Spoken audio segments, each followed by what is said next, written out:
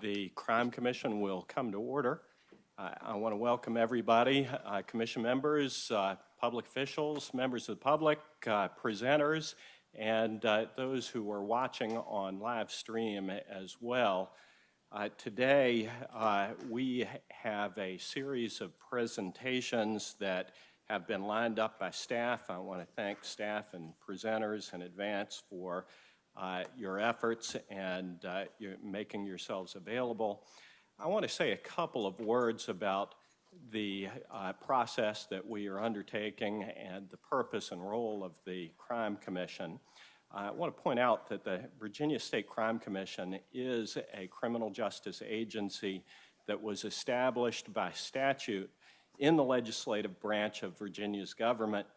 And the purpose of the Crime Commission is set forth on the Crime Commission website, and I would encourage anybody to look there and look at the purpose. And the purpose is to study, report, and make recommendations on all areas of public safety and protection. And in doing, the Commission shall endeavor to ascertain the causes of crime and recommend ways to reduce and prevent it. And what the Crime Commission has done over the course of my tenure in the legislature is to look at challenging, difficult, and emerging issues in criminal justice and take a data-driven look at it, an academic look at it, a practical look at it, working with other governmental agencies here in the Commonwealth of Virginia, federally and nationally, and to develop a series of recommendations and policy options for consideration by the General Assembly. It is a criminal justice agency, and it is staffed by highly skilled professionals whose job it is to look at these issues. The agenda of the Crime Commission for the next 2 days is intended to provide members of the Commission and staff with wide-ranging presentations on the issues of mass killings and gun violence in order that the Commission and its staff may study, report, and make recommendations on these areas of public safety and protection. And this topic became especially compelling and pressing following the May 31 murders of 12 people at a municipal building in Virginia Beach. And sadly, of course, this is not the first time that Virginia has been the location of a mass killing. Following the 2007 mass killing at Virginia Tech, Governor Kane at that time convened a panel, a blue ribbon panel, staffed by a variety of staff members both in and out of the executive branch of government in order to conduct extensive work in reviewing the mass shootings there. And that panel did conduct its work, and it reviewed exactly what happened in order to determine what could have been done to prevent it and what could be done to prevent it from happening again.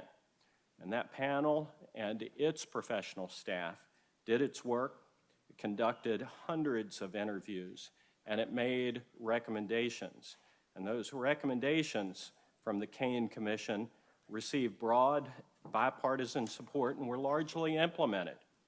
While the resources of this commission are not the same as those allocated to the Kane Commission, it is our hope that this process will likewise yield recommendations that will receive broad bipartisan support.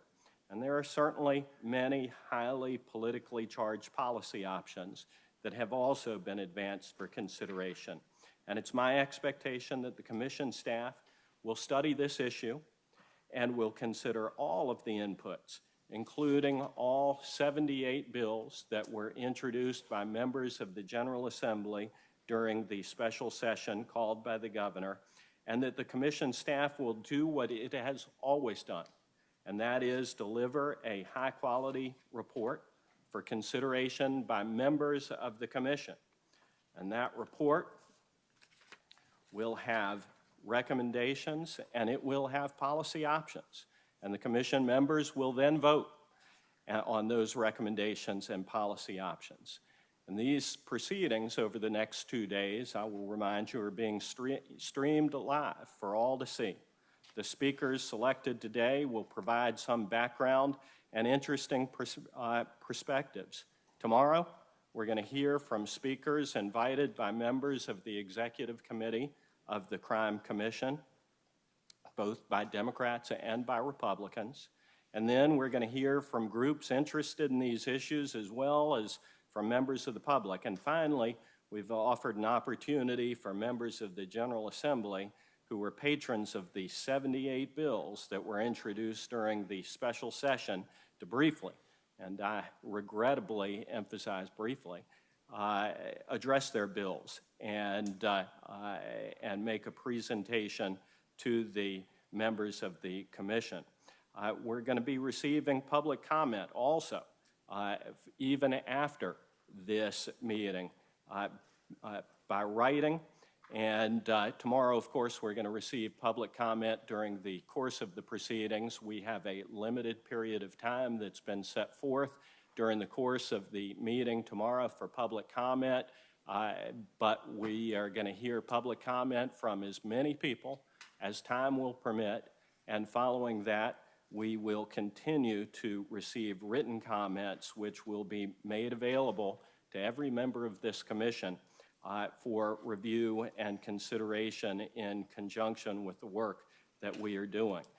Written comment for those who are here or watching via streaming can be sent to the commission staff at the following email address, comments@VSCC, as in Virginia State Crime Commission, vscc.virginia.gov, or it can be sent by mail.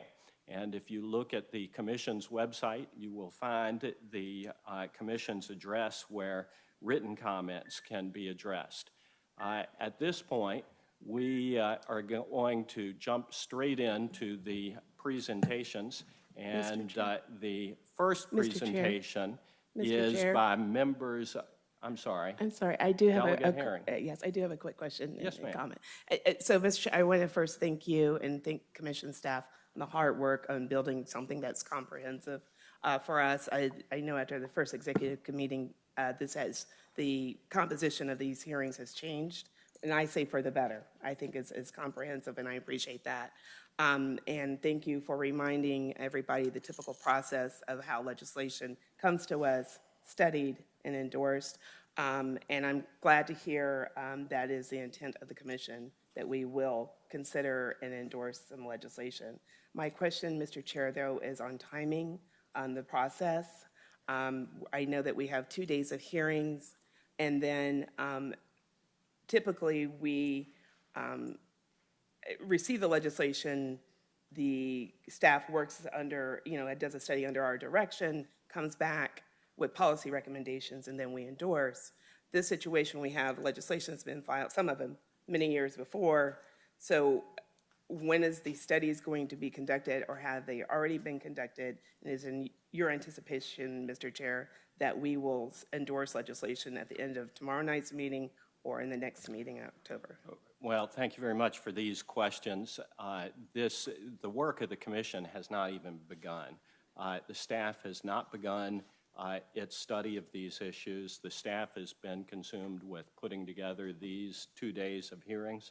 Typically, the staff winds up taking the issue, going back, conducting their study, their review. I would anticipate that they will do that. As a member of the Crime Commission, you know that the best efforts of staff and members to predict the time necessary to conduct these studies varies and is variable. We had last year a data project that is still ongoing because the work wound up being greater in scope than was anticipated. Some projects are quicker and easier than others, and I suspect that we are simply going to have to work with staff and develop a time frame with them so that they can do their work and come back with meaningful proposals. I am cognizant of the date by which the General Assembly is to come back, and I would certainly anticipate that we will have a report before that time. Thank you. I rather should say I would hope, okay? So, Mr. Chair, and I just hope that we all in good faith work toward that goal. look, I sure hope that there's no question about that. I mean, we have gone to great efforts to put together a balanced program to give everybody an opportunity to have their say, and we're gonna proceed in that fashion. So thank you. So with that, we have first presentation is entitled Federal Firearm Laws, Rules, and Regulations, and the presenter is Michael Boyer, Division Counsel, Washington Field Division, Bureau of Alcohol, Tobacco, Firearms, and Explosives. And I would like to welcome Mr. Boyer and invite him to the podium and ask him at least briefly to give a little bit of an introduction before jumping into your presentation. Thank you very much for being here and for cooperating with our rather stringent scheduling request. Sure thing. Mr. Chairman and members of the committee, I appreciate the invitation to present here today. And looking over the agenda for today and tomorrow, it seems like you have a very informative and beneficial meeting in store. As the first presenter, I think it's a fantastic opportunity to kick things off on a right note, or establish the bar extremely low, in which all the other presenters will thank me later. As you mentioned, I'm Division Counsel for Washington Field Division up in Washington, D.C. I've been with ATF roughly over a year. Prior to that, I was JAG in the Air Force for 12 and a half years. And so, as I came in, you'll see this first slide here, being with ATF, you may, I came to find out in my first year of time that the E in ATF is silent. And so, but just hoping, this is what I hope to do today. Going over, I'd like to touch briefly upon ATF, who we are, what we do. Then want to take a look at our statutory authority, jurisdiction, and particularly aiming at NFA, that's the National Firearms Act, as well as the Gun Control Act, and highlight some of those provisions there. On my way down from D.C. yesterday, I listened to Neil deGrasse Tyson's Astrophysics for People in a Hurry. And I'm hoping that from the presentation today, you get more from my presentation than I did from Mr. deGrasse Tyson's book yesterday on audio.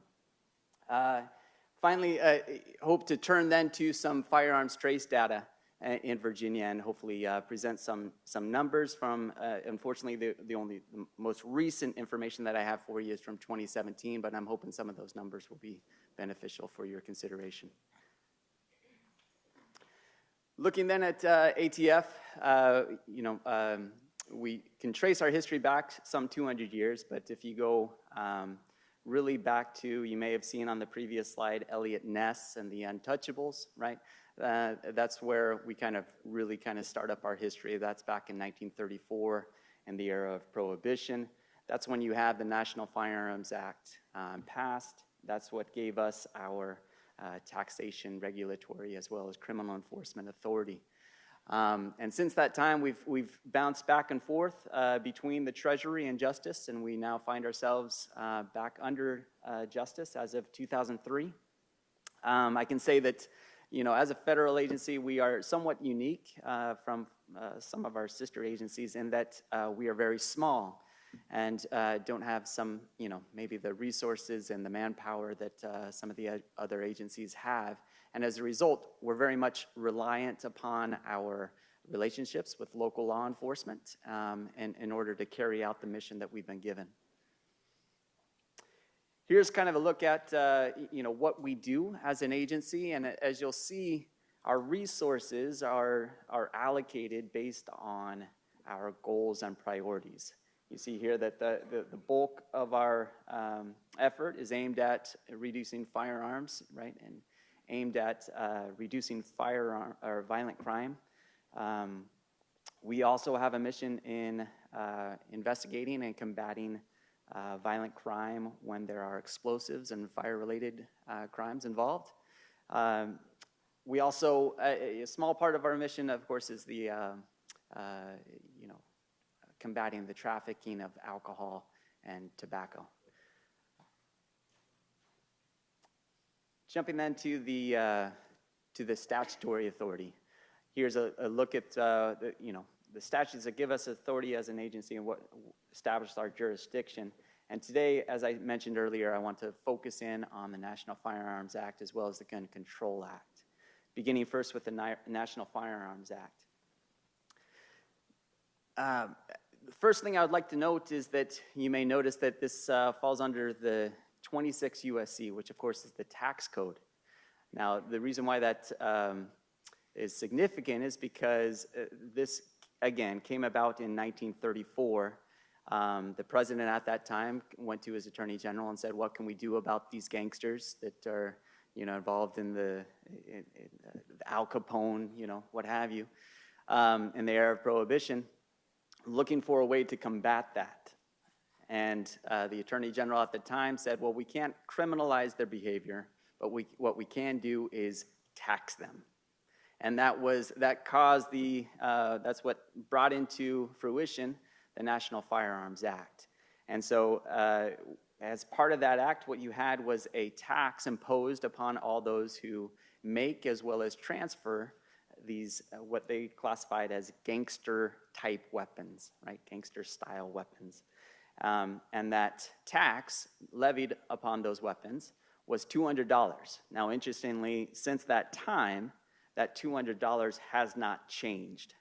Right? So back in 1934, that was significant because that was several months' worth of income, and therefore it was intended to be cost prohibitive and to keep these firearms out of the hands of those we didn't want carrying.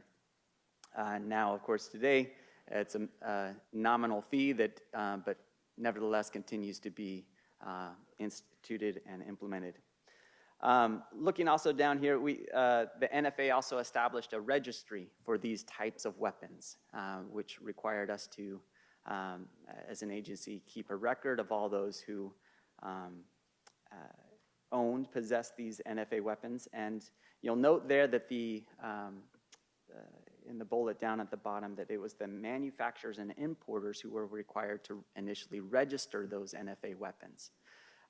In other words, the mere possessors of NFA weapons were not the individuals who would be registering them.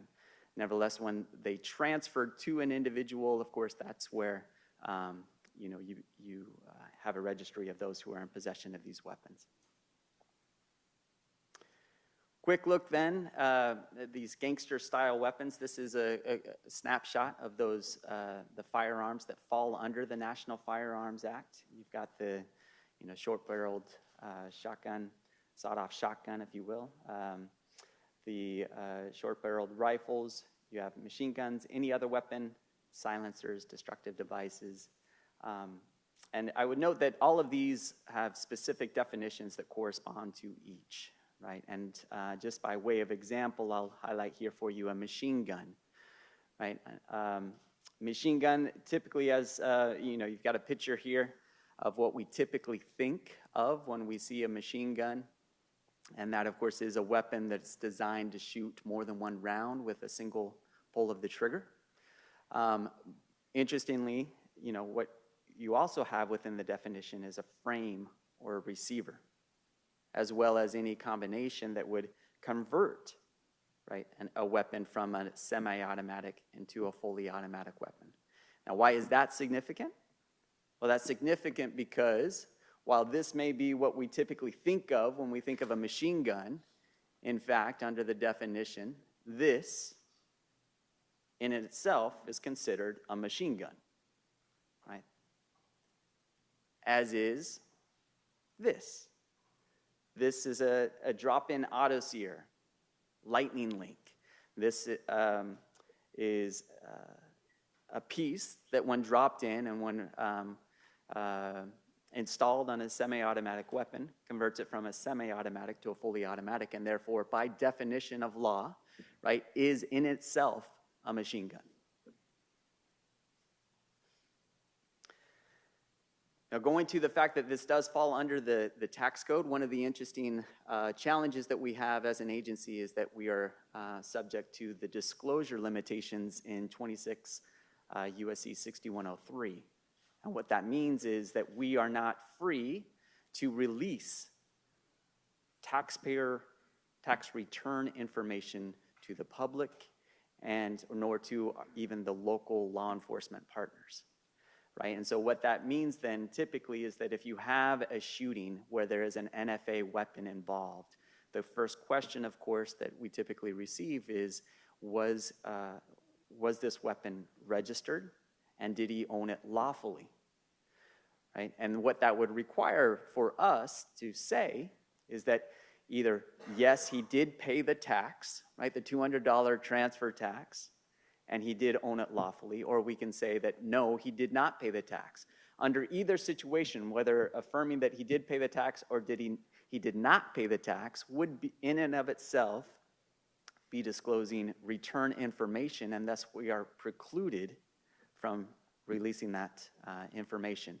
Now, of course, there are some exceptions in 6103. You know, we can share it with other federal agencies, but as a general rule, we are not permitted to disclose it to our state and local law enforcement, which of course can be frustrating, but again, it's one of those situations that we find ourselves in given the fact that we are dealing with the tax code. Here's a quick snapshot of the crimes associated with NFA weapons, a violation of which is established in 5871. Which is primarily not more than 10 years and a fine of $250,000.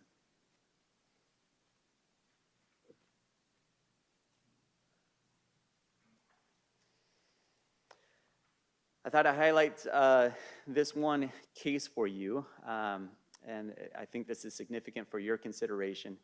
Although it is out of the Ninth Circuit, you'll note as we go through this that basically has the blessing of the Supreme Court, and I'll explain how that works. This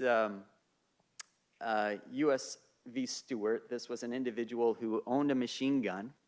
And you'll note that this 922-0, this is a provision out of the Gun Control Act that makes it, that prohibits the possession of machine guns, right, post-1986 machine guns. And what they found initially was that his possession, this was a homemade machine gun, had not crossed interstate lines, right? And what they found was that as it pertained and as it applied to Mr. Stewart, right, his possession was, that 922-0 was unconstitutional, right? This went up to the Supreme Court. The Supreme Court reviewed this case and they sent it back to the Ninth Circuit in light of this case, U.S. v. Reich, which had to deal with medicinal marijuana.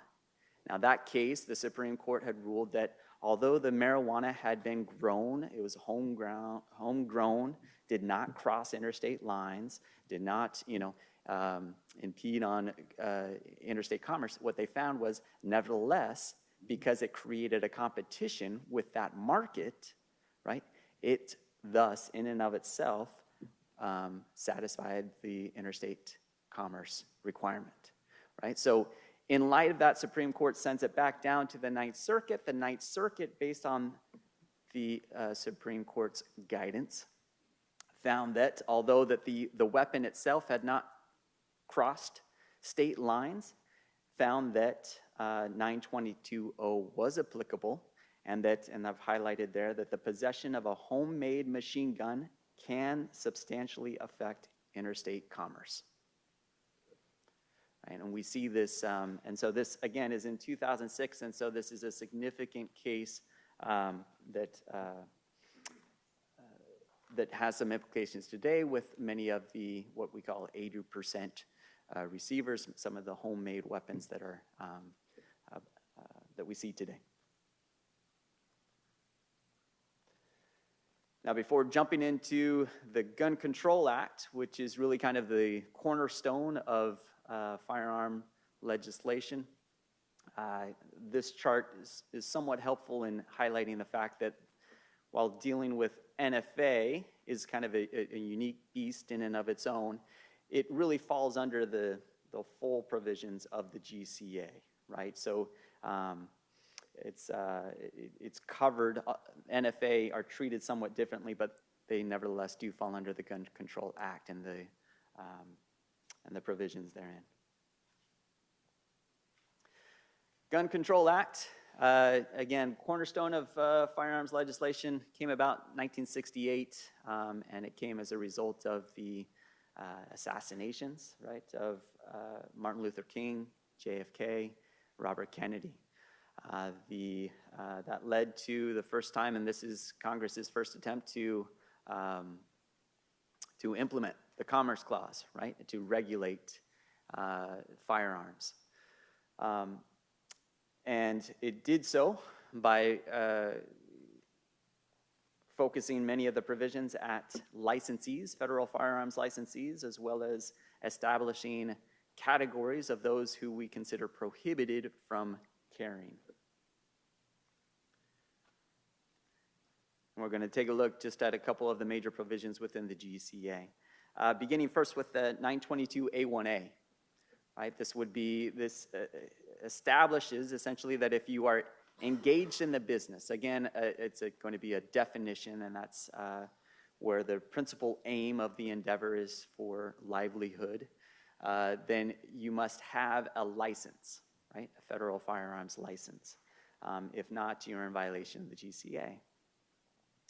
You also have several provisions dealing with the interstate movement of firearms. What we have, 922A2, A3, A5, you're generally prohibiting the interstate shipment of firearms except among licensees, these FFLs, right, federal firearms licensees. Now there is, again, exceptions to these, and long guns, right, would fall into that exception, but certainly handguns would be the type of weapon that would have to, if you purchase, let's say, the handgun, or attempting to purchase a handgun from West Virginia, you would have to have a federal firearms licensee ship that to Virginia, to another federal firearms licensee here in Virginia, in order to lawfully purchase that here in the state of Virginia.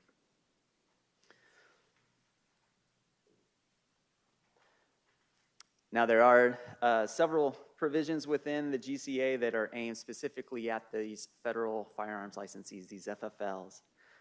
One of which is this first one, 922B1, which prevents an FFL from selling a firearm or ammo to anyone they believe to be less than 18. Also, they prevents the selling of a handgun to anyone who is under the age of 21. Now, this is interesting because, as I mentioned, this only pertains to FFLs, right? And so when you look at the GCA, there are some provisions that are specific to an FFL. There are some that are specific to everyone, right? And this creates an interesting situation in that while 922X prohibits anybody from selling a handgun to a juvenile, in other words, an individual from under the age of 18, what it does not prevent is an individual from selling a handgun to an individual between the ages of 18 to 21.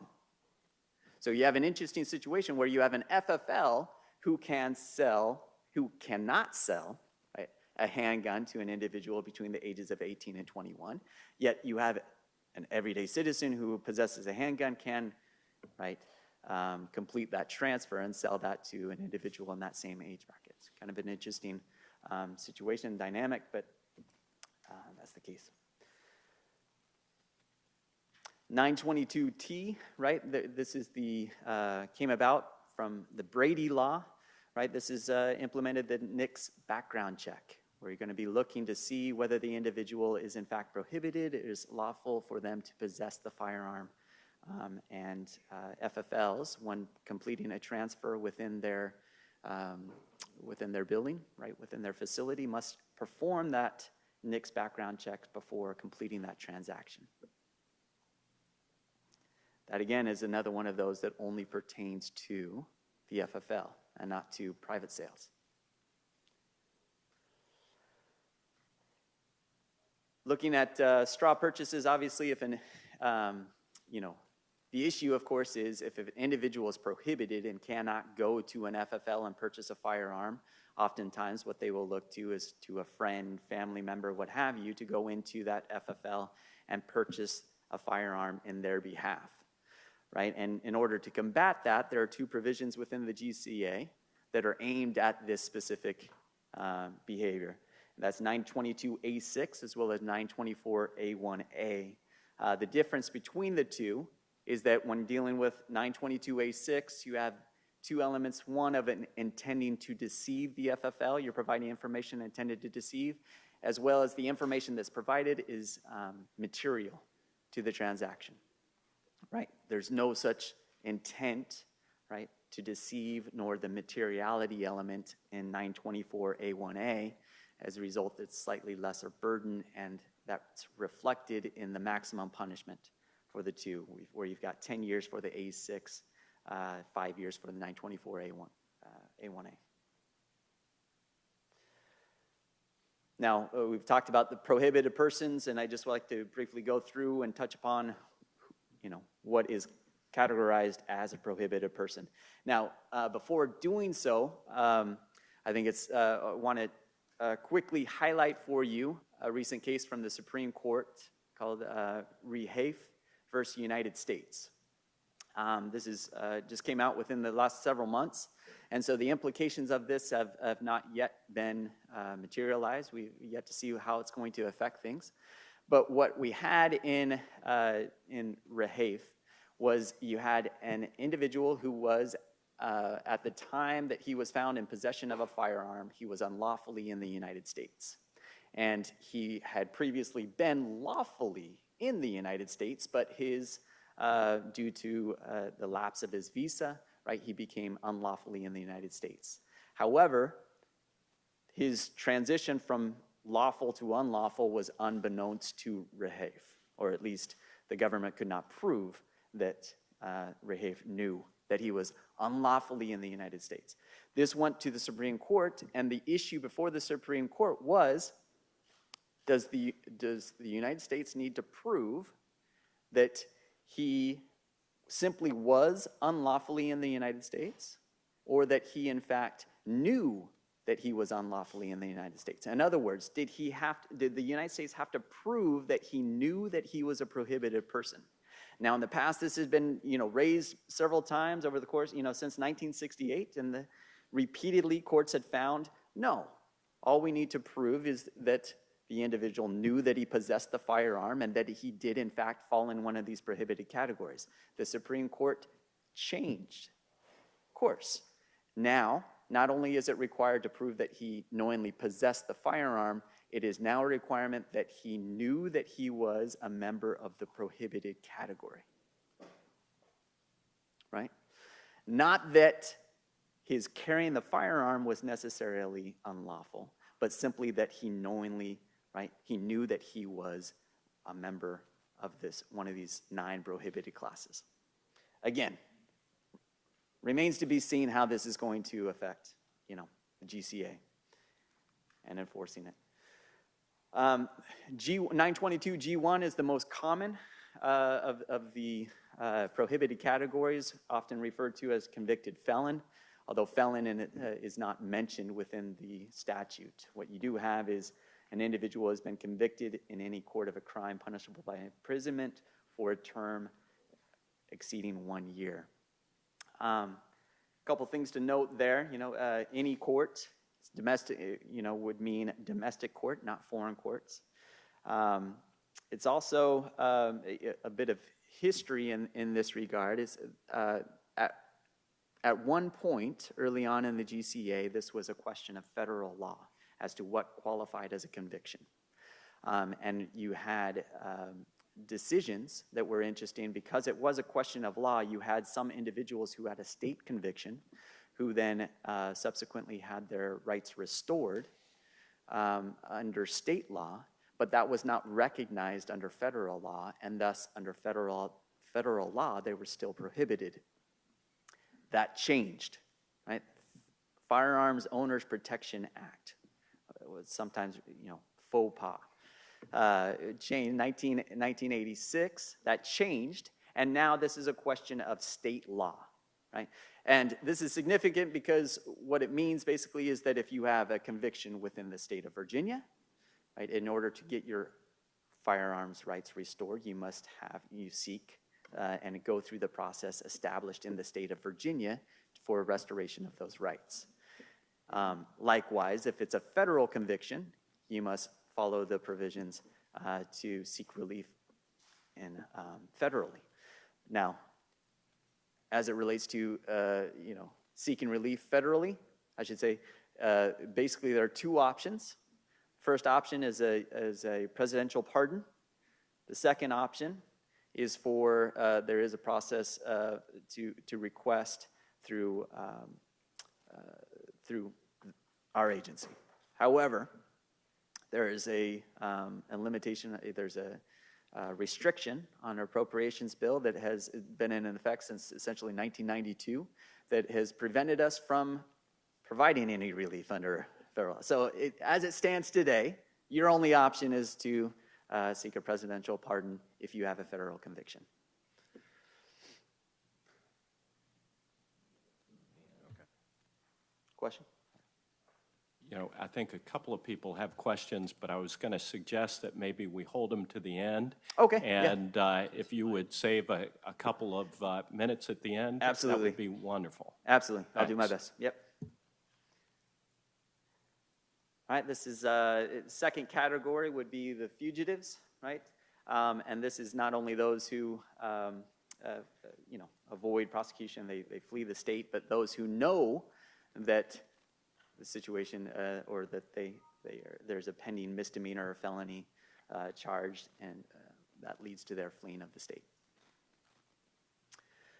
922G3. Unlawful drug users. Now, this becomes the interesting one, right, as it pertains to that rehafe, right? Because it's not just a drug user, it's an unlawful drug user. And so, in the past, if you go into an FFL to purchase a firearm, you have to fill out what's called a 4473, provide them all the information. That information is then used to run the background check. Now, in that, it's very explicit on that form that if you have a medicinal marijuana user, right, that does not, allow you, right, to possess a firearm. In other words, if in fact you had individuals who would use as a form of identification their medicinal marijuana card to show, that here I am, this is my picture, my name, that, was a prohibitor, right? You could not possess if you were simply using, even if it's for medicinal purposes. So how this will interplay and how to establish now that they knew that they were an unlawful drug user will become an interesting situation. G4, mental disabilities. This is, and I think most of the discussion there is in the red language down there. This would apply for anybody who's been found incompetent to stand trial or found not guilty by reason of lack of mental responsibility, commitment to a mental institution involuntarily, as well as commitment for other reasons such as for drug use. What it does not include is individuals committed for mere observation or those who voluntarily admit themselves. This too, while this is a question of federal law, we are going to be looking to the state and the procedures within the state to see whether relief, one, has been given, as well as whether there was in fact an admission or a commitment.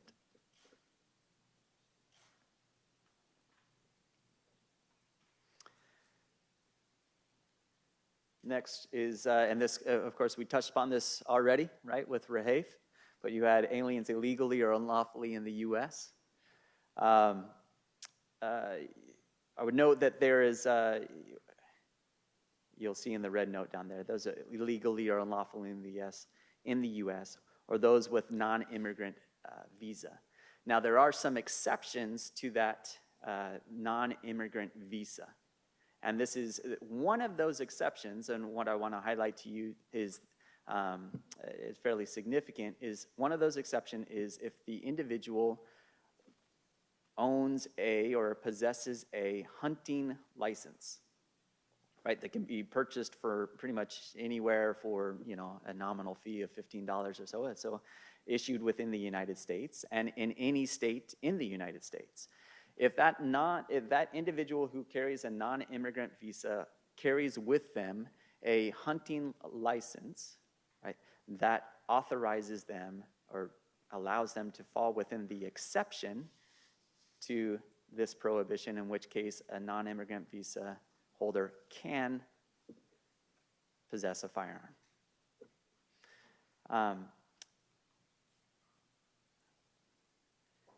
Taking a look, what it does, and again, does not apply to permanent resident aliens, as well as persons in valid parolee, refugee, asylum status. Next, Congress specifically addressed those who have been discharged under dishonorable conditions. Note, and you know, this is, you know, where I get excited, having spent 12 and a half years in the Air Force doing courts-martial. You know, this is my bag. This is my thing. What's interesting about this is that you know, what qualifies. We talked about G1 and what qualifies as a conviction. Now, oftentimes, you know, there's a debate as to whether you know, a general court-martial is the only prohibitor, or if whether one that in a special court-martial would also qualify as a conviction. I think the general consensus is that a special court-martial does qualify as a conviction, so long as the offense that's been charged has as a maximum punishment, it exceeds, you know, 1 year, 2 years. Now, what's interesting, and those that have, you know, fought that theory, is that, well, if that were the case and special court-martials, you know, fell into convictions under G1, why did Congress feel the need to create a separate category and have G6, right, and dishonorable discharge, because that can only be given at a general court-martial, not at a special court-martial. Anyway, again, there's my JAG Corps history coming out. G7, one we don't see very often, right? And not a very popular one, but we've got persons who renounce U.S. citizenship, prohibited. 922 G8, qualifying restraining orders. So there are some procedural requirements there that the individual must have had actual notice and opportunity to participate in the hearing. And then you have specific provisions as it pertains to the order itself. Note that it doesn't have to be qualified nor entitled a restraining order or a protective order, but it does need to prevent a person, restrain a person from harassing, stalking, threatening an intimate partner. What's interesting about this category is that this would be only for the time that the restraining order was in effect. In other words, once that restraining order is lifted or expires, that individual would no longer be prohibited. And finally, we have G9, right? That would be the misdemeanor crime of domestic violence. This too, you're looking at, looking at the elements. Right, the first element is that you had a use or attempted use of physical force, threatened use of a deadly weapon. What the elements do not need to include is a reference to domestic abuse or relationship between the parties. Nevertheless, you have to establish, and it needs to be clear from the court records, that the relationship was domestic in nature. And of course, that term is defined therein. However, the Office of Legal Counsel of the Department of Justice found that, you know, you cannot look outside of the court records themselves in order to establish that that relationship existed. So that relationship must be part of the record. Does not have, however, have to be an element of the offense. Those are the 9 categories. The one other one that's worth noting, and this one similar to 922G8, is temporary in nature. So when under indictment, right, you can, what it prevents you, the GCA prevents you from doing, is purchasing any new firearms. Right? It does not preclude you from possessing. In other words, if you are in possession, lawful possession of a firearm, and you are indicted, you can continue to possess those firearms that you had prior to the indictment. Right? You simply can't go out and purchase new firearms while under indictment. And again, of course, temporary in nature. Once adjudicated, right, and the indictment is no longer out there, then you would not be prohibited. All right, and I'll conclude here. And what I'm hoping to do, and I talked to Ms. Howard a little bit earlier, but large part of what ATF does and what we bring to the fight is that we trace firearms, right? And what that means is that we follow the gun, right? And so if a weapon is found at the crime scene, we are going to get the identifying information from that firearm, go to the manufacturer, the importer, find out, and then follow that gun to the wholesaler, to the retailer, and ultimately to the first lawful purchaser. Now, that's typically where it ends. There are times where we can do what's called an end-to-end trace, in which case we actually track that not only to the first individual who purchased that from an FFL, right, firearm, but we actually trace it using leads and talking to those individuals who, following through private sales to ultimately the individual upon whom the weapon is found at the crime scene. So those are more rare. But that's what we do, and it's significant because we are the only agency that's authorized to perform this tracing information, or perform this tracing activity. Before jumping into the numbers, just want to qualify some of these. First thing is that just recognize that not all guns recovered from crime scenes are traced. That's up to the law enforcement agency that recovers those firearms. And what's more is that they are not required to inform ATF the reason for their request. And likewise, all firearms that are traced are not necessarily used in a crime. But for whatever reason, the law enforcement, to help them follow leads to develop a case, is going to be requesting that the trace be performed. So again, this is 2017 data. So the total number of firearms recovered and traced in Virginia in the calendar year 2017, 10,021. Again, recognizing that at least traces that were requested to be performed. Firearm types with a Virginia recovery. Give you a minute there to look at those. As you can see, the pistols and revolvers, rifles are top of the list.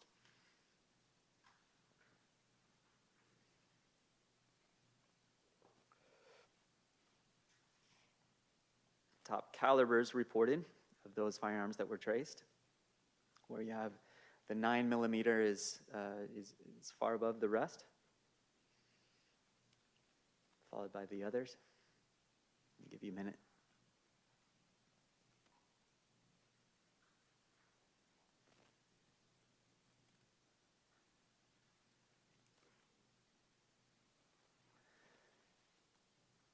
And this is remember I said the law enforcement are not required to give us the reason for their request and tracing, but when they are disclosed, this is a compilation of the request and why the trace was submitted, or the reason for it, right? You had weapon of offense, possession of a weapon, firearm under investigation, dangerous drugs, and what have you.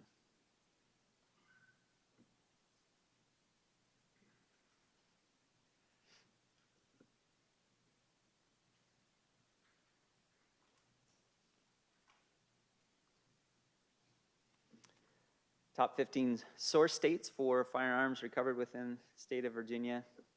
Unsurprising, Virginia is where most of the firearms were purchased, but you do have some firearms that were recovered in the state of Virginia that were originally purchased in North Carolina, Florida, and you have the rest there, the breakdown of the numbers there.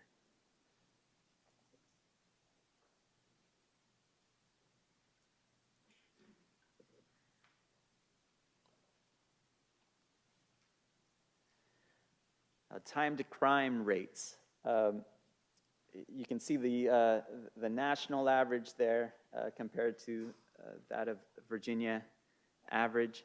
And this is, just so you know, the time to crime is the time that it was lawfully purchased until the time the gun is recovered. And the reason why that is significant and may be helpful in an investigation is because it may be an indicator of illegal trafficking of firearms. Right? The shorter that time frame, the more likelihood that that transaction was a straw purchase where you had an individual who was providing that firearm to a prohibited person. Right? So that's why this information is significant. That's why we take a look at this time to crime rates.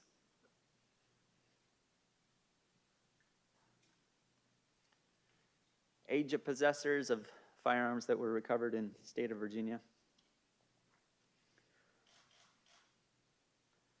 Virginia slightly below the national average.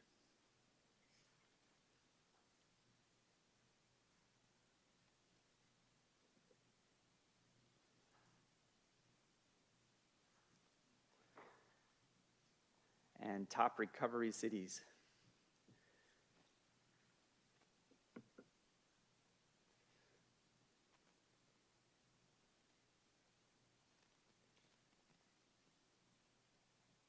What I hope to do is this afternoon send Ms. Howard a copy of these numbers, and so each member will have a copy of that to look through later. And here, and this will, again, qualifying explains the statistical data, but you can review that upon receipt of the hard copy of that.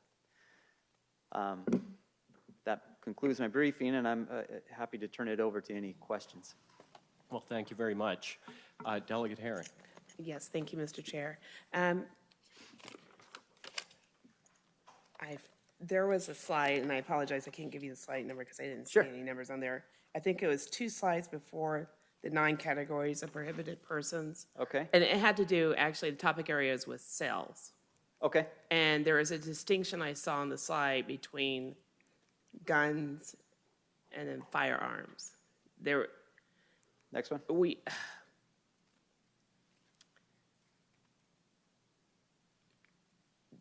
No.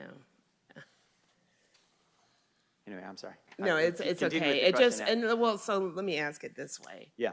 It seemed that there was a certain age category that you had a description that prohibited the firearm, and then there was another category that said guns. So I wanted to understand that distinction. Okay.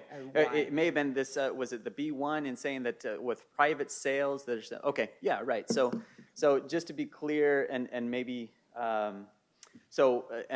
an FFL, there are, within the GCA, you have specific provisions that are aimed specifically at FFLs. And one of those provisions is that they can't sell handguns, right, as distinguished from other types of, long guns, so rifles and shotguns, right? So FFLs are not allowed to sell handguns to any individual under the age of 21. They can sell long guns to an individual between the ages of 18 and 21, right? Okay, so but then the private sales, right, is, and that's the interesting situation that I was trying to describe, right, was that there's no such rule that will prohibit a private sale to an individual that of a handgun between the ages of 18 and 21. Delegate Gilbert, Senator Norman, Delegate Krizek. All right, Senator Norman. Thank you very much, Mr. Chairman. As most of the folks sitting up here know, I'm kind of the antique and have been around longer than I think anyone else. Those are called muskets. Oh, is that what they call muskets? The reason I preface that is that I was very involved when Virginia adopted its one gun a month law. And as I listened to your presentation and took some notes, it seemed to me that what Virginia has done historically and what some would like to do going forward has a significant amount of redundancy with what is currently federal law. So my question to you is, in light of that redundancy, does your agency rely upon the state to have primacy on the enforcement of some of these laws? I guess I wouldn't go so far as to say that. What I would say is that that we are working closely with our law enforcement partners, and that we don't have the luxury of simply using our own resources to enforce the federal firearms laws, but that we are relying upon our local law enforcement partners to do what we can. But in terms of primacy and of the state or federal, obviously at ATF we're concerned with federal firearms violations, and that's what we investigate. That's what we're going to be looking at. Mr. Chairman. Senator Norman. Going back to the one gun a month situation, when Virginia enacted it, we had sort of a triangular situation where primarily handguns were being purchased in the Commonwealth of Virginia and being taken to places like New York, Seoul, money being used to purchase drugs and creating that triangular effect. But when I saw that slide dealing with the federal prohibition, it just tweaked my interest. That's a statement, so you don't have to feel like I'm cross-examining you yet. I would say as it pertains to the multiple sales, that is another factor that we take a look at. In addition to, I mentioned earlier, the time to crime rates, where those can be reflective and indicative of trafficking of firearms if that time frame is a small window.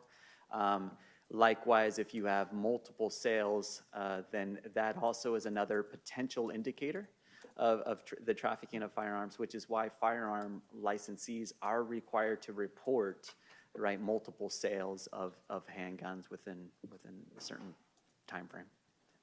All right. Senator Norman. Delegate Krizak. Thank you, Mr. Chairman. A couple little quick questions, if you don't mind, Mr. Chairman. Following up on the time to crime rate, so you just gave us a point in time of 1 year. What was it, 2017? Was that the year you gave us the? Correct, yeah, the statistics are from 2017. I think it would be very helpful for the Crime Commission to have, going back as many years as you have that, maybe 20 years, especially during that period of time when we had the one gun a month law in place. Sure.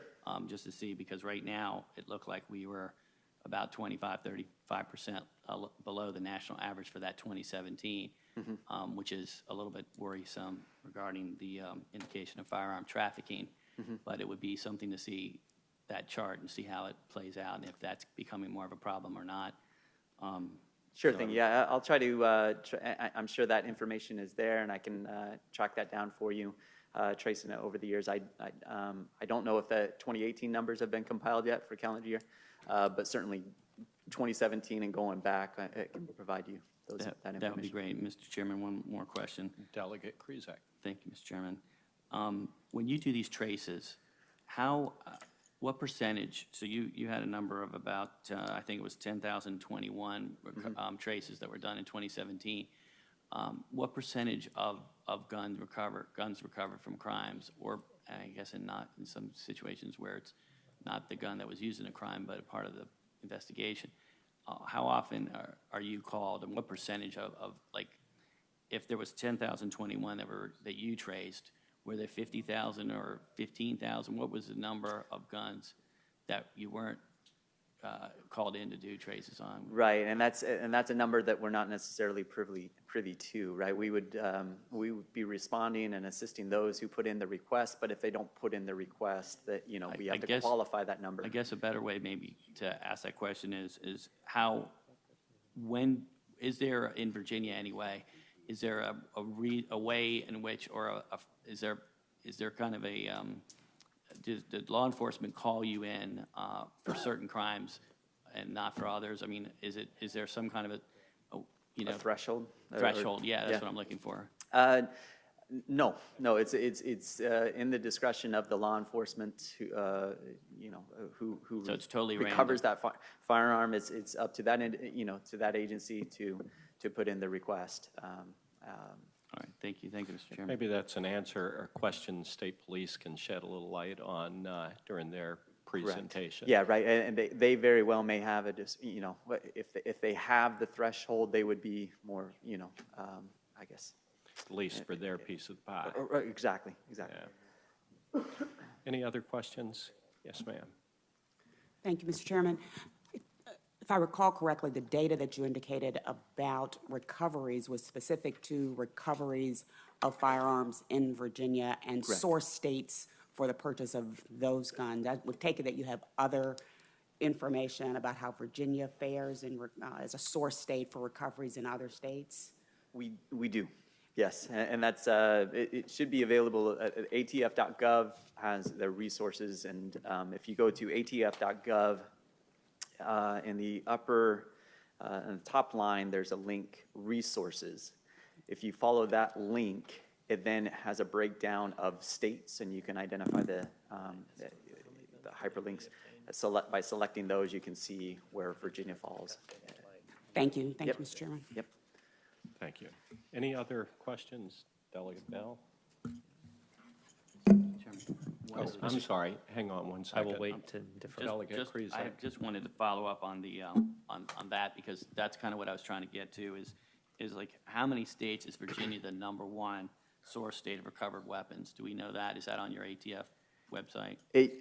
Yes, it would be available on the ATF website. I can, because Washington Field Division covers Washington, Virginia, and northern panhandle of West Virginia, I can say that for, at least for Washington, D.C., and those that are recovered in Washington, D.C., that Virginia is the #1 source state. As it, you know, I can't speak to the other states, but. Delegate Bell. Mr. Chair, I don't want to put you on the spot, but I would appreciate some data if you have it. There's been some newspaper article, and then I've got a cite from a book that we've been sort of passing around, but it's the percentage or the number, however you would couch it, of guns that are used in crimes that are legally obtained. I guess that would be the first one. And the second would be what percentage of guns that are legally obtained or used in, and sort of flip it, are used in crimes. Right. If you have that, I don't expect you to cite it from the top of your, Sure, but if sure. you could include that in whatever you're sending around to us. And That's a number that I don't know if there is a figure out there. I'd need to ask. I've never heard that. That's not to say that, again, I've been in the agency for a year. That's not to say that the number doesn't exist, and so I'd have to ask to find out if that number does. There's some academic studies, and there's an article in the paper within the last couple of weeks, but I would be interested in what your agency's numbers were. Thank you. Sure thing. Perhaps you and Ms. Howard can coordinate on those couple of issues. And Sure thing. We really do appreciate the effort that went into your presentation. Anybody else have any questions? Thank you very much for your presentation. Appreciate the effort that went into it. Appreciate your making the trip to Richmond today, and thank you for your assistance in the work that we're doing. Thank you very much. Thanks Appreciate for having me. Next presentation is Lieutenant Keenan Hook, Assistant CJIS Officer, Criminal Justice Information Services Division of the Virginia State Police. Lieutenant Hook, it's good to see you. Thank you very much for being here, and we look forward to your presentation. Thank you, Mr. Chairman, members of the Commission. Again, I'm Keenan Hook with the Virginia State Police. I am in our CJIS division, which houses, among other things, the Firearms Transaction Center, which is responsible for oversight of the body of laws and regulations concerning access to firearms in Virginia. And so what I thought we would do today in this overview is talk about, firstly, what those laws and regulations are in Virginia and what the state police process is, and just how that works here. And then secondly, present some data that is unique to Virginia in terms of arrests and incident-based reporting data on crime connected with guns in Virginia. So with that, Firearms Transaction Center scope, we're responsible for not just the primary thing everybody thinks of, which is the instant background checks for gun purchases, but also issuing the dealer registrations that are necessary to facilitate those purchases. We refer any illegal attempt to purchase firearms to our troopers for investigation of those cases. We also issue non-resident concealed handgun permits. We enter resident concealed handgun permits. Those are the permits that are issued by the local courts. We issue them, enter them into our VSEN system so that they are available to law enforcement nationwide to verify the validity of the permit or just be on notice that somebody does have a permit. And then we also register machine guns by law. That happens within 24 hours of acquisition in the Commonwealth. So our Firearms Transaction Center Instant Check program was the first of its type in the nation. 10 years before, well, 5 years before the Brady Bill was passed and 10 years before the Brady Bill was fully implemented, the Virginia State Police was conducting an instant background check pursuant to Virginia law. We do that just as they do federally now. It is an instant or a timely, anyway, point-of-sale decision regarding whether that firearm can be transferred from a dealer. And our program is accessible 364 days a year, every day but Christmas, and between 8 a.m. and 10 p.m. Each of those days.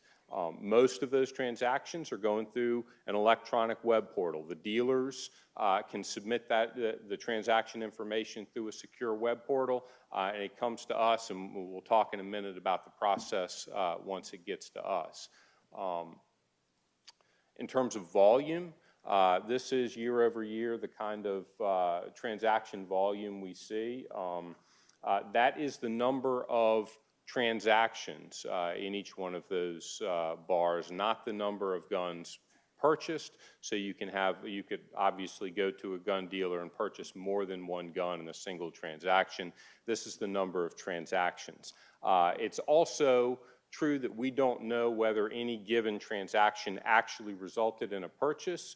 We believe that the overwhelming majority do. However, it's obviously possible that in some cases, in the time between the submission of the transaction information and the actual purchase, a buyer changes his mind or a credit card gets declined or something else happens.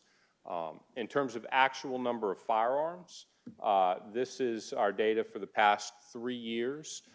You can see alongside each year that number in parentheses is the total number of firearms. So this time, the last slide was transactions. This slide is a number of firearms, so accounting for those multiple firearm transactions, and they're broken down by the type of weapon.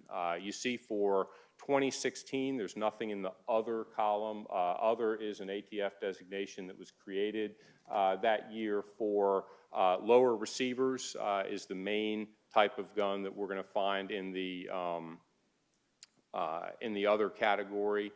And you got a good description of essentially what the lower receiver is during the ATF presentation, but it is that part of the frame that it is the frame piece that the trigger assembly and stock of the weapon will affix to.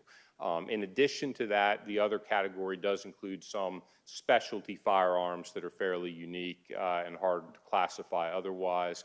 And it can potentially include silencers. Silencers are not required to go through a Virginia background check, but they are permitted to do so. And I should pause, by the way, and mention the Virginia background check.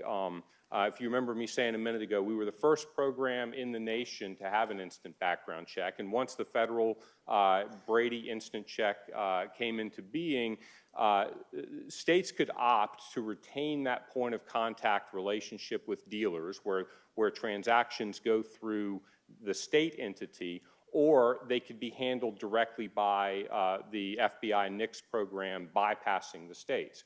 Virginia is one of 13 states that is a point of contact state, so we are fully responsible for not just enforcing state law as to acquisition of firearms, but also federal law as well. When, in this case, when these categories change as far as other, we change with it. All right. Licensed dealers, I want to take you through for just a minute the process for purchasing a weapon from a licensed dealer in Virginia. Licensed dealer purchases are essentially the only ones in Virginia that we have any purview over. There are optional private sale background checks in Virginia that occur at gun shows. We do have a presence at every gun show in Virginia. Although those are available to people who purchase at gun shows, we don't do a lot of them, always less than 100 in a given year. So what we're talking about here is transactions that occur at those gun dealers. And in order for a gun dealer to run a purchase transaction in Virginia, that dealer must first have a federal firearms license from ATF, an FFL. The ATF has already taken care of the background check of that dealer, so we don't do another one. But they register with us, and once they complete a billing agreement and a V-check, that's our automated system agreement, they're eligible to sell firearms in Virginia. So currently, there are 2,438 registered firearms dealers who have active accounts in Virginia. However, in terms of active use of those accounts, meaning you're going to sell a gun at least once every 60 days, we have about 1,500 dealers that regularly sell firearms. Now, that is, the caveat down there at the bottom is that every branch of a chain location, 91 Walmarts, and that's because every individual Walmart that sells gun has its own FFL, so every one of those is a separate dealer for us.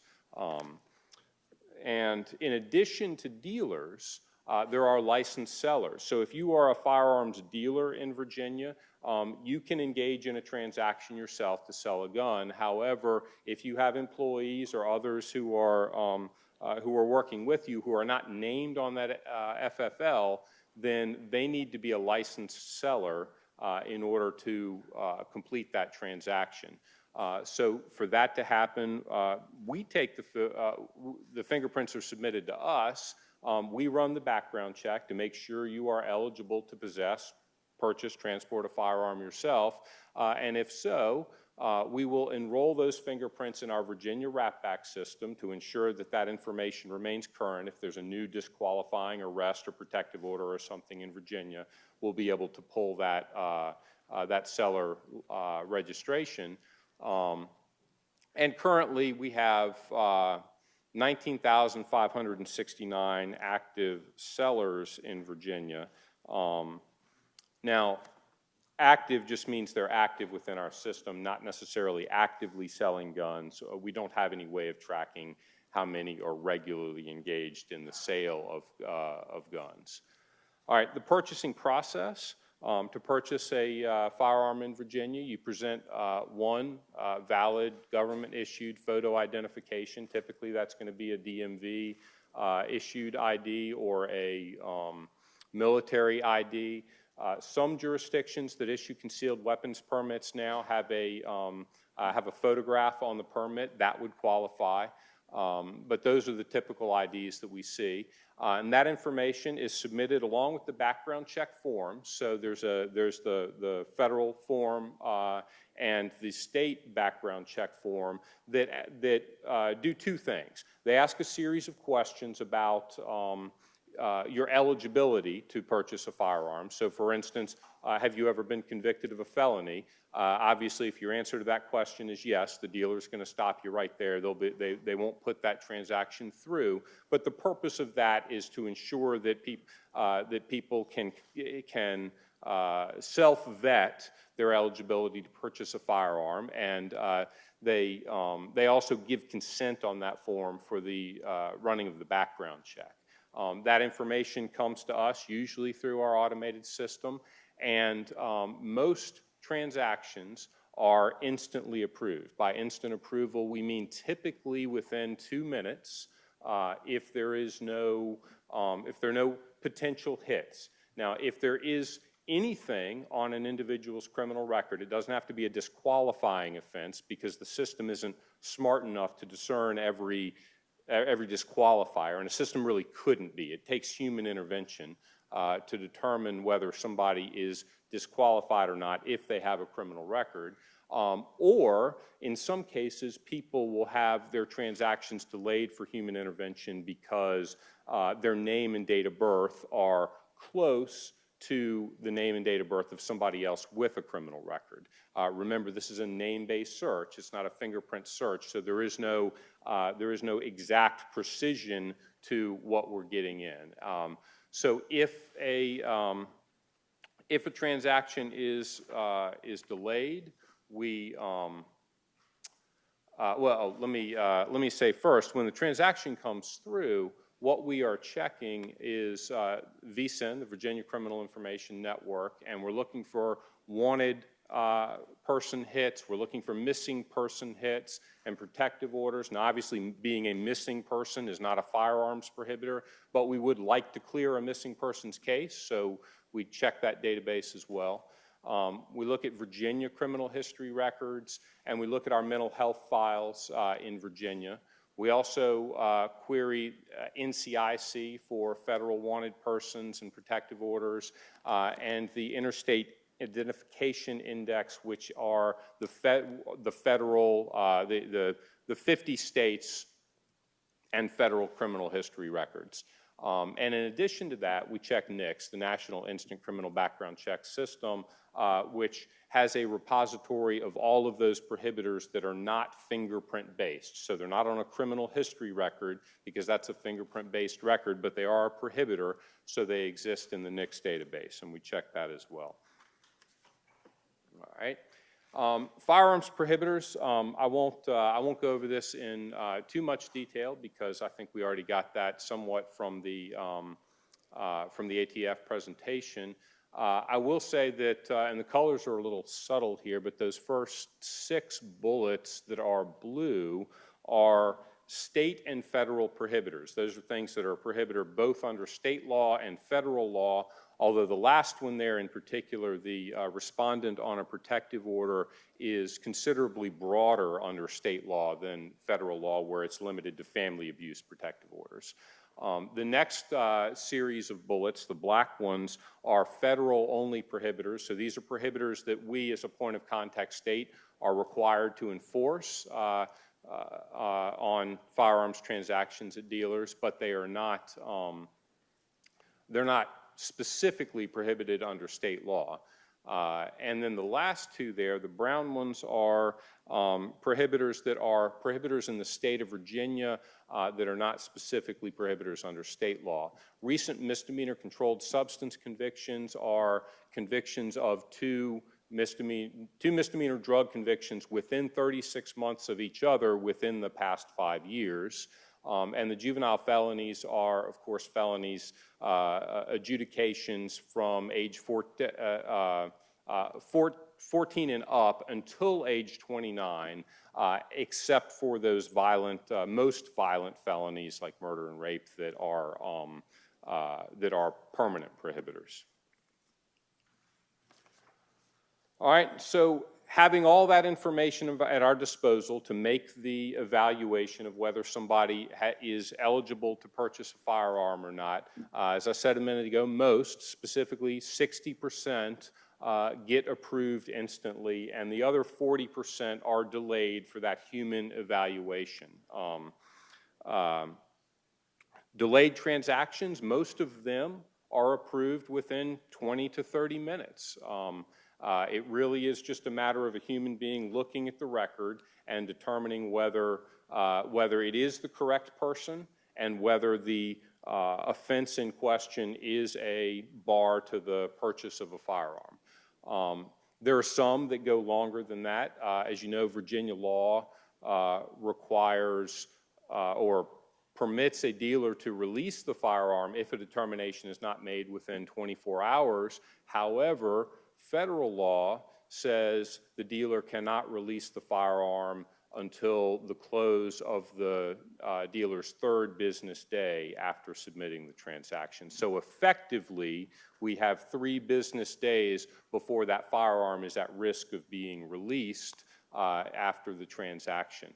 Now, that's only important because of situations that are outside of our control. There are some delayed transactions that are delayed so that we can establish facts that don't exist in the criminal history record.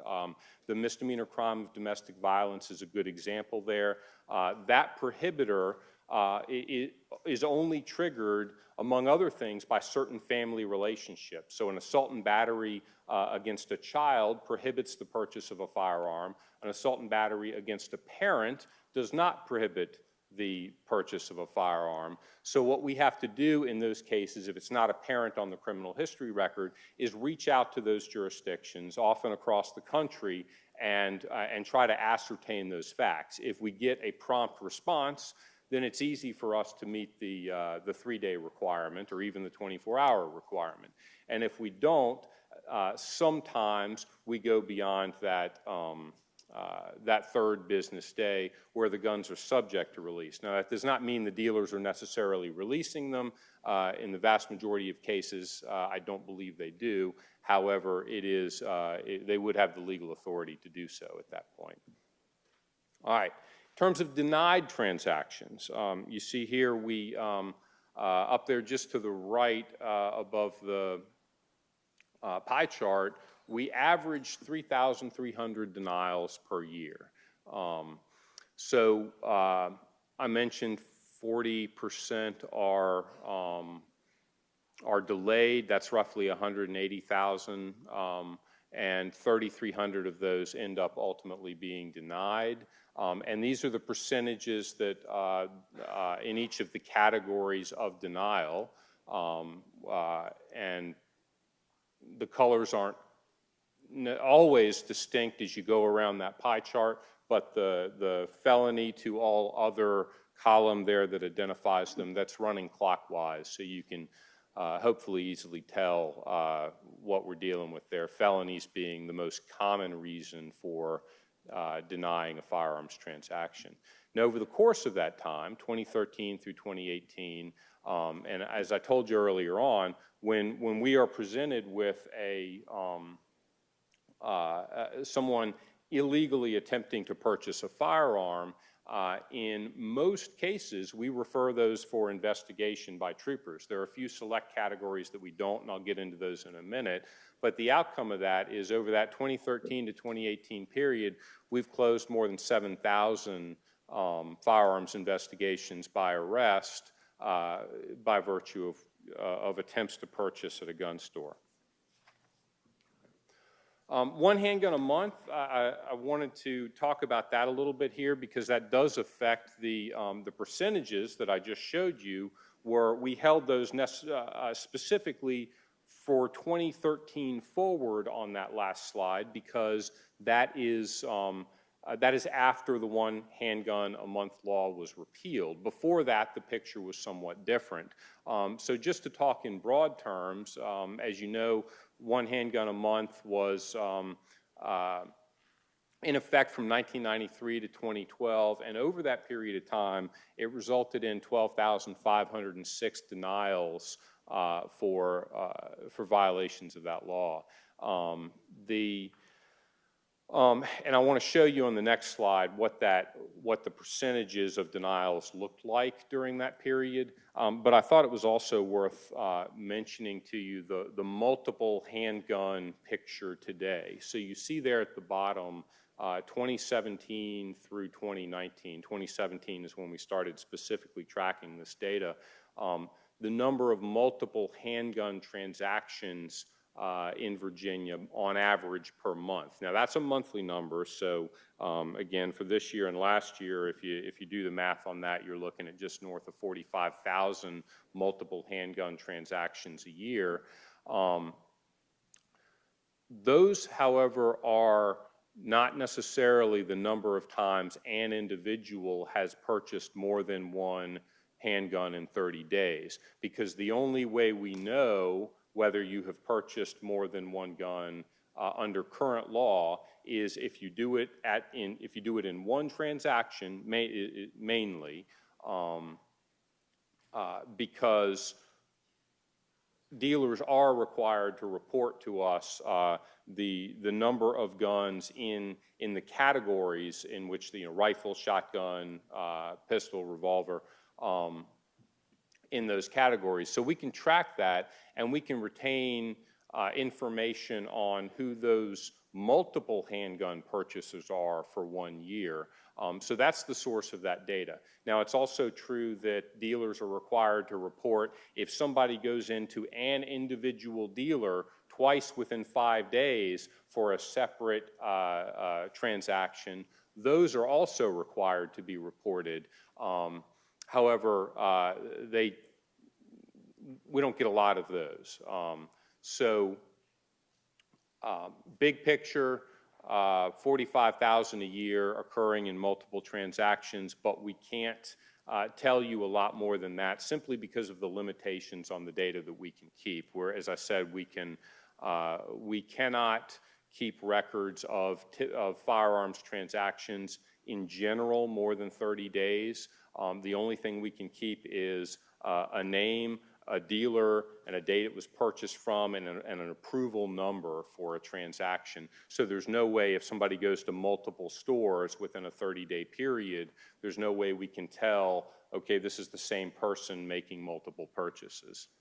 All right, but that's the one handgun a month picture. And this is what it looked like when it was in effect in terms of the denial percentages. As you can see, that the top blue color there, that's exceeding the one handgun a month restriction, was 30% of our denials, and everything else kind of fell in line behind it. Denials requiring investigation. As I said a minute ago, one of our responsibilities is that if somebody is denied the purchase of a firearm, we want to investigate that. We want to arrest offenders who illegally attempt to purchase. You will see from the data that these numbers are somewhat lower than the overall rates of denials in Virginia. The reason for that is there are a few categories of denials that are not investigated at all. The main one is the quote, all other category, which is typically transactional problems. So for example, somebody comes to the gun store and they present what is on its face a valid photo ID, but when we run it through the system, they come back suspended. Well, it's not actually valid, so that transaction is denied. However, no violation of law occurred in that attempt to purchase, so there's no investigation. And that works out to about 14% of all denials in that category alone. The Virginia misdemeanor drug conviction that I mentioned, the two misdemeanor drug convictions within 36 months of each other in the past 5 years, that question is not asked on the consent form. We don't ask if you've had that offense, and so there is no specific violation for us to go back to and enforce against people who attempt to purchase in that category. The same situation is true with those who have the specific mental health prohibitor for agreeing to a voluntary admission for mental health treatment after having been TDO'd. And then there are, I believe the federal 2-year misdemeanor is also, I say 2 years, in excess of 1 year misdemeanor is also one that we don't investigate because, again, it's just not captured in a way that gives us clear authority to make an arrest. That's it for the purchase side of things. And to talk about the other side, we have what we call our special programs section that does a lot of the rest of our firearms regulatory effort. We do register machine guns in Virginia. We've done so since 1950. Currently, there are 11,345 active machine gun registrations in Virginia. And then you see numbers there for those that have been transferred or terminated. Transferred just means it's moved to another owner in Virginia, and terminated means it's moved out of state. To register a machine gun in Virginia, all you need to tell us is who you are, where the gun is, and who you acquired it from, and we will issue you a machine gun registration. The rest of that process, as far as authority to have the machine gun, was regulated by ATF, and they mentioned that in their presentation. But once you have lawfully acquired it, we will register it through this process.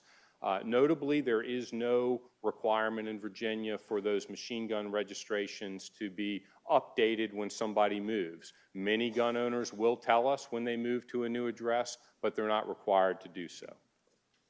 All right, concealed handgun permits. You see the number on the bottom right there, 644,373. That is the total number of active concealed handgun permits in Virginia as of August 14th when we ran those numbers. And if you go to the top line, permits issued by the circuit courts, 596,419. That is, obviously the vast majority of the total number there. Those are the resident permits. Those are the ones that each circuit court is responsible for issuing. The state police does not issue permits to Virginia residents. We issue permits to non-residents, which is the third line there. Those are people who do not live in the Commonwealth, but they want a permit to carry a concealed weapon while they are in the Commonwealth. Now, as you know, Virginia has reciprocity with all 50 states, so in most instances, that permit may not be a strict legal requirement, although there are some cases where individuals may live in states that don't issue concealed weapons permits, or for whatever reason, they find it preferable to get a permit from a non-resident permit from Virginia. The other number I'll highlight for you here is the de facto permits, the second number, which is 43 as of the 14th. Those are permits that are issued on a de facto basis when courts do not act on the issuance of the permit within 45 days. So the application has been submitted, 45 days went by, and there was no yes or no decision made on the permit. And until that decision is made, that application itself is an active permit. All right, permit prohibitors. Again, I just thought I would set out for you. The column on the left is additional permit prohibitors that go beyond what's required to possess the firearm in the first place. So this is where the Commonwealth has set a higher bar for a concealed handgun permit than is set for mere possession of the firearm. And then the column on the right is one instance where the bar is actually lower, where somebody could have a Virginia concealed or a non-resident concealed handgun permit and yet still be prohibited from possessing a firearm. All right. In terms of annual volume, this is the number of permits that are either issued or renewed. This includes renewals year over year for the past several years. And then revocations. every morning we check our protective order files, our mental disqualifier database, our new arrests against the concealed weapon permit files, and any hits we research to make sure that they would be disqualifiers, and then we send letters to those courts, and we let the courts know that, hey, somebody you issued a permit to has a new disqualifier, please revoke the permit. And this is the number of instances over the past several years where those permits have been revoked for new disqualifying offenses. All right. Non-resident concealed handgun permits, these again are the permits that we issue from the state police to people outside of the Commonwealth of Virginia. You can see over time how that has changed. Now, I did not include any revocation numbers for non-resident permits. We only revoke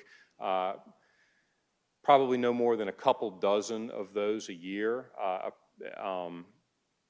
One reason for that may be that people living outside the Commonwealth, obviously, if they get a new disqualifier, it's more likely to have occurred outside the Commonwealth, where we wouldn't have the same opportunity to detect it that we do when it's all coming through our own VCEN and criminal record repository databases. All right, that is it for the transactional regulatory side of my presentation. I did, as I said, I wanted to talk to you some about and present some data about gun crime in Virginia. We looked at a couple of different sources for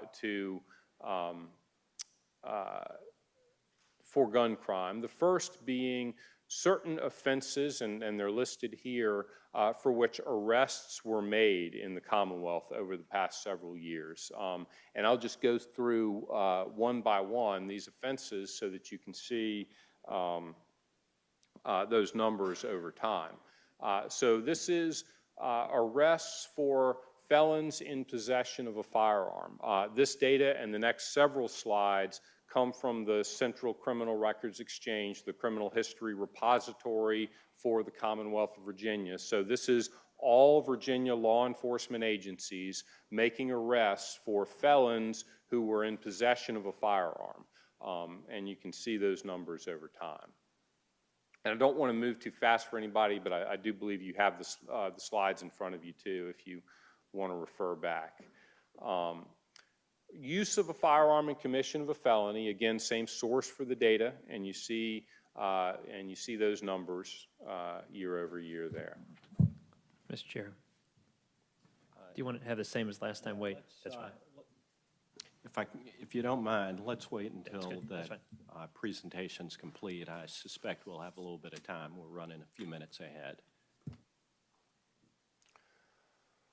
All right, protective order prohibitor, again, arrests throughout the Commonwealth of Virginia for that prohibitor. I will note that prohibitor has changed somewhat over time. It was expanded in 2011, I believe, to pull in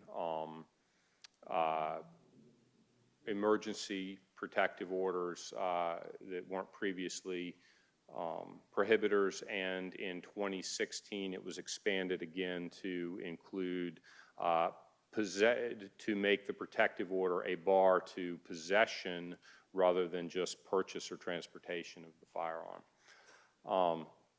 Mental health prohibitors, we put them all together. So this is the prohibitor for insanity at the time of the offense, for being found incompetent, and also for being involuntarily committed or agreeing to a voluntary commitment after a TDO. Dealer violations, these are cases in which a dealer unlawfully transferred a gun to a prohibited person. And straw purchases, these are raw numbers here, two and 5, not hundreds or thousands. So as you can see in terms of Virginia straw purchase arrests, there are not a lot happening under state law. All right, switching data sources here. This is this data and the next several slides come from our incident-based reporting data in Virginia. So this is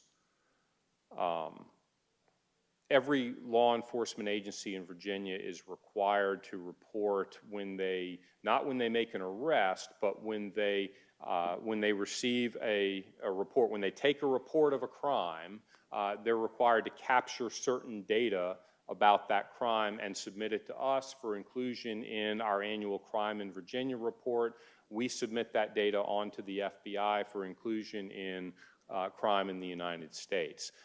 So this is, over time, weapons used in all crime, and you see it broken down by firearm, other, which is knives and other traditional weapons, and then hands, feet, fists. Obviously, in many cases, we're talking about assaults and things like that, where hands and feet are a common instrumentality of the crime.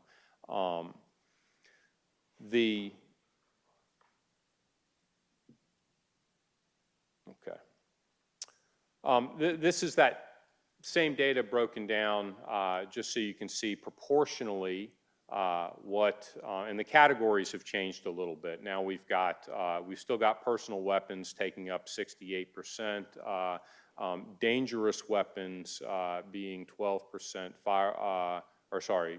being 4% down there, if I'm reading it right, and firearms being 12. So some of those other categories from the previous slide are broken out a little more finely on this slide. Oh, and I wanted to say weapons used in all crime, that title may be a little bit misleading. That's an IBR statistical category, so all crime doesn't mean literally all crime. It means all crime that you'd be looking for a weapon in. So it's got to be some kind of assault type of crime. It's an assault or a sex crime or a robbery, extortion type crime. Those are the ones that have weapon as an element for statistical purposes. Weapons used in murder. You see here you've got the raw data off to the left, but you've got the firearms in blue and any other kind of weapon that was used in murder in the orange. And then specifically, if a firearm was used, this is the type of firearm that was indicated on the police report for those firearm murders. You see not specified, it frequently occurs, however, you also see the handguns, rifles, shotguns, and other firearm. Robberies, again, firearms versus all other. And then the type of firearm used in those robberies where a firearm was used.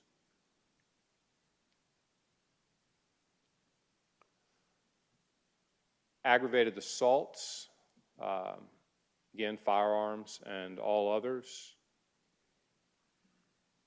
And the type of firearm where a firearm was used. All right, and forcible sex offenses. And the type of firearm involved in a forcible sex offense. All right.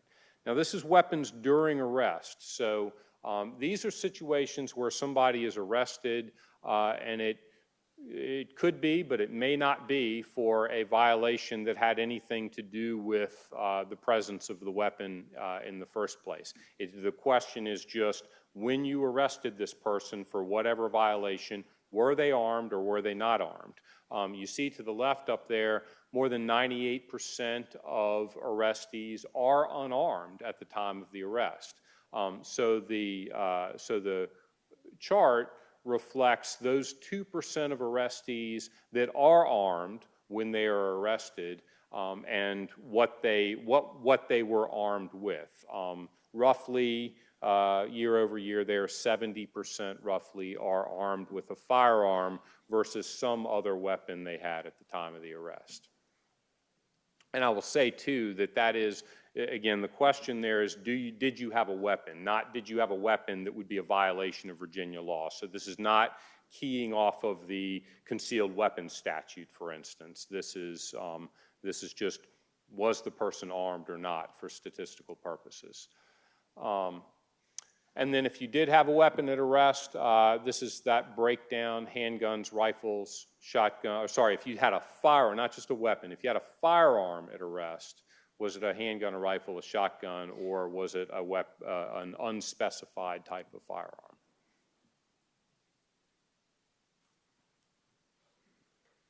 All right, and this is stolen firearms. Firearms are not required under Virginia law to be reported stolen. However, you see here the statistical occurrence of the number of firearms reported stolen. This is not the number of incidents. This is the actual number of guns. So the number of incidents would be somewhat fewer than what you see reflected here. This is the number of guns stolen year over year in Virginia.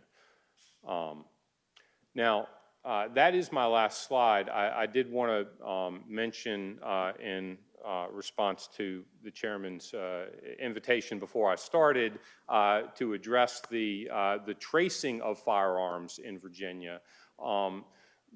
Virginia law does require any law enforcement agency that seizes a gun in connection with a crime at a crime scene to be traced through the ATF e-trace system. So there is the expectation in Virginia that we are 100% compliant in that. I don't know that we have any ability to determine what other agencies do. I know it is Virginia State Police policy that every one of those guns is traced, and I certainly believe every other agency is very compliant with that as well. Lieutenant Hook, thank you very much for your presentation. I know that a number of members have questions. Delegate Bell? Yeah, Mr. Chair, I've got just a couple of informational. Can you go back to slide 27? And I'll note, I think that the state police has indicated that this presentation, the slides are going to be made available to the members. So, yes, Mr. Chairman, I thought it was. I'm sorry, but we'll certainly get you a copy. I think we have it, but we'll make sure that the members have Thanks. it. I would ask, and I assume they have it, they just need to extend the chart or give us a second chart. Could you back that up all the way to, I don't know, 1985 or something, just so we could see a longer trend line for this? Mr. Chairman, Delegate Bell, yes, we will do that. Okay. And then if you could go to slide 35. 35. Other way. You had several here. It's going to be the same question. Several that broke out the type of firearm used in the different sorts of crimes. And there's a huge category of not specified. Do you have any information on whether the ratios would be the same? In other words, if you took that off, would they be the same ratios as the rest of it, which would seem to show a significant percentage was the handguns is the biggest category, or are they some other category? Did you have any notion at all? Mr. Chairman, Delegate Bell, let me make sure I understand the question. You're asking if we just reported the handguns, rifles, shotguns, and other firearms, leaving out unspecified type of firearm, would the ratios change? Is that the question? I didn't. That's much more artful than what I said. I was just trying to see, if we're trying to identify what kind of firearms are used and what kinds of crimes, there's a big category of not specified or unallocated. If the unallocated ones are the same roughly in terms of percentages as the ones we can see, then that gives us some value about what's being used. If you say we really don't know, then I'd be hesitant. Like in 2016, it looks like half of them or more were not identified, and so it makes it less. So yeah, I'm just asking, do you have any information on whether Mr. Chairman, Delegate Bell, we do not. That's a function of IBR data gives the law enforcement officer taking the report quite a bit of leeway to not force themselves into answering every question at that minute level. An unfortunate consequence of that is sometimes it does leave us data gaps like this, but we have no way of tightening that up to try to make these numbers better. So you're right. Okay, then let me ask you the other way. Mr. Chair, I have one more. Delegate Bell. Is there any reason to think the ratio is different? In other words, is it harder to enter data for other kinds of firearms, or is it? Mr. Chairman, from my experience, I have no way of knowing. Nothing occurs to me that makes me think there's an impediment to entering one type of firearm versus another, or that would tilt that one way or another. Okay, thank you. Delegate Krizek. Thank you, Mr. Chairman. I have a couple questions, well, maybe more than a couple, few here, but I'll try to make them quick. Thank you very much, Lieutenant, for your very informative presentation. It seemed like one of the themes of the presentation, and I know I'm putting words in your mouth, but this is the way I'm kind of perceiving it, is that there's either statutory or just other reasons that there's information that you're not allowed to glean, or you can't glean, or you can't. In fact, kind of following up on Delegate Bell's question, you don't have all of the statistics on certain things. It's not broken down. But for example, are the guns that are used in crimes mostly traced back to licensed dealers or not? Do you have that information?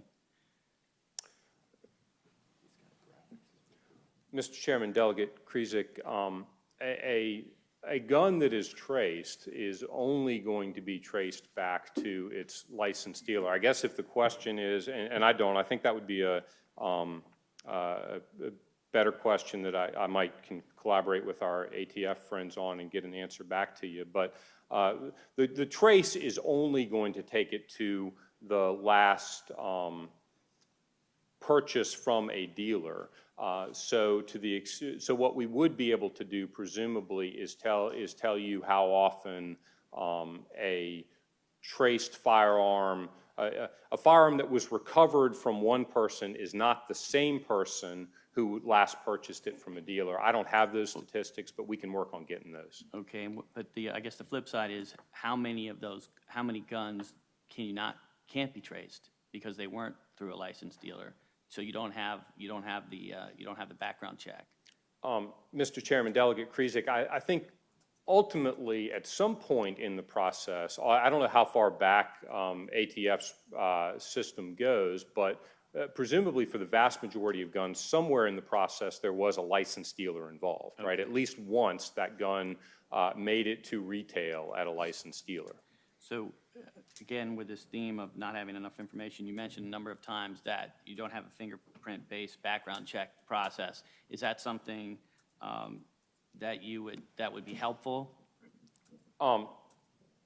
Mr. Chairman, Delegate Krizek, I'm not necessarily saying that at all. I was simply pointing out that it is because it's a name-based search, there is that we have to resolve that element of uncertainty regarding who a person is. Mr. Chairman, two more questions on this. So the technology, technology is getting better and better. I mean, fingerprints are actually yesterday's technology. We're probably going to iris scans and things like that. So what I'm trying to get to is you were kind of intimating, perhaps, and maybe I'm incorrect, that data, it would be quicker if you had the fingerprint option and you would be able to make those determinations quicker, and you wouldn't have, 40% of it is delayed on those requests. But you don't need to answer that question right now. I want to ask you one last question, and that's it, Mr. Chairman. Can you arrest a person? Scratch that. Go ahead. Can you arrest a person in possession of a firearm if they have a misdemeanor domestic violence conviction? Mr. Chairman, Delegate Krizek, yes. Somebody with a misdemeanor, well, if you're asking about the purchase transaction, somebody with a misdemeanor crime of domestic violence prohibitor is asked on the... I understand that. That's not what I'm asking. I'm asking, so if if there's a crime being committed and that person is, or you find that a person is in possession of a firearm and they have a misdemeanor DV conviction, can you arrest them? Mr. Chairman, Delegate Krizek, under state law, no, there's no provision for arresting somebody for possessing a firearm after having been convicted of a crime of domestic violence. Thank you, Mr. Chairman. Mr. Chair. Delegate Herring. I think it's only four, but I'll be really quick. On that 2016 law regarding the prohibition of possession of firearms, when you have a misdemeanor conviction, you have to, I remember the deal that Protective was made, orders. right, for the protective order. Thank you. Is there any difficulty enforcing that right now? So, Mr. Chairman, Delegate Herring, I think that question would, there's no difficulty enforcing that from the standpoint of the prohibitor on purchase, but I believe what you're asking is there any difficulty enforcing the provision that requires, that gives that firearms owner 24 hours to turn their firearms over to somebody else, and that process typically is one that that local law enforcement is much more engaged with than we are. So I would respectfully say that they would be in a much better position to answer that question. right, thank you. And Mr. Speaker, Mr. Chair, Delegate another Herring. question. Regarding the one handgun a month issue, I think I heard you say that the information cannot be kept more than 30 days. I heard something about that, or my That's right, Mr. Chairman, Delegate Herring. Virginia law allows us to keep records of transactions generally for 30 days. If there is more than one handgun in that transaction, we can keep those records for 12 months. Is it a prohibition by law, or is it just an issue of software? Mr. Chairman, Delegate Herring, that is in the code. Okay. So I want to talk about, just briefly, two questions on the prohibitors on the sale of firearms. I heard you say that, for example, if there's domestic violence, domestic assault and battery, if it's a parent, that transaction can go through, but if it's a child, it cannot. That's right, Mr. Chairman. So, and then you said that the dealer will check with court records if it's not clear. What happens, and I'm just curious to know process, what happens if it's not clear? Because I've seen court records where it just say family or household member, but there's no distinction between whether it was the parent or the child. Is it the discretion of the dealer to then decide whether that transaction is going to go through, or is it stopped? Mr. Chairman, Delegate Herring, it's not the dealer who does that. It's us at the Firearms Transaction Center. All we tell the dealer is, yes, you can proceed with that transaction, or no, you cannot proceed. We do all the research to determine whether the offense is a disqualifying offense or not. Our current practice is when we see something that is a potential disqualifier, we research it until we absolutely run out of places to find the answer to that information, but we are regularly in contact with those authorities in other jurisdictions where that answer might reside in making the determination. You're right, there are probably some, I don't have this information, but inevitably there are some cases where the record is not sufficient to make that determination. What? So you answered my next question, but I mean, when it's not sufficient, then what happens? If we can, Mr. Chairman, Delegate Herring, if we cannot deny the transaction based on some legal authority that's clear, the transaction is approved. Okay, thank you. All right. Any other questions? I had a couple. First of all, you indicated that there are a certain number of 3-day or delays in processing record checks that exceed 3 days, which give the dealers discretion to complete the purchase. Why are there situations in which it takes longer than 3 days?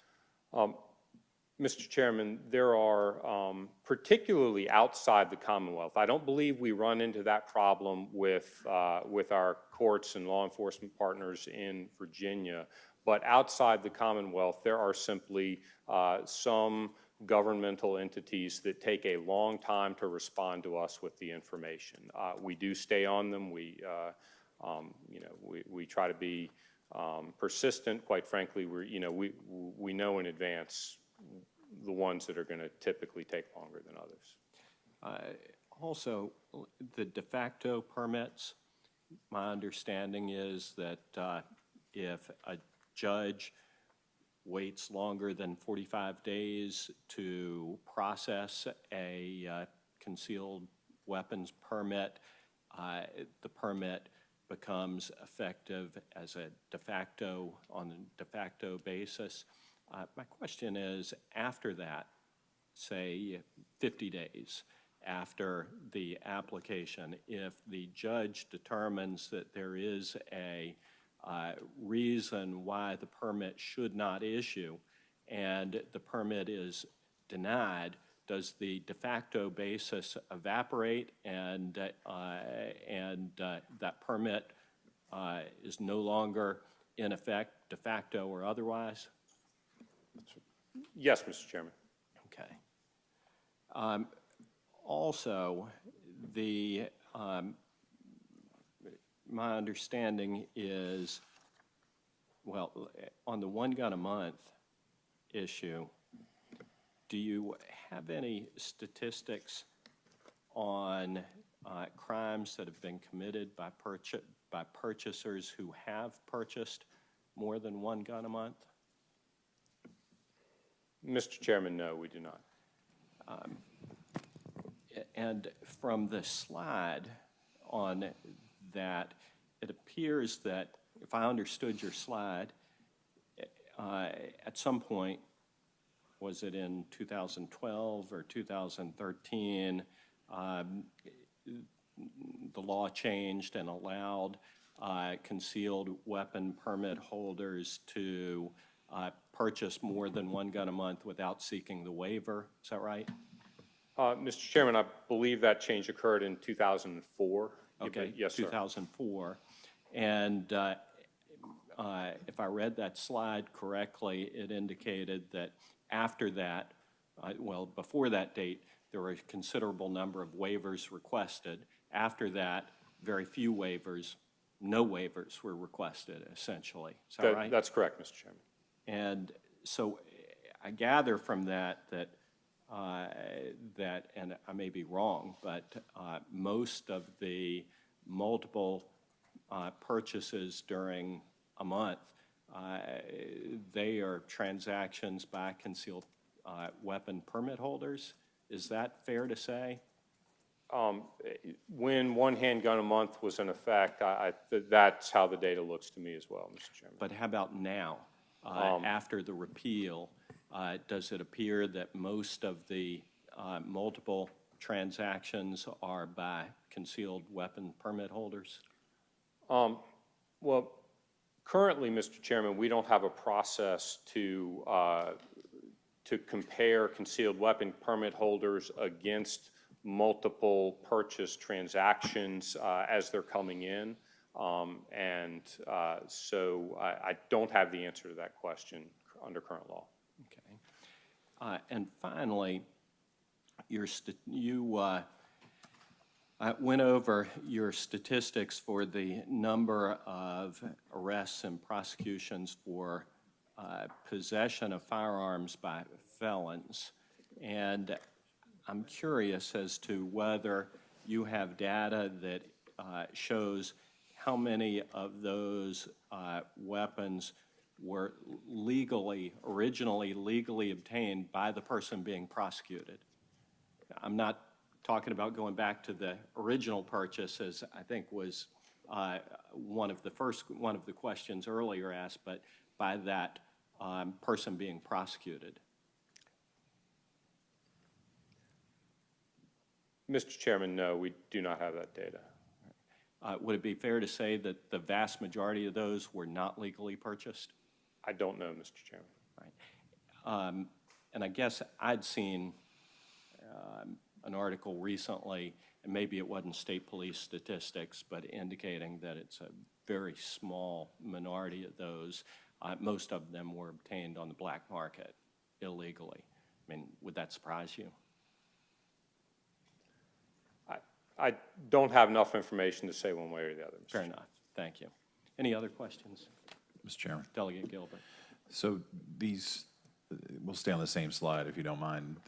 The comparatively small percentage of homicides committed with rifles and shotguns, there's legislation pending right now dealing with certain types of rifles and shotguns. In those small percentages, do you have that broken down any further as to what type of rifle or shotgun is used in any of those instances, or do you keep those statistics? Mr. Chairman, no, the IBR statistics don't track it any more finely grained than that. And I would also point out to Delegate Gilbert, Mr. Chairman, that some of the legislation in question would also impact that handgun category to the extent that those handguns contain more than 10-round magazines. I'm aware of that. Thank you. Any other questions? Hearing none, thank you very much for your presentation. It's very informative, and certainly appreciate the effort that went into making it. The next presentation is actually, I think, a tag team presentation, non-fatal gun injuries in Virginia by Lauren, and I apologize if I... Yurkus rhymes with circus. I'm sorry, Yurkus. Rhymes with Okay. circus, yes. The injury and violence prevention epidemiologist in the Division of Population Health Data with the Virginia Department of Health, and gun-related deaths in Virginia by Catherine Hobron with the who is state forensic epidemiologist with the Office of the Chief Medical Examiner. So thank you very much for being here. We look forward to your presentation. Thank you. Thank you so much for having me to Mr. Chairman and the members of the commission.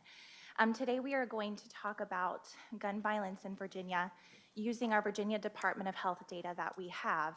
I am going to speak specifically on non-fatal gun-related injuries in Virginia using two available data sources that we have to monitor these.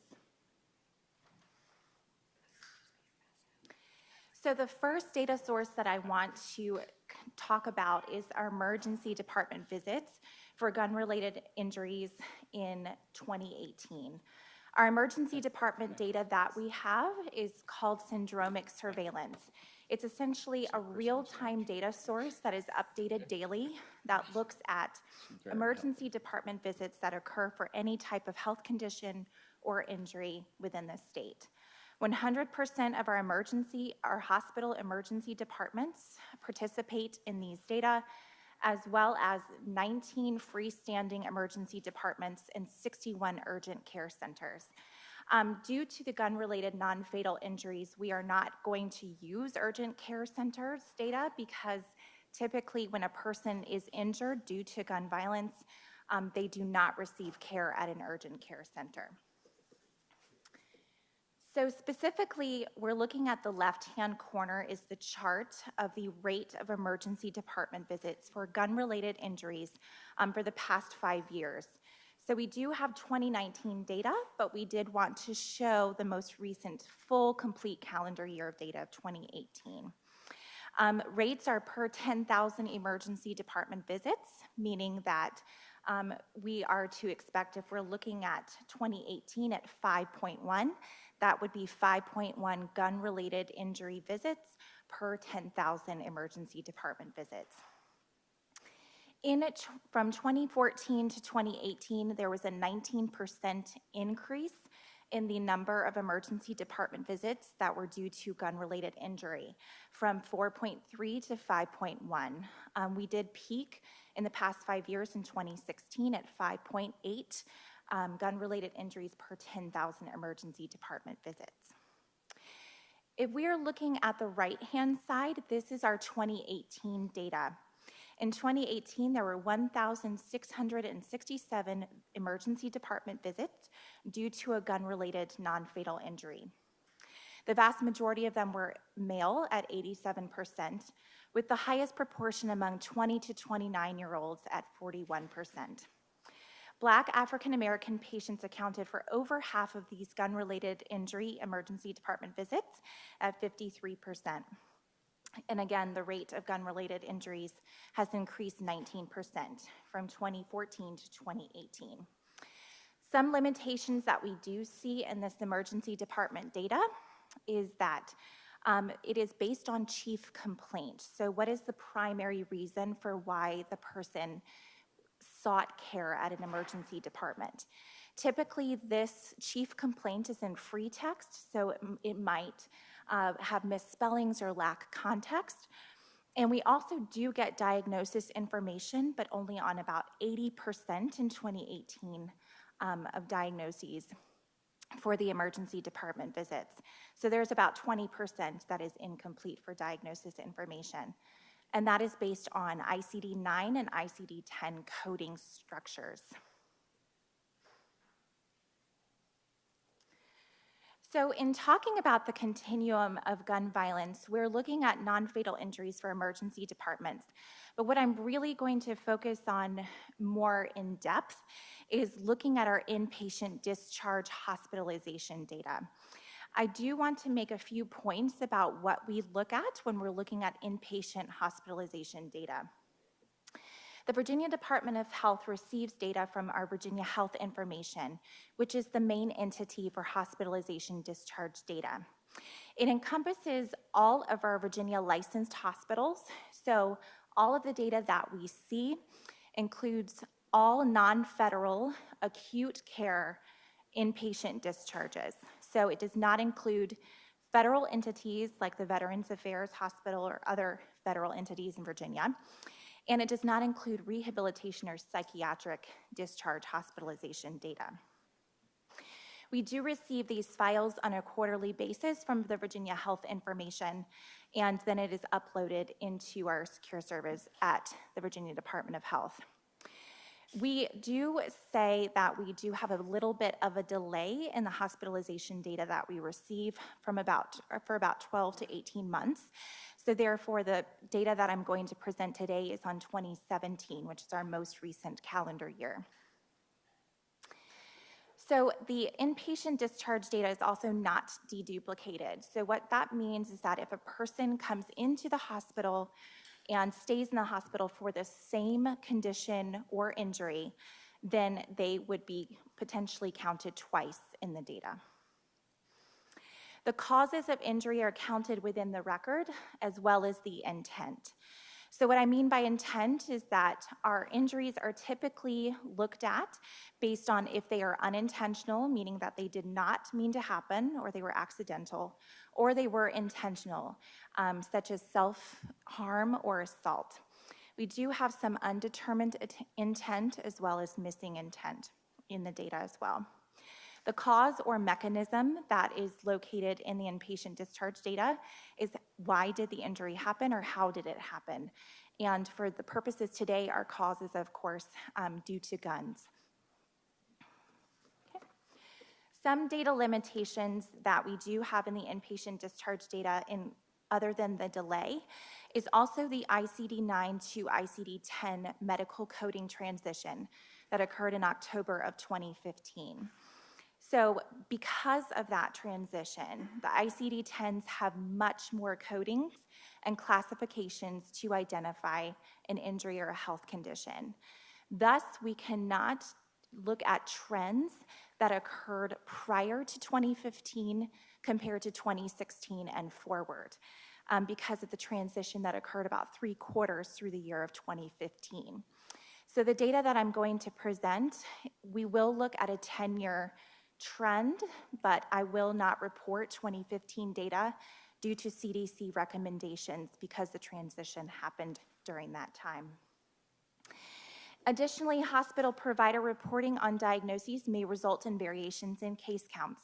So of course it is coding, medical coding, and that might be a little bit variable depending on the hospital that's reporting. Finally, we are looking at data on Virginia resident hospitalizations that occurred in Virginia. And as we know, a lot of our Virginia residents who reside in adjacent bordering areas of the state may go to DC, North Carolina, Tennessee, et cetera, for hospitalizations. Thus, their data would be excluded. And what that may result in slight underreporting of hospitalization discharge data for those people who reside in these bordering areas. So with all of that said, I want to dive in a little bit into our data. So this is our 10-year trend of hospitalizations due to gun-related non-fatal injuries in 2018 and 2017. As previously discussed, we cannot look at 2018, 2014 and compare it to 2016 and 2017. Our 2018 data is expected in the late fall of this year, and so that would be the best time to assess trends over the past 3 years during the ICD-10 transition. We're going to primarily focus on 2017 data, but what I do want to talk about briefly is the percentages of intent in 2017.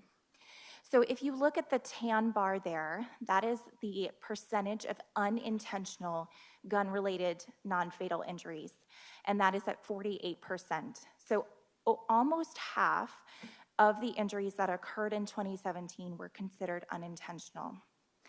The next teal bar at 37% is your intentional assault injuries.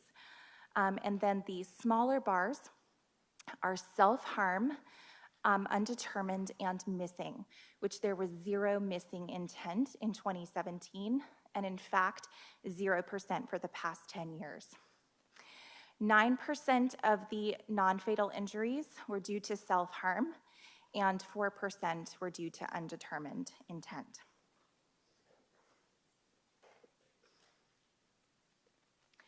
Looking further into the demographics of hospitalizations in 2017 in particular, 87%, or almost 9 out of 10 hospitalizations due to gun-related non-fatal injuries occurred among males in 2017.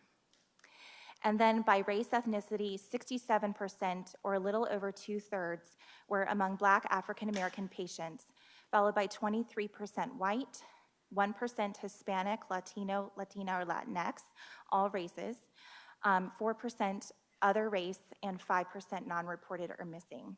We do have a very small percentage of race ethnicity that is either not reported or missing in our hospitalization data.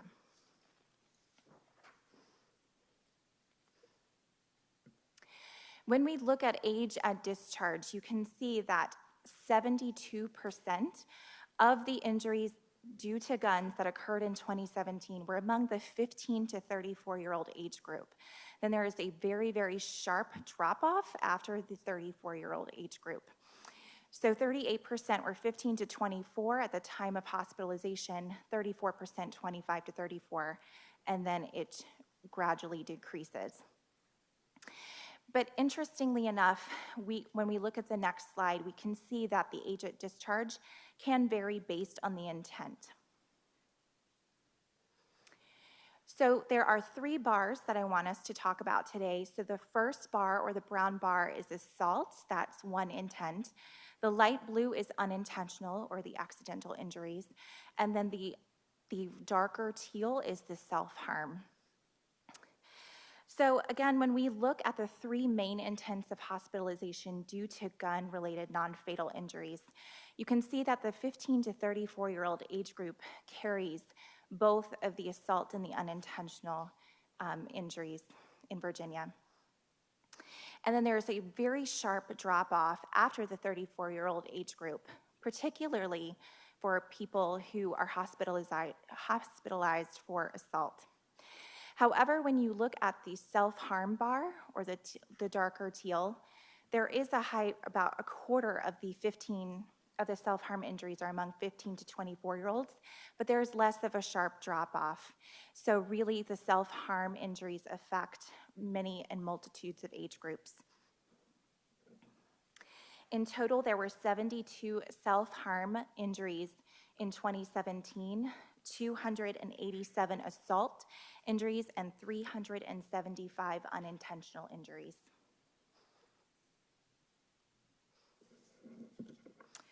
When we look at demographics for each of these main intents, the first is unintentional.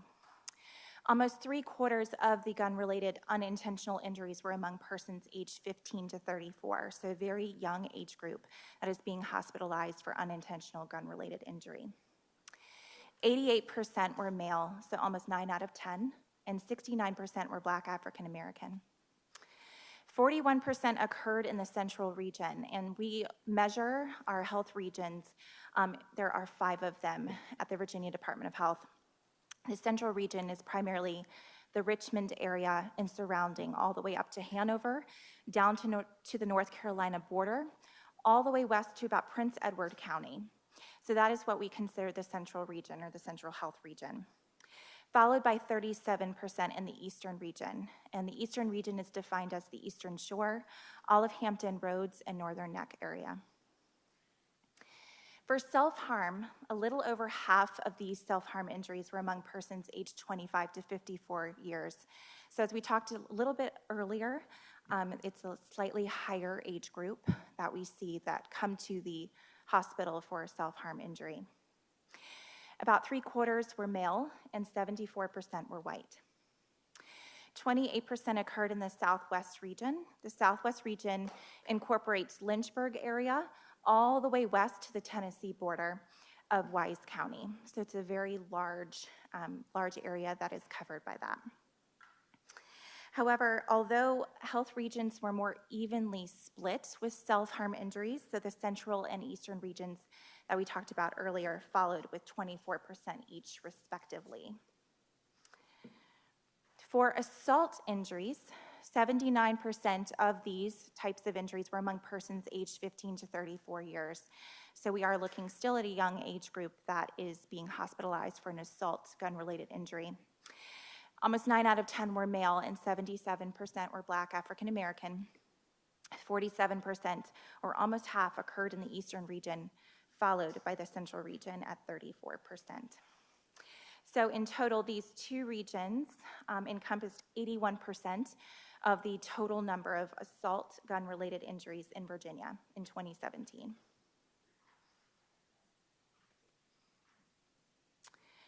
So this is a map of our state, obviously, but these hospitalizations that I'm going to talk about is by health district. So we do measure some of our burden for health conditions or injuries based on health district.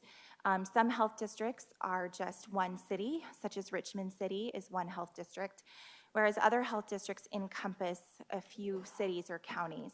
So the dark borders are the health districts, and then the lighter borders are the counties or cities that are within those health districts. So today we're going to look at the rate per 100,000 persons. What that basically means is the number of hospitalizations that occur based on every 10,000 persons. And why we look at rates is to basically compare as if the population size was equal for each health district. So it's a good way to compare epidemiologically the burden in our state. The light yellow color represents the lower rates per 100,000 persons. The darker blue represents the higher rates. What you can see here is that as we go more south into the state, there are higher rates of hospitalizations due to gun-related non-fatal injuries per 100,000 persons. The darker blue encompasses Richmond City, as well as Crater Health District, and Portsmouth as well. So even though a rate offers a standardized measure of comparison, and it may identify rural counties with disproportionately high hospitalizations given their population size, there's also the public health impact of looking at high morbidity or higher number of case counts as well, which should be taken into consideration. But even though I'm talking about the difference between rates and case counts, When we look at it, the map is really not going to look all that different for these types of injuries. So the top 3 ranking health districts by state in 2017 was Richmond City at 50.2 per 100,000 persons, followed by Crater Health District at 41.9. Crater incorporates the counties of Dinwiddie, Greensville, Prince George, Surrey, Sussex, the cities of Emporia, Hopewell, and Petersburg. The 3rd highest ranking based on rate is Portsmouth City at 39.1 per 100,000 persons, and Portsmouth City Health District is just the city itself. If you look at the top ranking health districts by case count, or the higher number of case counts, we really don't see a ton of difference. So Richmond City itself represents 15% of the total number of non-fatal gun-related injuries that occurred in 2017. Norfolk City, only a little bit different. Norfolk City Health District is just the city of Norfolk, encompasses 8%, followed by Crater Health District at 8% as well.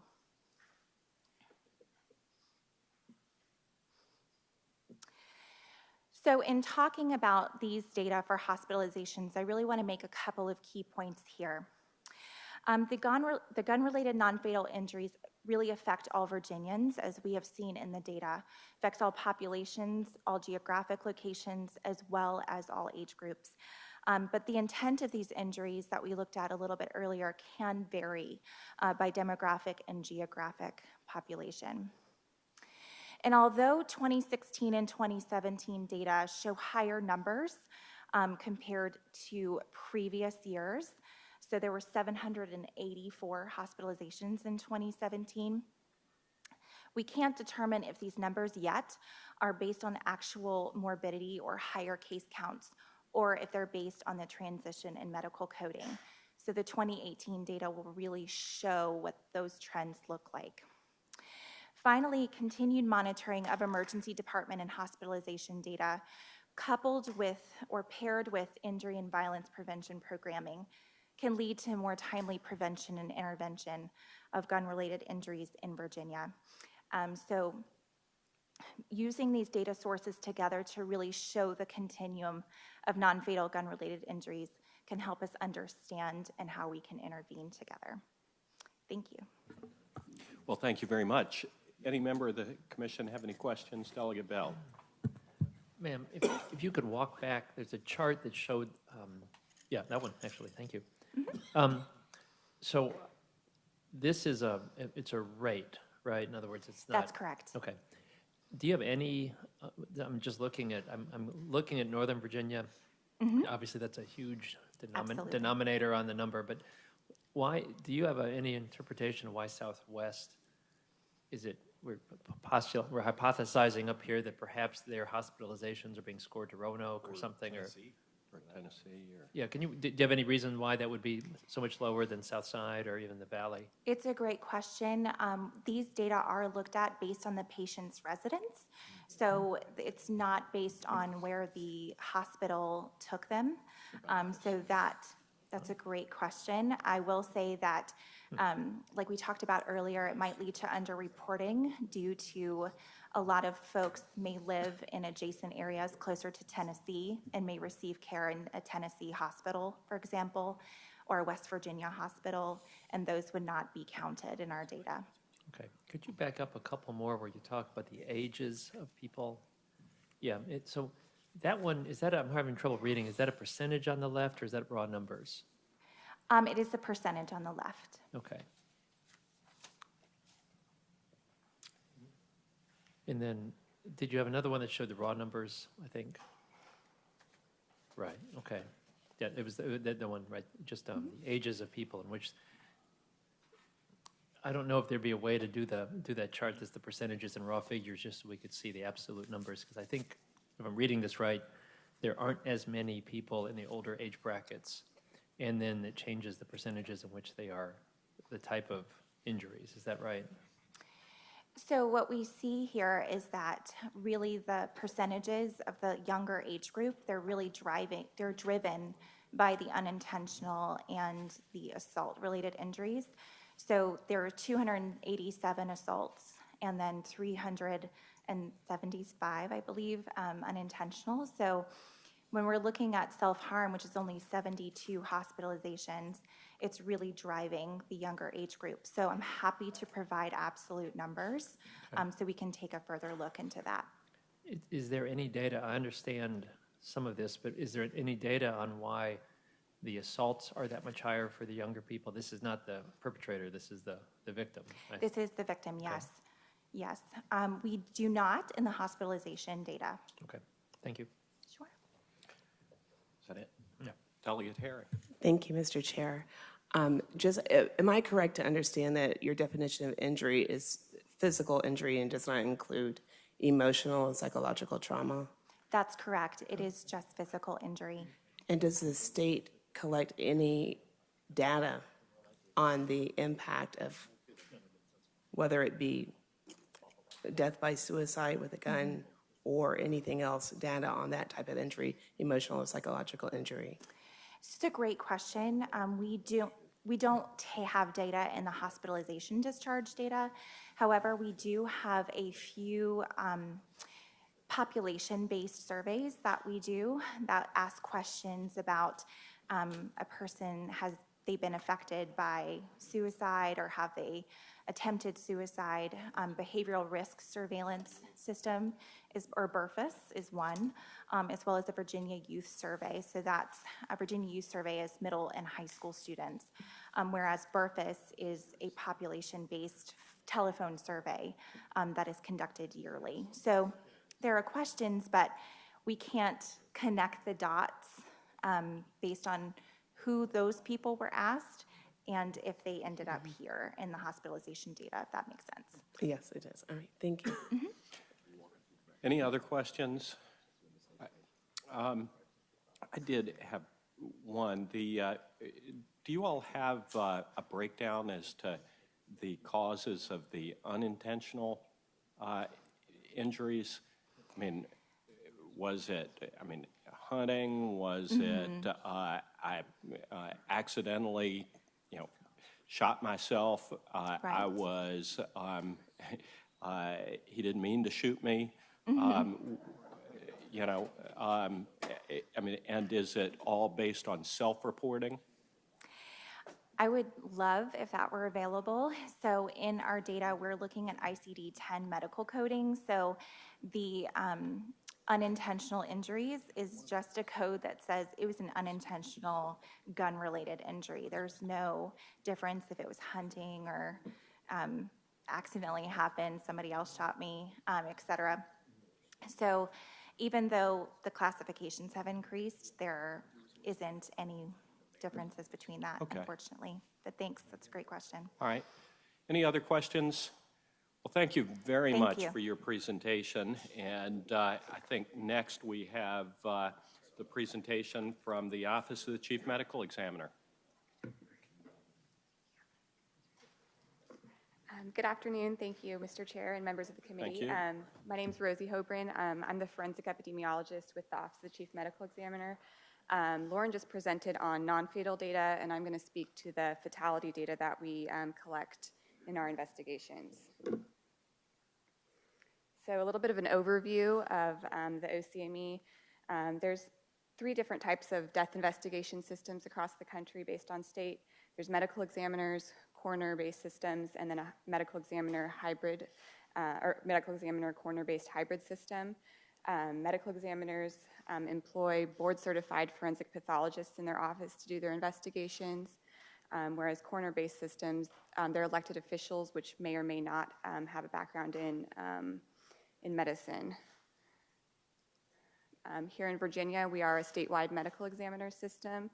We have 4 offices regionalized with the breakdown right here that, as you can see, with our central office being housed or co-located with our central district. So the purpose of the OCME is mainly to conduct medical death investigations and perform exams to certify cause and manner of death.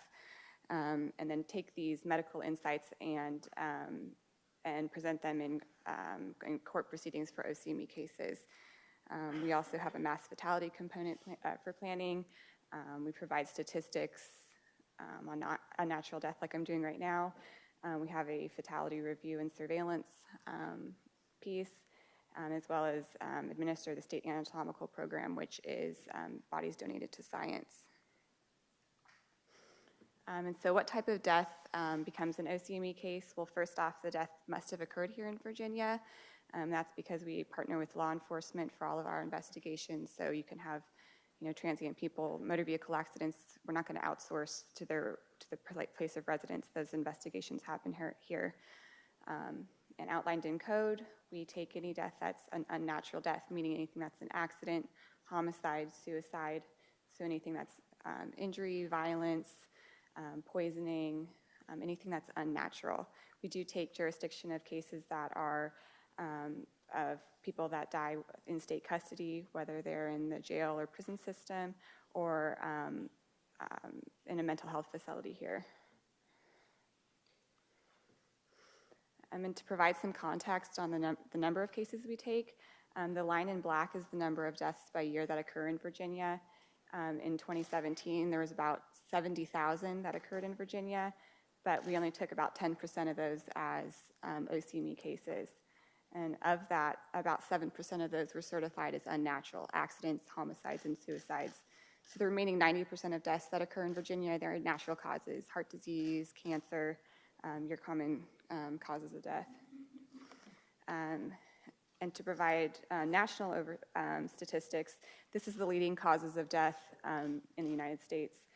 The top 10, you can kind of see their heart disease, the things that you hear about all the time. Accidents, in 2015, accidents actually became the third leading cause of death, mainly due to drug overdoses, and actually suicides are on the uptick as well. So it was the leading cause suicide was the leading cause, the 10th leading cause of death in the United States in 2016. Okay, circling back to some our OCME data sources, we really have kind of two different programs that have data.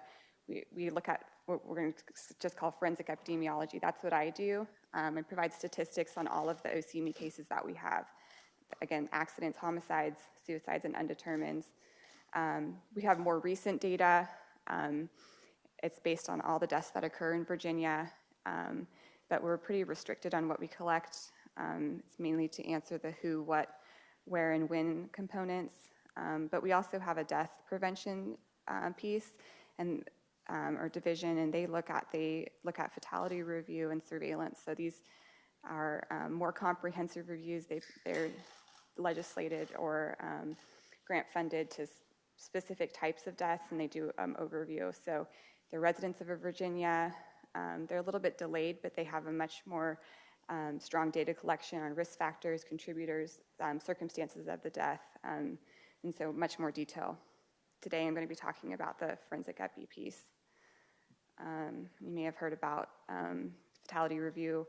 Maternal mortality has been kind of a big topic right now, and what they do is they look at a specific set of deaths, and they have a multidisciplinary team of people that sit and review these deaths and try to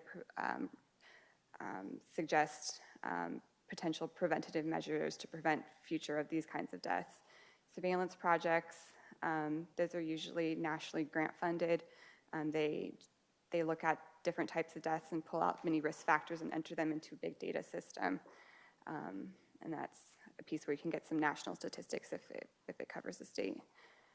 Okay, and before I get into some of the data that I'm going to present to you on OCME, just some things to consider. Again, it's all deaths that occur in Virginia, not based on state of residence. We have an internal unique coding schema. We don't use ICD 9 or 10 codes. The gold standard for death reporting is based on date of death, not date of event. It's not because it's always known. And then one thing to consider, especially when it pertains to gun statistics, is what we call delayed deaths. So these are deaths that occur months or years after an incident. So let's say someone was a victim of an armed robbery in 2004. They're shot, become paraplegic, but then they die in 2019 from like sepsis, which was a result of the gunshot wound. That's actually going to be ruled a homicide. in our statistics, and it will be reported as such, and it will also be reported in our 2019 statistics. Okay, and so looking at the top 3 leading causes of unnatural death in Virginia, and these are all manners, again, accident, homicide, and suicide. You can see in blue, those are motor vehicle-related deaths. They've kind of dipped down the last 10 years or so. They're kind of slightly increasing lately, the last couple years. In pink, those are our gun-related, or our fatal drug overdoses. It's been a big topic the last several years, had significant increases there. But in the yellow kind of gold, you can see that those are gun-related fatalities. And they've, about 2007 to 15, they've been relatively flat, but we've been slightly increasing in those numbers in the last couple years. When we look at Virginia rates compared to national rates, Virginia rates are in blue, national rates are in black. You can see that we're pretty much nearly identical to what's being seen nationally here in Virginia. But when you look at gun-related deaths, you really need to break up the different types of manners. That's because who's dying, where they're dying, and circumstances of the death from suicide to homicide to accident are very different.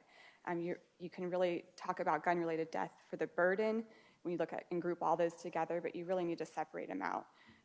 As you can see, about 1/3 of all gun-related deaths are due to homicide, whereas 2/3 are suicide. We have a few accidental and undetermined gun-related deaths per year, but we're not going to focus on that in this presentation.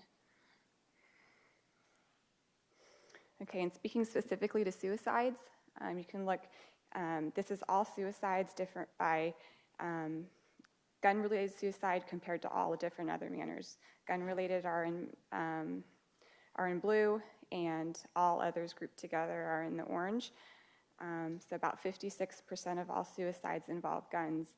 The other categories, or that's grouped together, we have hangings, overdoses, various other things that are grouped in that category. Okay, and so looking at some of the demographics of gun-related suicide, I broke these up here. So this is an aggregated rate for over 5 years. Men are in blue and women are in the orange color. You can see that for the most part, women are pretty flatlined with their gun-related suicide rates, but the highest rates are in males. Over the 5 years, there's this peak in the 20 to 24 year age category, kind of dips back down and then just kind of increases over as men get older. Overall, men are about 5.7 times more likely to be a victim of gun-related suicide compared to females. And then looking at the demographics for gender and race ethnicity, again, in blue is our males, and in orange are the females, and then the categories at the bottom are Asian, Black, Hispanic, Native American, and white. You can see that for the most part, the rates of gun-related suicide among females is relatively low. The highest is in white females, but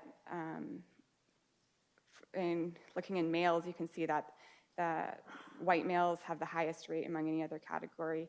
Native Americans, interesting enough, they have a high rate as well. We've looked at that by year. For statistics, you want to have a large sample size to have a reliable rate, but if you look at it over the 5 years, they still have a high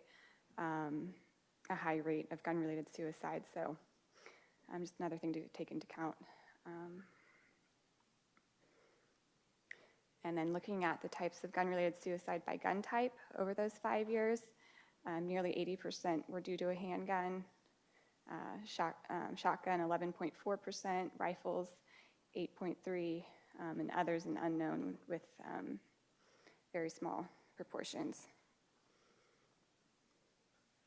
And then looking at some locality-based statistics, these are based on number, and I'm going to do a rate on the next one, but just to orient you, what I did here was looked at By year, in the middle, 2013, 14, 15, 16, and 17, I ranked these with the top 5, with all localities in Virginia, with the top 5, the highest number of gun-related suicide by locality in year. And then I averaged those out in the very last category. But what you can see is what we would expect is, Fairfax, Virginia Beach, Chesterfield, they have the highest numbers of gun-related suicide, but that's probably because they have a large population. But when we look over at rates right here, with the same kind of methodology, and so I think Lauren explained this, you do a rate so you can compare 2 different groups. So if you want to compare something like Fairfax, which has a large population, to something like Highland County, which has a small population, you want to be able to make a comparison, so you do a rate for standardization. But what you can see here is that most of these gun-related suicides are occurring in these really kind of small, rural, sparsely populated localities. And take that for a note, because that's much different than what's being seen for gun-related homicide. Here's a map to help these are 5-year aggregated rates by locality, and the darker the county, the higher the rate of gun-related suicide. Okay, and transitioning into homicides, gun-related homicides. In blue are gun-related homicides, and in orange are all other methods of homicide. You can see about 72% of all homicides are involved with guns. Other types of homicides, hangings, stabbings, some overdoses, asphyxiations, various other things. And then looking at the demographics, again, males are in blue, females are in orange, and these are aggregated statistics over 5 years. You can see that females kind of have a flat rate, say around a rate of 2 per 100,000, but the big spike occurs in males aged 20 to 24 years of age with 18.6 per 100,000. High rates also among 15 to 19-year-olds and 25 to 34-year-olds. In overall male to female comparisons, men are 4.6 times more likely to be a victim of gun-related homicide than females. Demographics of gender compared and race. Again, males in blue, females in orange, Asian, Black, Hispanic, Native Americans, and whites. You can see that Black males have the highest rate of gun-related homicide, or victims of gun-related homicide, with 22.6 per 100,000. Overall, Black men are victims of gun-related homicide at a rate 8.1 times that of Black females and 11.3 that of white males for other comparative groups. Gun-related homicide by type, over 5 years, nearly 80% were done by handguns. 11.8%, that's a category of unknown. Some of those are because we kind of have those delayed homicides were multiple years ago. Shotguns, 3.7, rifles, 4%, and then other and then multiple. Okay, and the same kind of tables that we're looking at here, gun-related homicide numbers by locality of event.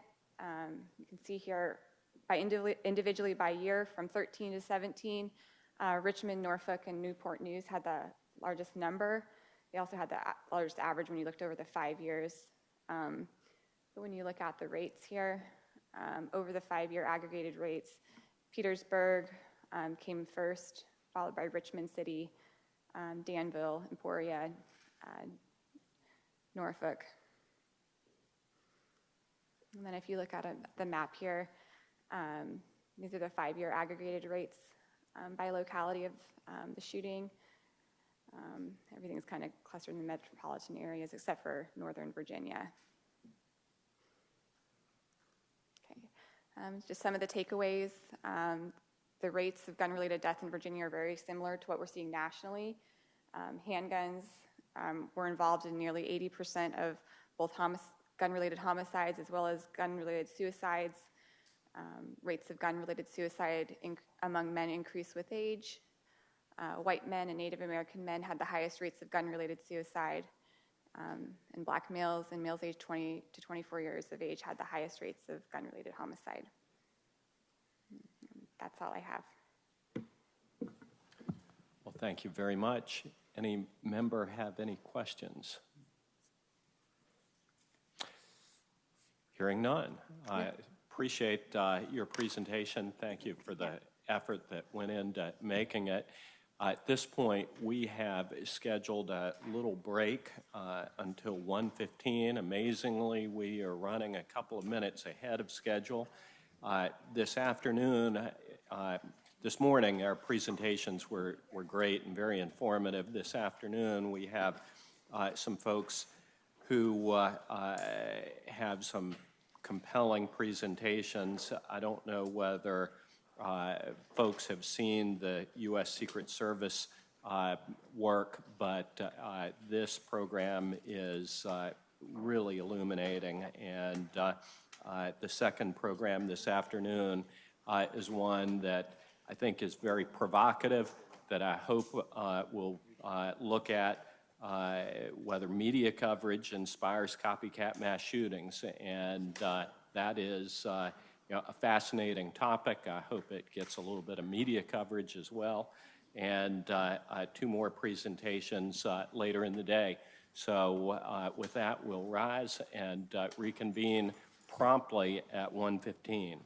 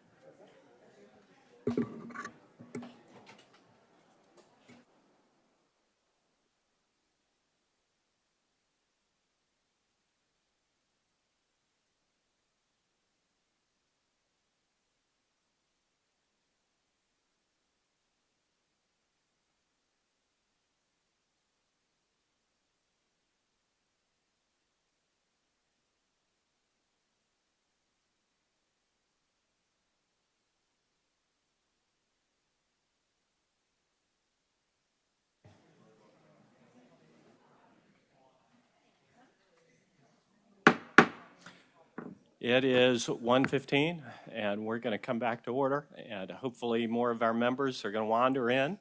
And at this point, we're going to move into our afternoon agenda, and as I mentioned, I think that it will be a fascinating group of presentations that is going to cross the waterfront. And first is a presentation entitled Mass Attacks in Public Spaces. Presenter is Stephen Driscoll, Lead Research Specialist, National Threat Assessment Center with the U.S. Secret Service. Mr. Driscoll, it's good to have you with us. Good morning, Mr. Chairman, Vice Chairman, and members. Thank you. I want to begin by thanking you for inviting the Secret Service National Threat Assessment Center to be a part of today's conversation. Before I begin, I'd like to acknowledge that I'm being joined by the leadership from the Secret Service's resident office here in Richmond, that including our Special Agent in Charge, Gerald Page. I just wanted to thank them for being here to be part of the day as well. As you mentioned, my name is Stephen Driscoll. I'm the Lead Research Specialist with the Secret Service National Threat Assessment Center. The National Threat Assessment Center is a component of the Secret Service tasked with conducting research, training, and consultation in threat assessment and the prevention of all forms of targeted violence. Today, I'd like to speak about our most recent research product that we released last month, titled Mass Attacks in Public Spaces 2018. You all should have received a printed copy of that report, and that is also publicly available as well on our public website as a PDF. All of the information we release is open source information, so it can be shared and disseminated with any of your public safety partners. Before I get into highlighting some of the key findings from this most recent report, I'd like to describe briefly the history of the National Threat Assessment Center and highlight some of the key research products and guidance that our office has released to our partners in public safety over the last 20 years. Then I'll highlight some of the key findings of this latest report, and then highlight the framework that the Secret Service utilizes, the proactive piece of our prevention efforts that we use to proactively prevent incidents of targeted violence that would affect the people or places we protect, and how the National Threat Assessment Center has pushed that framework out to federal, state, and local law enforcement entities, as well as schools, workplaces, and others tasked with ensuring public safety. And so the Secret Service has developed their violence prevention model that we call threat assessment over the last several decades, specifically, or especially the last 20 years, when the National Threat Assessment Center was given a congressional mandate to produce the research, training, and consultation that would inform this approach. In 1998, as you can see on the screen, that document that has the yellow cover is a guide for state and local law enforcement to conduct threat assessment investigations based on the model developed by the Secret Service. And those investigations obviously would be aimed at preventing violence in state and local communities.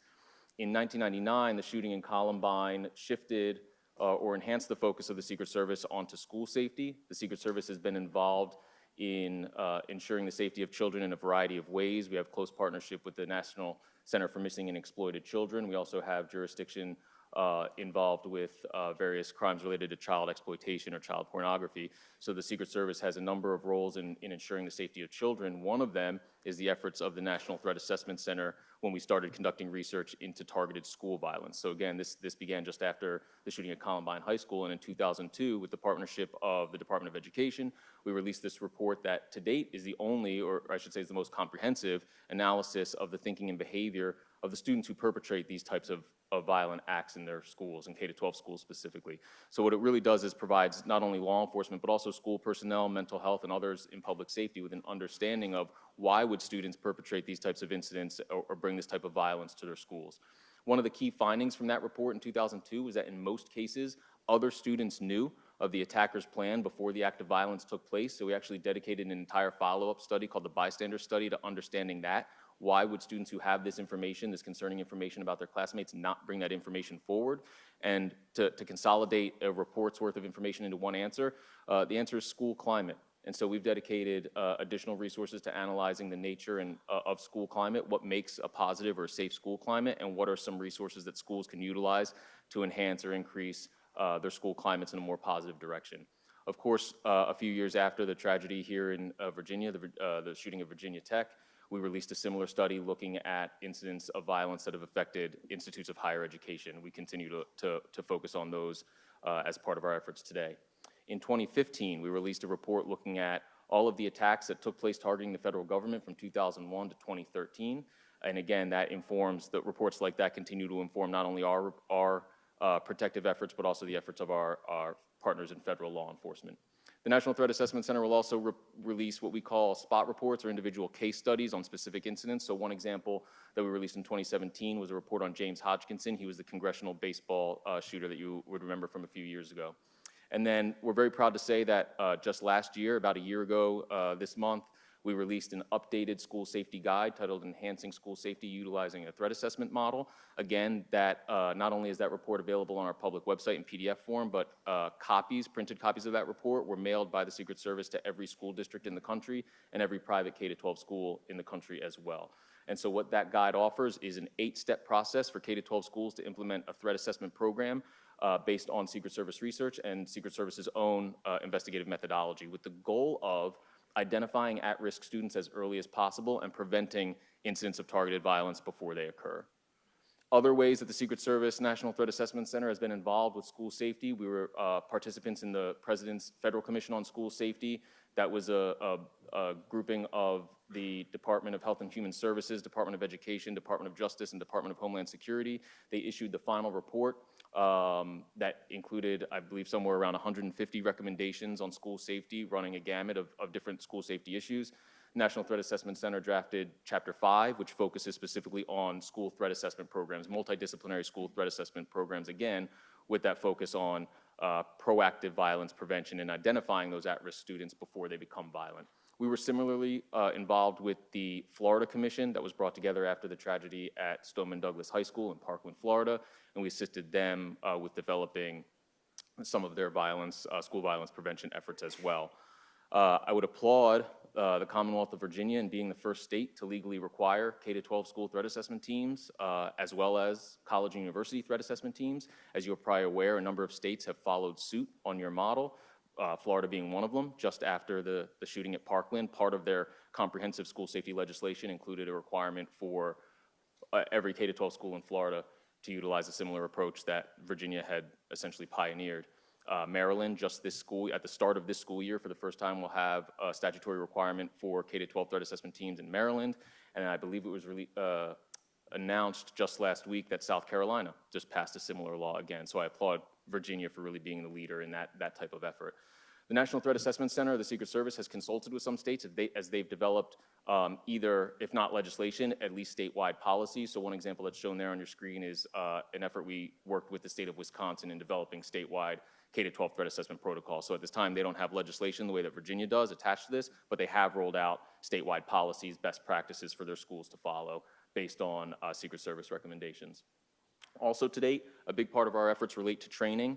We have, over the last 20 years, provided over 500 trainings to 160,000 audience members comprised of law enforcement, school personnel, mental health professionals, and others in public safety on the Secret Service's research and threat assessment model.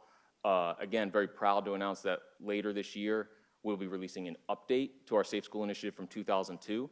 So this will be a study looking at all acts of targeted school violence in the U.S. from 2008 to 2017, in which one or more student was harmed at school in an attack perpetrated by a current or former student. So when this study is complete and we release this report later this year, it will serve as the most comprehensive and most in-depth analysis of targeted school violence ever produced. And so we're very eager to share this information with, again, state and local law enforcement and our partners in public safety, both in the mental health and the education arenas. Last year, 2 years ago, in 2017, we released the first in what is now an annual study looking at mass attacks that affect public spaces in the United States. And so our original report that we released in 2018 looked at incidents that occurred in calendar year 2017, including incidents like the Sutherland Springs church shooting, among a number of others. This year, again, as you were provided, we released the second in this annual study, this annual series, looking at attacks affecting public spaces in the U.S. In 2018. So there are a number of high-profile incidents that were involved in this time frame, including the shooting at Stoneman Douglas High School in Parkland, the high school shooting in Santa Fe, and the shooting of the synagogue just outside of Pittsburgh. And then, unfortunately, a number of incidents that didn't receive quite that level of media attention, but obviously of which there's a lot to learn nonetheless. And so these incidents affect every community. Tragically, you'll see on the map here that Virginia Beach, Virginia is represented in this study, but this was not the most recent shooting in Virginia Beach. This was a shooting from 2018 near the waterfront in which 6 individuals were shot and wounded. Thankfully, nobody, I believe, was killed in that incident, but unfortunately, in next year's study, when we release Mass Attacks in Public Spaces 2019, Virginia Beach will again, unfortunately, be represented as one of the study populations. And so these are incidents that affect public spaces, right? Unlike our research in our previous research projects that have looked at attacks at schools or against the federal government or in workplaces, these include places like locations like workplaces, open spaces, schools, houses of worship, and places of public transport. Most of these incidents are very short in duration. Those that last longer than 5 minutes tend to be incidents that kind of end in a barricaded or a hostage type situation, but the majority of these incidents are ended in 5 minutes or less, some taking place in less than a minute. Most of these incidents are not resolved by law enforcement intervention, and we know, I began my career with the Secret Service as uniformed law enforcement at the White House, and I know from my training and my partnerships with federal, state, and local law enforcement that in the United States, our law enforcement are top-notch in responding to these active shooter incidents. There have been incidents just recently that have been over in seconds because of the response by law enforcement. But I also know from our research that in the majority of these incidents, law enforcement aren't even going to have the opportunity to respond, which for us highlights the importance of preventing these incidents before they occur, because the loss of life can happen very quickly. So in these incidents from last year, 7 of the perpetrators committed suicide. 7 of the attackers just left the scene of the crime on their own. They just walked away before either killing themselves later or later being apprehended by police. Most are male. These are predominantly males, but beyond that, there is little as far as a useful demographic profile that would be able to identify all of these attackers. They vary widely. But what we're going to talk about in the rest of my briefing and what our research always highlights are some of the commonalities in their thinking and behavior that can be used by law enforcement and others in public safety to identify these individuals who are in need of some type of redirection before they get to the point of acting violently. The age ranges vary widely. The youngest attacker last year was 15. The oldest was 64.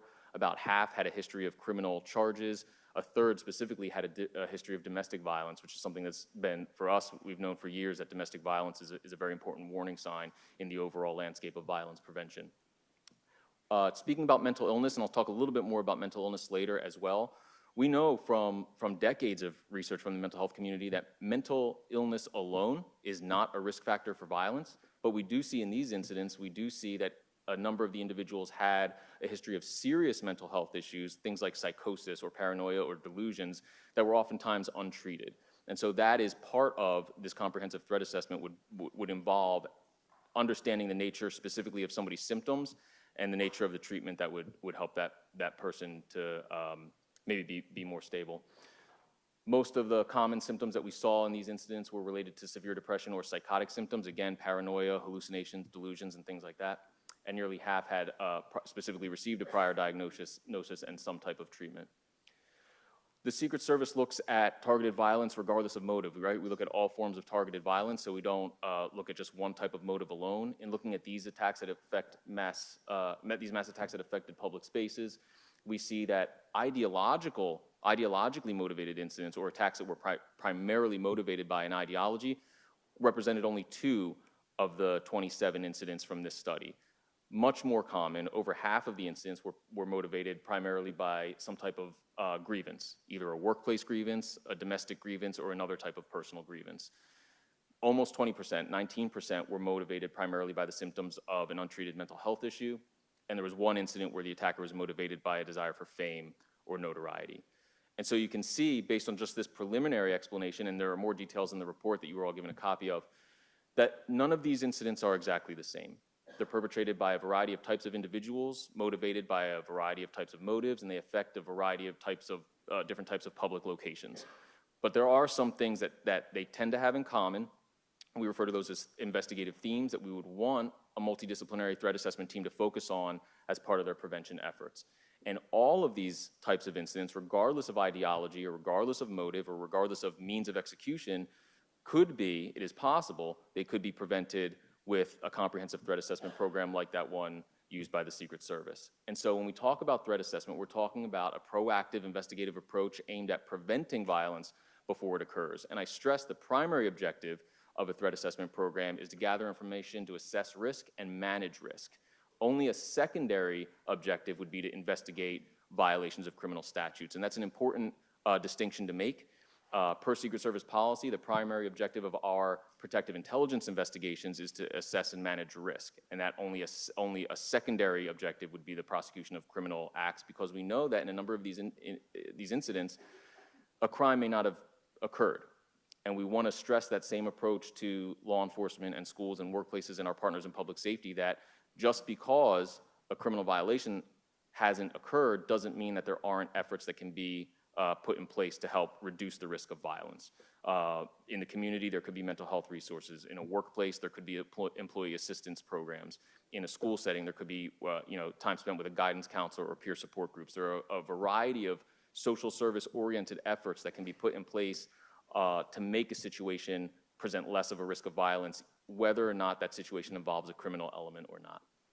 So because of that understanding, we know the threshold for initiating a threat assessment may be, yes, a direct threat. We take threats very seriously at the Secret Service. Threats are investigated and threats are often prosecuted, but we also have to have an awareness of other types of concerning behaviors that don't quite reach that threshold of a threat or a criminal violation. So if you imagine in a workplace as an example, some of those concerning behaviors might be concerning fixations or grievances, aggressive or angry statements, suicidality or self-harm, sudden changes in behavior, unexplained travel, or other specifically concerning mental health symptoms. Those are the types of things that aren't going to reach that threshold of the criminal violation, but may indicate that a person is struggling in some way or in need of some additional support to reduce the likelihood of not only violence, but other unwanted outcomes as well.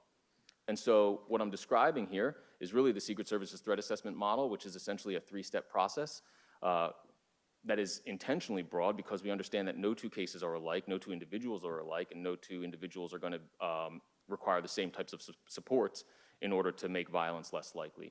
So the framework we're talking about here, which is applicable to school settings, workplaces, the community level, and others, is to identify individuals who are displaying some type of concerning or otherwise unusual or threatening behavior, gather information to assess whether or not that person poses a risk of violence, and then take steps based on the resources available to us to manage that situation and make violence less likely. Now, the Secret Service identifies concerning individuals in a variety of ways. We receive threatening letters mailed to presidents. We have individuals who will approach the White House on foot and display threatening or concerning communications. Individuals who make concerning phone calls to the White House operator, or individuals who make concerning social media posts, are just some of the examples of ways that we identify individuals. But what I'd like to do is highlight some of the really effective ways that communities are identifying individuals of concern or who are eliciting concern in their populations. And one really great example that I can point you to is a program called Safe to Tell Colorado. Now, Safe to Tell Colorado is a program that was developed after the Columbine shooting, originally as a nonprofit. It's since been absorbed by the state's Department of Justice, so it's now a state-funded entity. And Safe to Tell Colorado is an infrastructure that promotes and facilitates students to report concerns that they have about their classmates. And this can be any type of concern. If they feel or that they see that a student is in need, a classmate is in need, or that they think a classmate especially might pose a risk of violence to themselves or others, there is a mechanism for students to report that concern. And the interface most often used is a smartphone app, so students can download a smartphone app. It is anonymous. Students can submit reports. They can attach photos. They can attach videos to their reports. And that report is sent to a dedicated call center staffed by state employees in Colorado. I believe it's the state police, but I believe they have analysts in there, state employee analysts as well. They will triage the reports and they'll disseminate the reports to the applicable parties, whether it be local law enforcement and or school personnel. And there is built-in accountability in the program. The school has to report back what they did in response to this tip before that case can be closed by the Safe to Tell infrastructure. So there's anonymity, there's technology, there's a dedicated 24/7 call center, and there's built-in accountability. And what you see charted here is the number of tips that Safe to Tell has received in the years following its implementation. And what I'm going to show you next is a description of the types of reports that Safe to Tell is receiving. And if you recall, this was developed shortly after the Columbine shooting, kind of with the impetus of preventing targeted school attacks. But if you look at the most common types of attacks that Safe to Tell receives, planned school attacks is only the 6th most common. More common are threats of suicide, student drug use, student bullying, cutting, which is like self-harm, students hurting themselves, and depression before you get to planned school attacks. Now, 10 years ago, before joining the Secret Service, I actually coordinated research projects out of Vanderbilt University working with at-risk youth, behavioral interventions through K-12 schools with at-risk youth.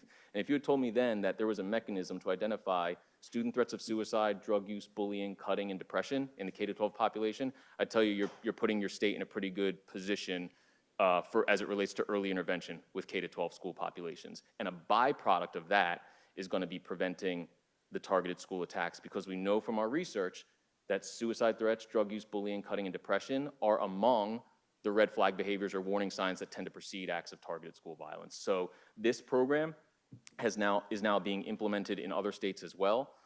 Some under the specific Safe to Tell brand, like I believe Safe to Tell Wyoming. I believe Wyoming has it under this same Safe to Tell moniker. Other states have rolled it out or developed their own very similarly structured programs with the same kind of key components I described earlier. So again, after the Parkland shooting, Florida now has Fortify Florida.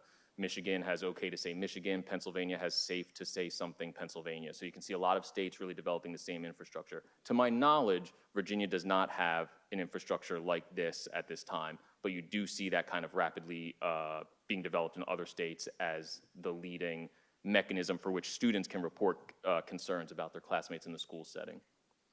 And so once an individual is brought to one's attention for a concerning behavior, public safety officials, whether that be law enforcement or school personnel or workplace managers, have to be in a position to respond to that. Because if we're telling people to see something, say something, when they say something, we need to do something, right? There has to be a follow-up on that. There needs to be that type of accountability. So one piece of the Secret Services model for assessing these situations when they're brought to our attention utilizes what we call a systems approach. And again, you can see a diagram here on your screens that illustrates what we want to do is gather information from all the community systems that might have useful information about an individual. So that might include accessing police records, accessing mental health records as appropriate, and things like that. But it's also going to include interviews with people who know that individual. So a parent, a roommate, a coworker, or others who are going to be able to give us some understanding of whether or not this individual's behavior has been concerning, whether or not it's been escalating, and so on. Who we talk to is going to be dictated by each individual and each investigation and the circumstances, as should it be for state and local law enforcement as well. But the key is really the understanding that without putting all these puzzle pieces together, you're not going to have a complete understanding of what an individual's behavior has looked like. And one way I can illustrate that, there are a lot of examples we can use. Jared Loughner, who shot Congresswoman Gabrielle Giffords, he's an example we use of an individual who had concerned dozens of people in a variety of his life contexts in the months and years preceding his attack on the Congresswoman, but nobody had that responsibility of putting all that information together. A more recent example, and this is an example in the report that I've shared with you today, is Scott Byerly. Scott Byerly perpetrated the yoga studio shooting in Tallahassee, Florida last year, where he killed 2 and wounded 5 others. He had a decades-long history of concerning the people around him in nearly every context of his life since the time he was in 8th grade. He was 40 years old when he perpetrated that shooting. So for 30 years, he had been concerning the people in his community, including law enforcement, family members, roommates, and others, people in the workplace, and so on. Some examples, dating back to, again, his middle school, he had displayed an inappropriate behavior toward females in his school. He had been not accused, but witnessed groping young females at a pool party. The parents of the females observed it and they asked him to leave. He was kicked out of the party. When he was a little bit older, his brother and sister suspected that he might have been the DC sniper. And they talked amongst each other. They talked to each other about whether or not they should notify police about him as a potential suspect. Obviously, he wasn't the DC sniper. But imagine the idea that a brother and sister would think that their brother may be the one who was perpetrating the DC sniper attacks. That's how concerning his behavior had been. His roommate said that he reminded him of Ted Bundy. His parents had asked his brother to take the firearms from his home, which at one point his brother had done. He had a history of harassing phone calls to friends. He had been reported to law enforcement 3 months prior for the attack for posting concerning material online. He had posted a number of songs with lyrics, particularly toxic and derogatory and violent lyrics regarding females. One song was called Trapped in My Basement. And you can imagine what the content of the song sounded like. So he was not somebody who particularly hid his behavior. He was somebody whose behavior was concerning to many of the people who knew him, both in person and online. He had been investigated by law enforcement for destruction of property and inappropriate contact with a female student in the college setting. He was investigated, but he was not arrested, and he was not charged for that investigation. Later, he was arrested for battery and trespassing on campus. That was after an incident where he was at an apartment pool and he slapped the buttocks of a female at the pool there. Again, police investigated. He was arrested, but not ultimately charged. And in another accident, a battery complaint by a female, he was charged, but the charges were ultimately dismissed during a prosecution's agreement. So multiple contacts with law enforcement, no charges that stuck in the long term.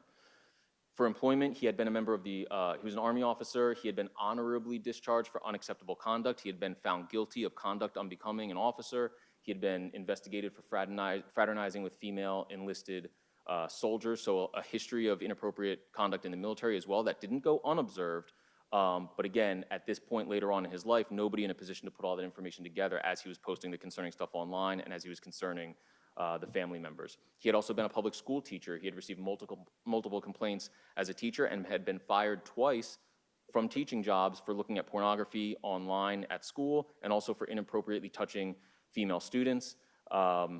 He was allowed to remain on as a substitute, or he was allowed to have a substitute teaching position after being fired from the full-time teaching position. So again, this is not an individual who was not on anybody's radar. This is not an individual who kind of came out of nowhere. This is a person who had decades worth of concerning behavior before ultimately turning that hatred of women, which was his primary motivator, outward and targeting the yoga studio and killing 2 people.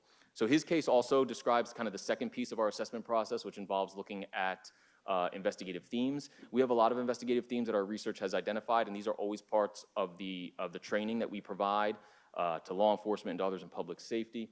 But what I want to highlight today are some of the key themes that emerged from our most recent report looking at the mass attacks from 2018. So one, of course, is the motives. I mentioned that motives can vary widely. There were only 2 in this population that were motivated primarily by an ideology. The most common motive was personal grievances of some kind. So again, workplace grievances, domestic grievances, which is why when we talk to state and local law enforcement, we talk about that how concerning that history of domestic violence and domestic conflict can be. When we talk to workplace professionals, we're talking about those workplace grievances and what it means when you have that employee who's displaying concerning behavior in the workplace that is concerning or scaring to their coworkers and their colleagues. One kind of, I guess, interesting example of how motives can be very unique to a person. You may recall there was the shooting at the YouTube headquarters last year that was perpetrated, one of the kind of rarer incidents that's perpetrated by a female attacker. She was a social media personality, I guess you would say. She had posted videos on YouTube that went viral. They received hundreds of thousands of views, and she actually lived off the income that her YouTube videos made her based on their advertising revenue. And there was a policy change at YouTube where they changed their algorithm for how they reimbursed for views, and she went kind of overnight from making a lot of money to making like 10 cents a video for a video that was getting hundreds of thousands of views. So her behavior became very angry, and she had a history of mental health issues beyond that, but her behavior grew very angry. Her father was concerned by the anger in her behavior. Before she ultimately took a gun to YouTube headquarters, she shot and injured 3 before turning the gun on herself and killing herself. Another kind of different type of motive, and again, to illustrate how these individuals are not all alike, was the Tree of Life synagogue shooting. This was one of the incidents that was motivated primarily by an ideology, particularly anti-Semitism. The attacker in that case, where he killed 11 and injured 6 others, was targeting a specific congregation that convened at the Tree of Life synagogue. So a real tragedy. He's a person who had a lot of concerning social media posts related to his ideology. Again, he's not somebody who hid the way that he felt. Had somebody been in a position to kind of put all of those pieces together, there would have been an opportunity, at least, to try and redirect that behavior and intervene before people lost their lives. Communications is another theme we talk a lot about. Again, kind of building upon that idea of people posting things on social media or making concerning comments in the workplace. People are going to broadcast oftentimes their thinking and their beliefs, and that gives us as public safety professionals an opportunity to identify those concerning communications and intervene. Another theme that we saw a lot of in this last report were belief systems. Now, I just want to draw the distinction. There were only the 2 incidents that we saw as being primarily motivated by an ideology, but we did see a lot of incidents where the individuals, even if they weren't motivated by it, they did subscribe to a belief system that had previously been associated with violence, things like white supremacy, anti-Semitism, belief in conspiracy theories, sovereign citizens. So there could be a scenario where somebody was a sovereign citizen, but they were motivated by a workplace grievance, you see. So maybe it wasn't their primary motivator, but it was still a concerning belief system that the individual had subscribed to. Fixations, also sort of related, but this is topics that the people had been fixated on to sort of an unhealthy degree, where that fixation began to affect their life in a negative way.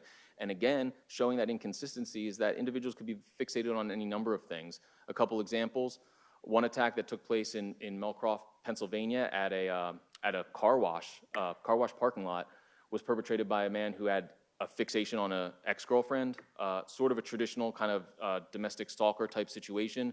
But his concerning behavior involved things like driving by her workplace repeatedly, leaving gifts on her car. This was obviously after they had broken up and she was dating somebody else. So our understanding is that they had kind of scheduled to meet, the ex-boyfriend and the current boyfriend, at this parking lot, probably to maybe have a fight. But the attacker brought his rifle with him and opened fire on them and killed the ex-girlfriend and her new boyfriend and 2 others as well. So 4 were killed and 1 additional person was injured. Her friends had advised her she should notify law enforcement on account of his stalking and harassing behaviors in the weeks and months prior. Another example of a fixation, but different in nature, was the shooting that took place at a video gaming competition. You may recall this incident from last year as well. That attacker was fixated on video games. So he had a long history of playing video games all hours of the night, going days without eating, days without bathing. His mother was concerned by his behavior toward the video game. She would sometimes take his video game controls away. And he would, at various times, he'd punch holes in the walls. She would find him awake at night just walking in circles when he didn't have access to his video games. So a lot of concerning behavior related specifically to his video gaming fixation.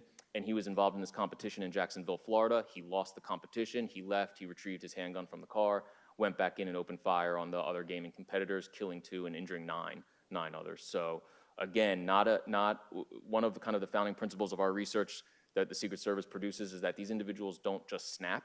These aren't just incidents that just come out of nowhere. They are the end result of an understandable process of thinking and behavior that people go through over time, along the way of which includes a number of warning signs and red flag behaviors.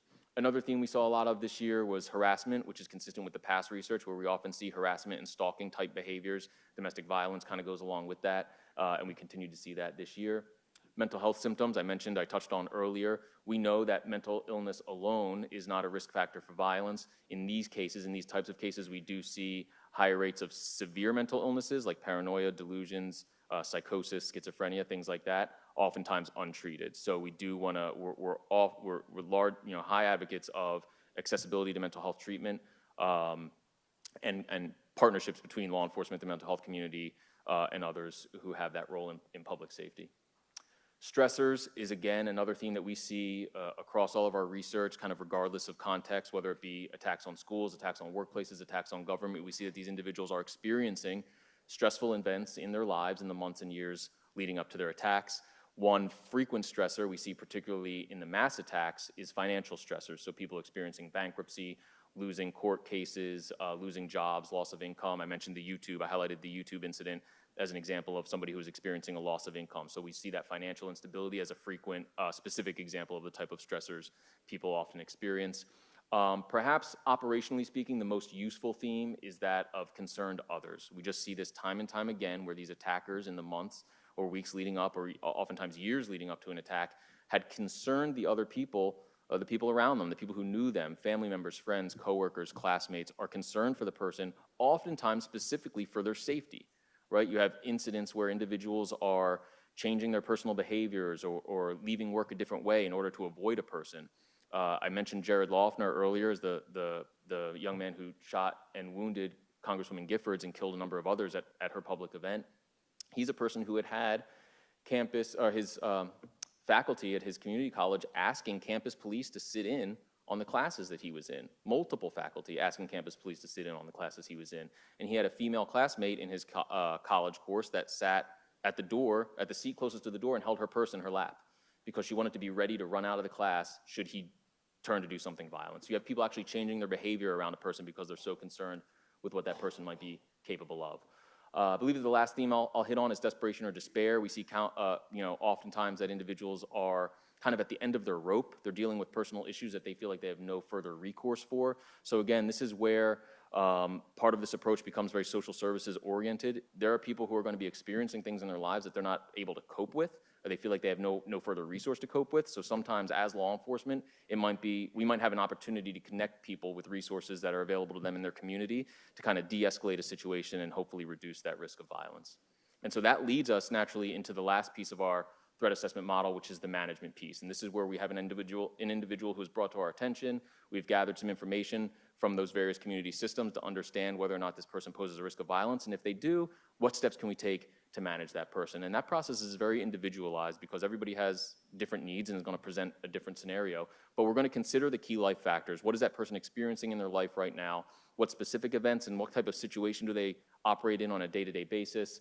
We're going to use the systems approach to identify those resources that might be available to them, whether it be a mental health resource, a workplace resource, a school resource, or even maybe just increased support from their family members or roommates or friends or things like that. We can try to facilitate those relationships to get somebody into a more stable place. Once a person does have a criminal element to an investigation, that does open up some additional resources for management once somebody's in the justice system. So some types of steps that might be available kind of in the judicial space as far as violence prevention involve the cease and desist orders, no trespassing orders, restraining orders. A couple of the speakers this morning spoke about those federal prohibitors for firearms possession. So 18 U.S.C. 922 lists out those federal prohibitors for firearms possession, like having a felony history, domestic violence history, and things like that. Probationary requirements would be another thing. Oftentimes, when individuals commit a crime, there might not be a lengthy jail sentence associated with that. They might end up on probation. It is possible to have probationary requirements added to somebody's release. For example, maintaining mental health treatment, maintaining drug abuse treatment, things like that that can help stabilize that person upon their release.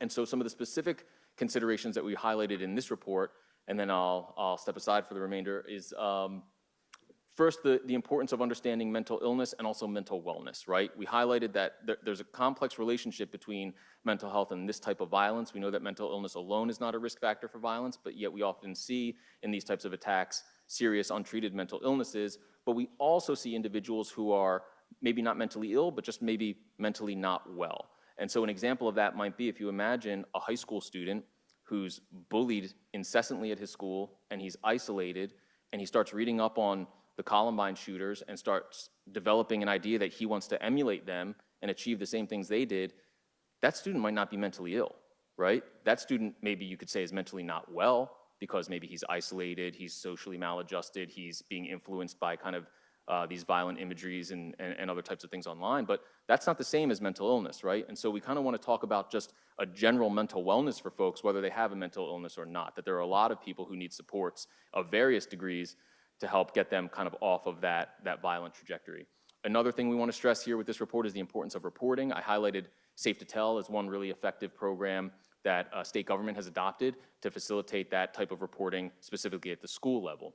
Another thing is this idea of we've been asking the public to see something, say something for 20 years now, and that is something that we see happening quite a bit. In a lot of these cases from this report, individuals were concerned and they did report it to people. They reported it to law enforcement or they reported it to their workplace or to their school, and either the response was lacking or the response was just insufficient. So if we're going to tell the public to see something, say something, public safety then needs to be in a position to do something and follow up when those reports are received. And then kind of building on that, we highlight that it's not law enforcement's job alone to prevent all these incidents. Of course, law enforcement is probably the premier public safety component to violence prevention, but it's going to take an important development of relationships between law enforcement and schools and workplaces and the mental health community and social services to bring those pieces all together and all those resources together to make violence as rare as can be. So if you refer to the guidance, for example, the guide we released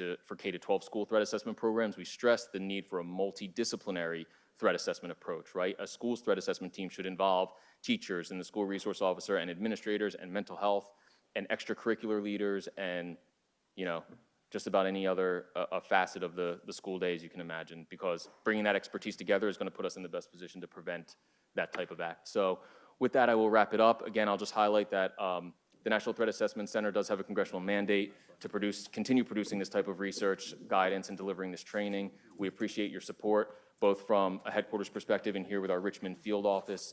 You have a lot of expertise in the Secret Service and violence prevention, and we are happy to remain a resource for you and our other public safety partners. So thank you for inviting me to be a part of the day.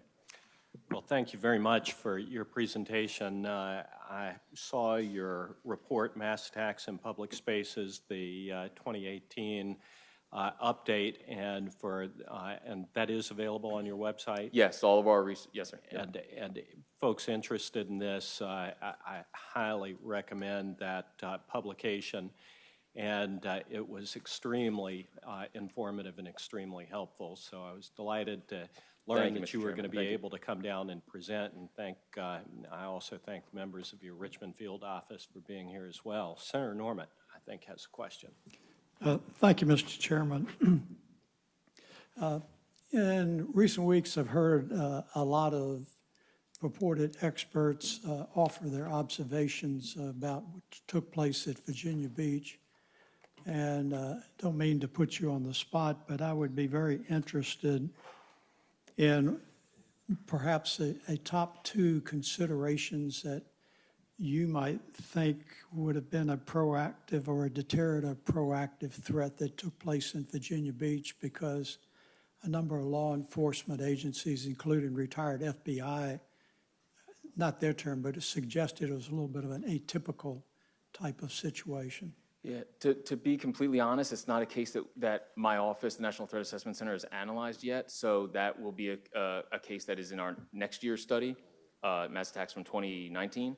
So next year, calendar year, because we need to have that time to allow the investigations to proceed. I just don't have enough information about that case specifically. But what I can tell you from our research is that one of the themes, the concerned others theme, to me, is really kind of the wheelhouse for prevention. Because like I said, whether you're talking about an incident like that one, other workplace, school, community, public space-oriented attacks, every attack you look at, we see that same response in the aftermath, right? People who there was some type of warning sign, there was some type of red flag behavior. Even oftentimes, a lot of cases, the initial reporting will say, well, this just came out of nowhere, and this was unexpected, and this wasn't the type of person. But then, as time goes by and more information is gathered, you'll oftentimes almost always realize that, no, there were a lot of warning sign behaviors, that there were people in the workplace that were concerned, or there were family members that had been concerned. So that idea of having public safety in a position to respond when individuals are concerned, whether or not a crime has been committed, because there's not always going to be that criminal element to these types of situations, but to have the public know that if they have concern for safety, for themselves or for others, that they have somewhere they can go to report that, and somebody who's going to take the responsibility to look at that situation and say, is this concern warranted? Maybe it's not. Maybe there was a misunderstanding. Maybe the concern's not warranted, but maybe there are a lot of those warning signs and those red flag behaviors like I described, where law enforcement and others would say, you know, we need to step in and do something to make this situation less volatile. Senator Norman. You tweaked my interest a couple of times. You made reference to red flag based upon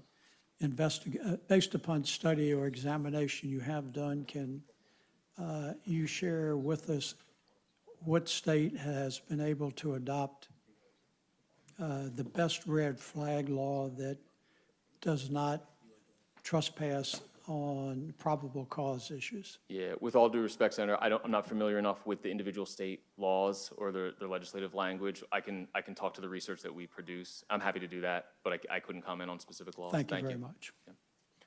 Any other questions? Ms. Shaw. Thank you, Mr. Chairman.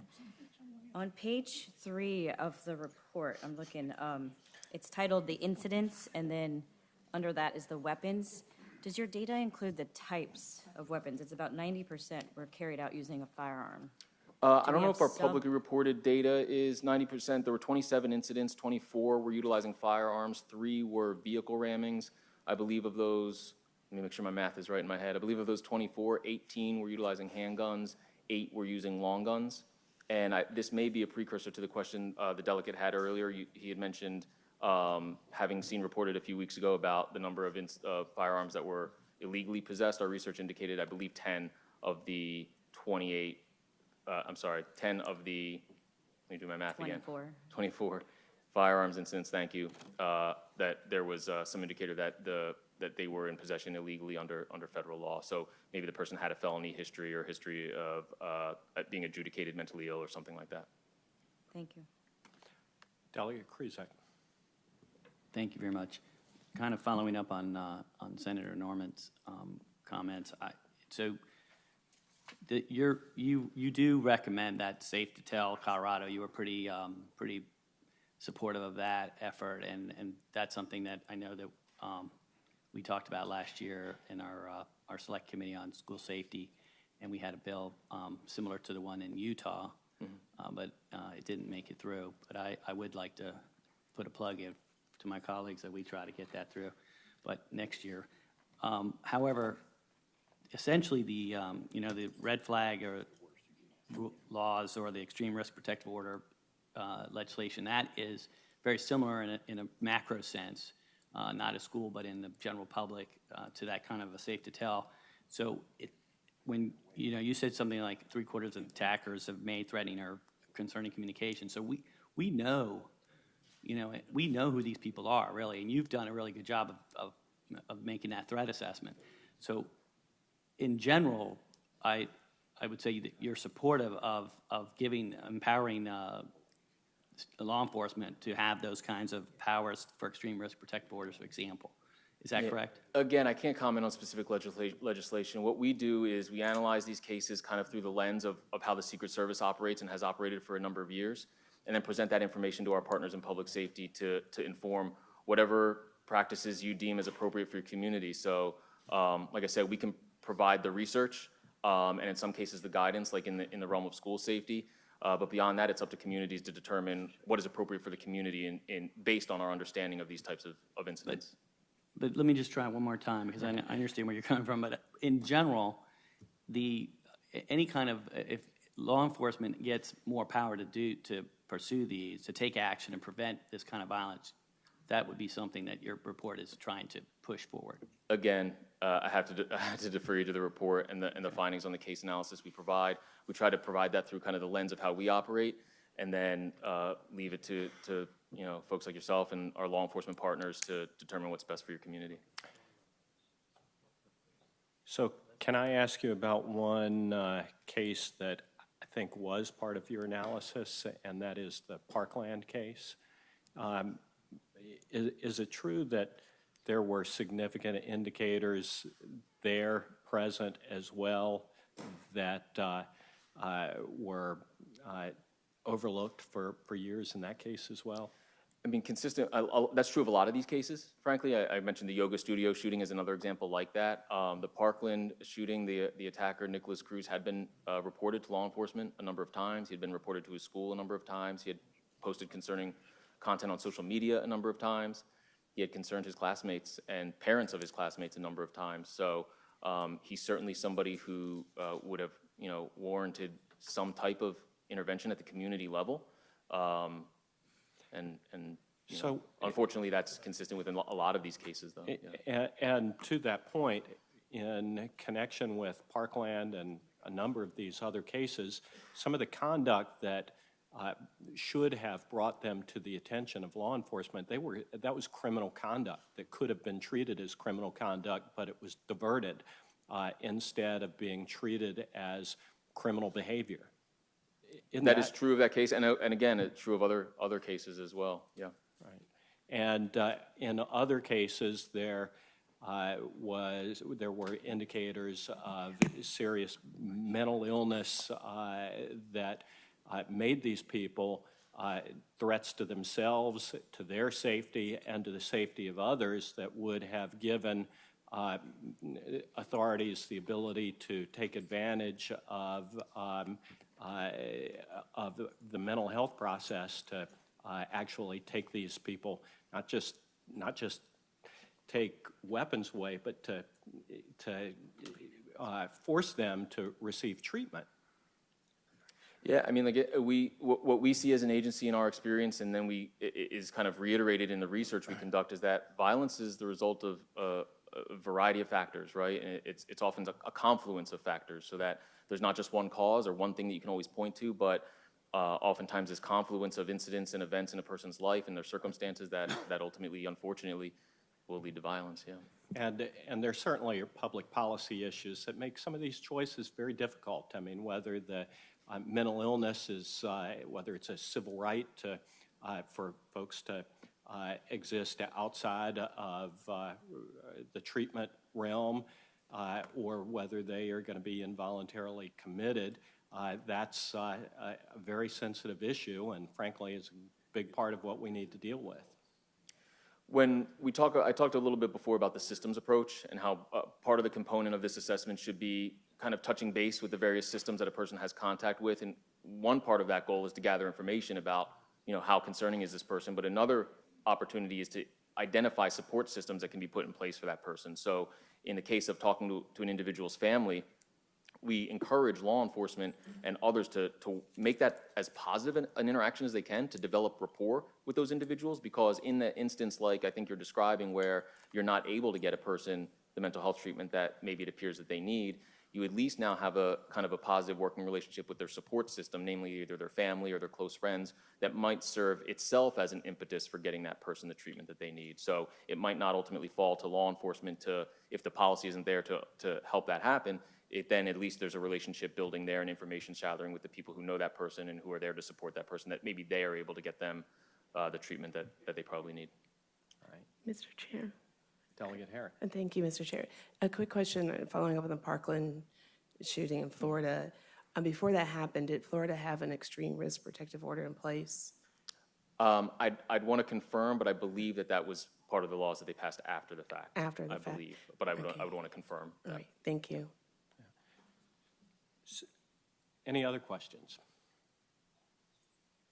Well, I want to thank you very much for your time, for the presentation, and your candor in addressing the committee. So thank you very much. Thank you, Mr. Chairman. Next, we have Diana Zuckerman, president of the National Center for Health Research, who is going to talk with us about media coverage and its role in inspiring copycat mass shootings. She's written widely on this and other topics in peer-reviewed publications. And with that, Ms. Zuckerman.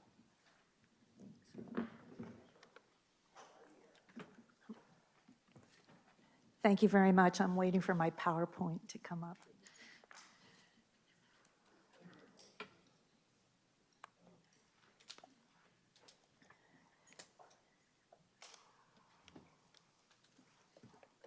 Okay, great. Thank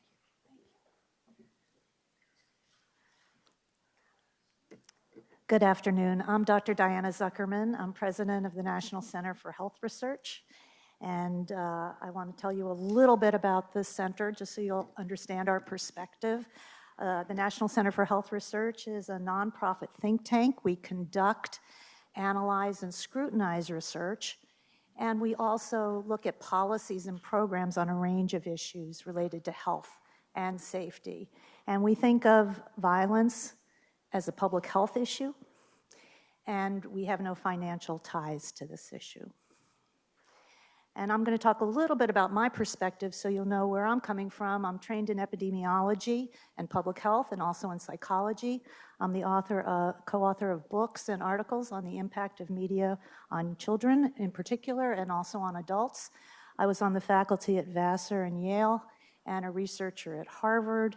And then I moved to Washington and have been on the staff in the House and the Senate. And also served in the White House in the Office of Science and Technology Policy. And I'm also a former fellow at the Center for Bioethics at the University of Pennsylvania. So with that checkered past, I'm going to share my perspectives on this issue. And my goals today are to summarize the research findings that I think will be useful to this commission. I want to put that research in the context of the many policies that you'll be considering this year. And I want to emphasize that media coverage is only one of many, many issues, many factors that you'll be looking at.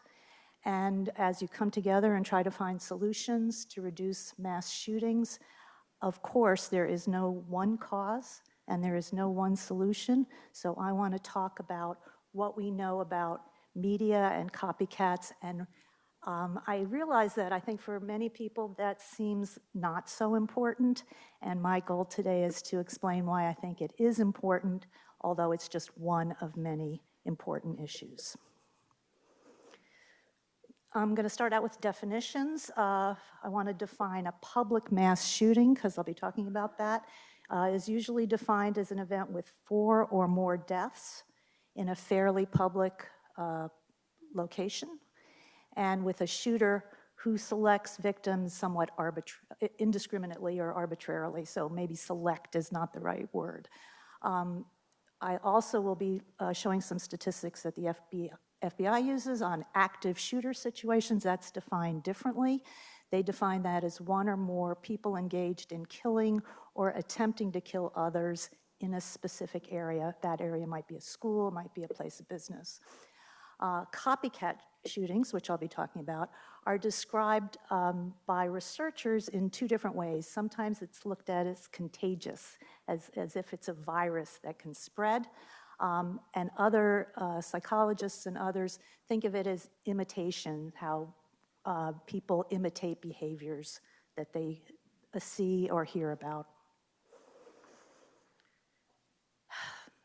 I'm going to be showing some national statistics, and I know you've already seen some Virginia statistics. The national statistics do include Virginia shootings, unfortunately. But I also want to emphasize, I'm not sure what that is.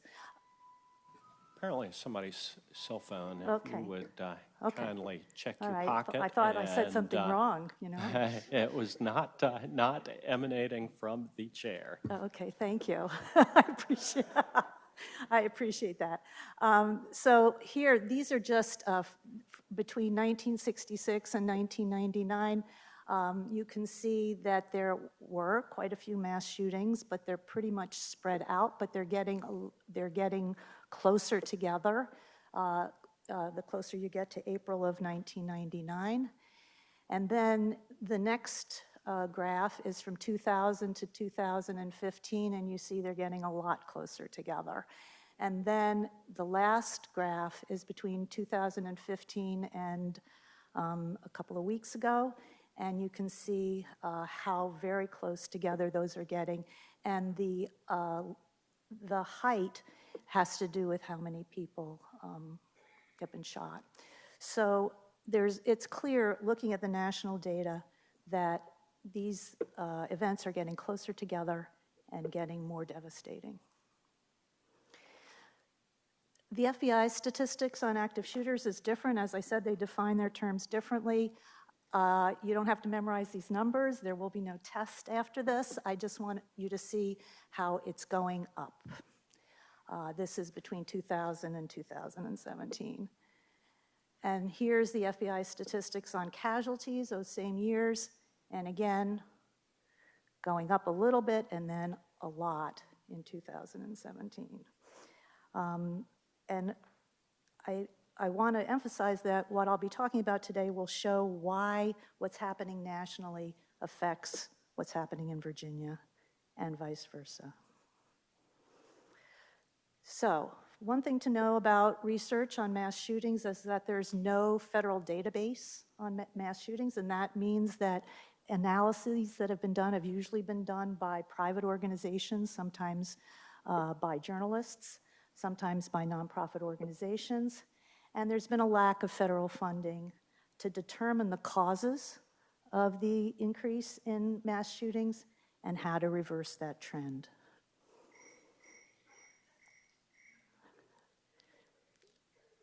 Okay,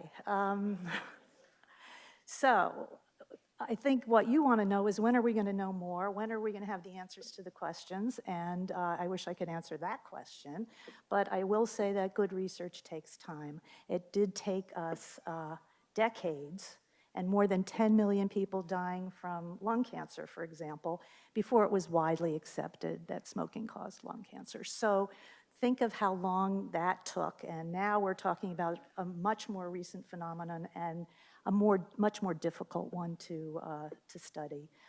But the gold standard for this kind of research is to look at what's statistically significant. And statistical significance means that if you're looking at, are the numbers increasing? Are the people who are doing this mentally ill or Are they seeking fame, or are they angry with people at work? You want numbers. You want more numbers to be able to compare them. And statistical significance means it didn't happen by chance. The standard for science is usually there's a 95% chance that this is a real difference, whatever that difference might be, of the type of person who's most likely to become a mass shooter in this case.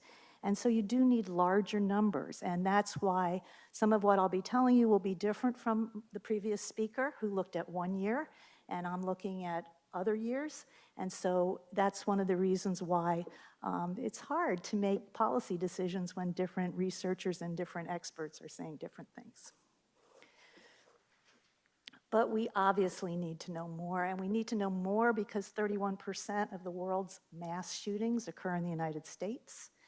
87% of all children ages 0 to 14 worldwide who were killed by firearms are children living in the United States, and less than 5% of the world's children live in the United States. So it's less than 5% of the children living here, and yet 87% of those who are killed by firearms.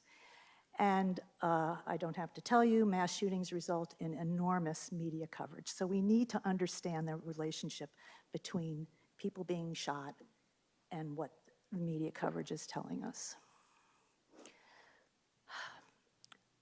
Research clearly shows that media can influence what we think about a subject, but not always. Sometimes we just listen to something and we reject it if it doesn't agree with what we already think, or we accept it if it confirms what we already think. But the thing that is incontrovertible is that media strongly influences what we think about. So even if it doesn't influence our attitudes exactly, or it doesn't always, but it influences what we know about and what we think about and what we think is important.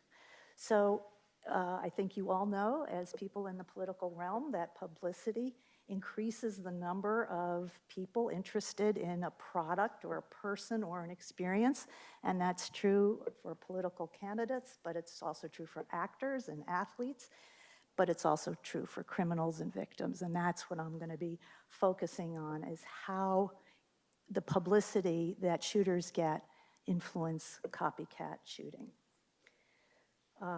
The other thing to understand, which I really have to say I didn't understand until I really got into this field, which is that media coverage also creates fans and followers. We know that's true for celebrities.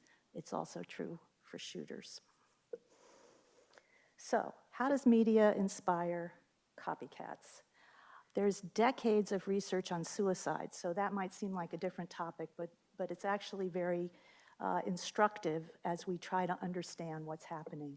We knew for decades that when a suicide is covered in the media, there are copycat suicides. And as a result of that knowledge, the media has been much better at not dwelling on suicides, particularly teen suicides, because they found that every time there was coverage, there were more suicides. So, it's important not just because it's a good example of copycats, but also because mass shootings themselves can be linked to suicide. 46% of the killers committed suicide, or what's called suicide by cop, compared to the estimated 5% to 10% suicide rate of killers for other kinds of murderers. And when the perpetrator commits suicide, on average, 22% more people were killed in those events. So there is this link between suicide and mass shootings. Here's some more statistics. It only goes through 2014, but you can see this is the time between mass shootings. And if you look at how each dot is an event, and they get closer and closer together. And although we don't have anything more recent than 2014 on this graph, they're already on top of each other. You couldn't get any closer than what we're showing up to 2014, and unfortunately, it's gotten a little bit closer to get, it's gotten a little bit more frequent since then. So So I want to talk about the celebrity effect of talking about mass shooters in the media. And I'm going to be quoting quite a bit of research from Professor Adam Lankford, who's a professor at the University of Alabama, who's done quite a lot of important research on this. One of the things he did was he compared the perpetrators of 7 mass killings to what media coverage they got compared to the media coverage of more than 600 celebrities. And he looked in the years 2013 to 2017. And during the same months of the attacks, whatever attacks he was looking at, there were shooters who received more media coverage than some of the most famous Americans. And we have the nice example of Brad Pitt, and Tom Cruise actually was also, Johnny Depp, even Kim Kardashian, who would have thought that was possible, and Jennifer Aniston. So we're talking about enormous coverage that's very similar to what celebrities get. And in addition to that, he found that the months following the attack, there was more coverage than about the shooters than there was about professional athletes, and slightly less than television and film stars. And overall, he calculated that the kind of media coverage that mass shooters were getting was equivalent to $75 million in media coverage if they were paying for media coverage. And in many cases, even winning a Super Bowl or an Academy Award got less media attention than committing a high-profile mass killing. The early example, 1999, the Columbine shooting, was one of the highest media events of the whole decade, and in fact, got more coverage than the death of Princess Diana, for those of you old enough to remember how much coverage that was.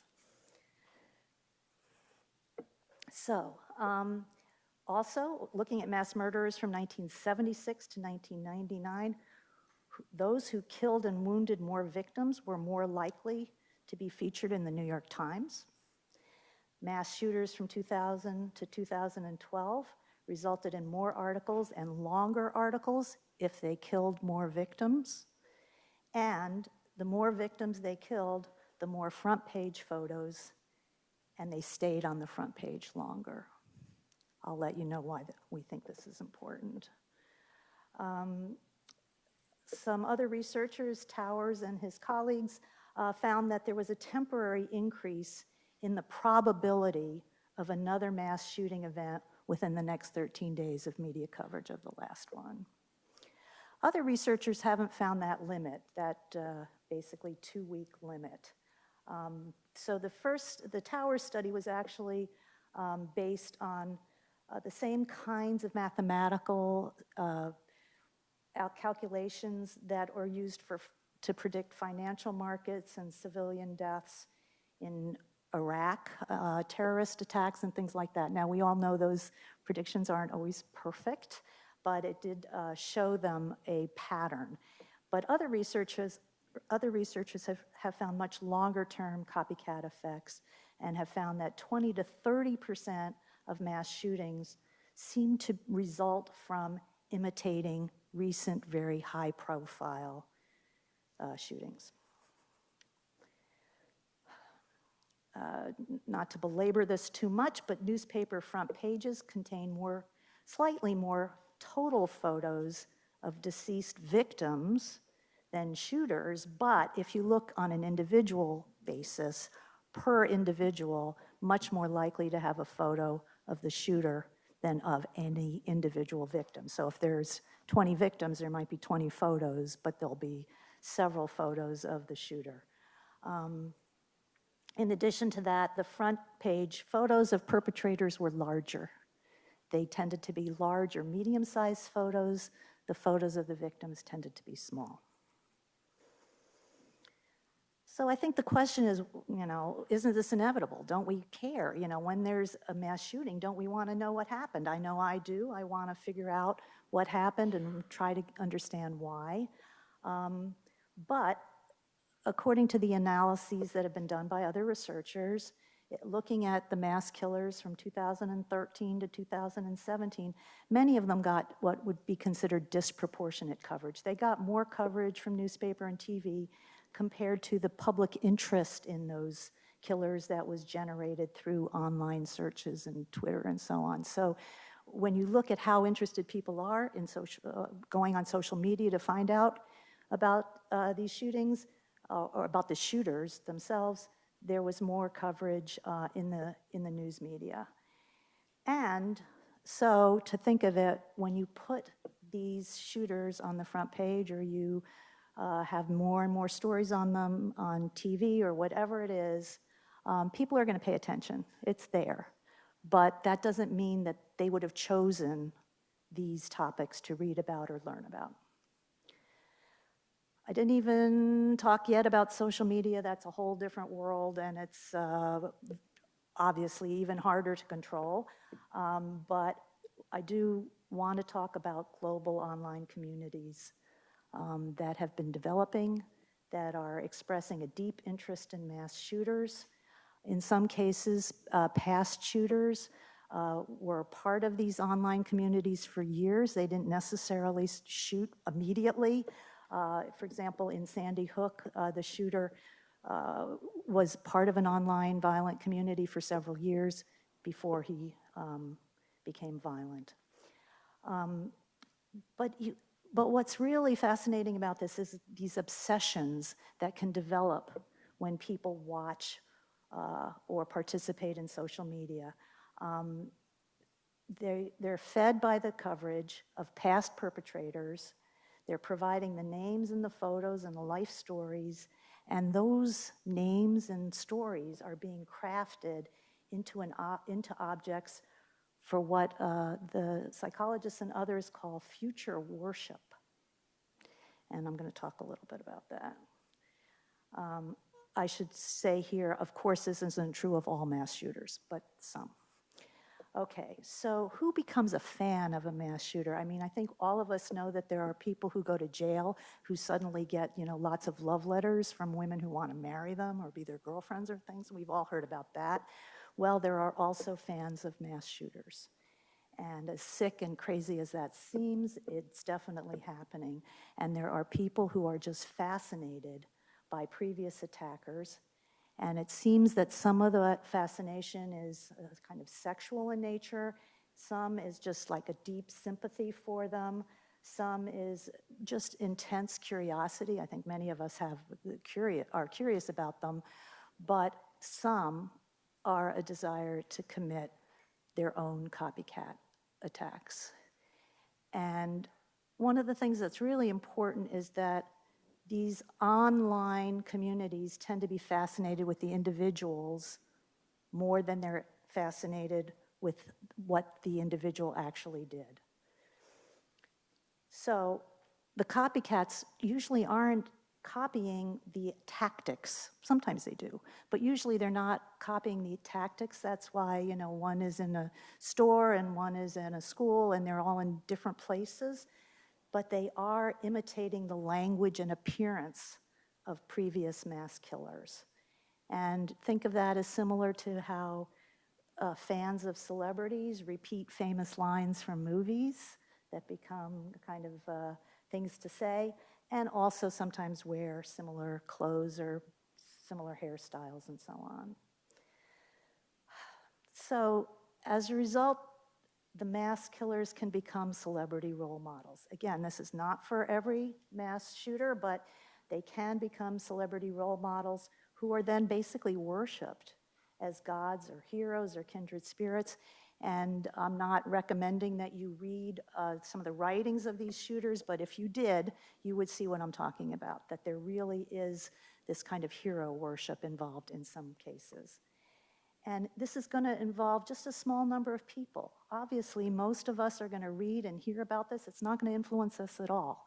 But some of us are going to be influenced, and perhaps those particularly who are very troubled or angry. The previous speaker talked about that. Of course, there are a lot of people who are angry with something going on at work or angry with something going on in their family. That's not uncommon, but it's that combination of uncontrollable anger and participation in this sort of online community, or really seeing these shooters as some kind of celebrities.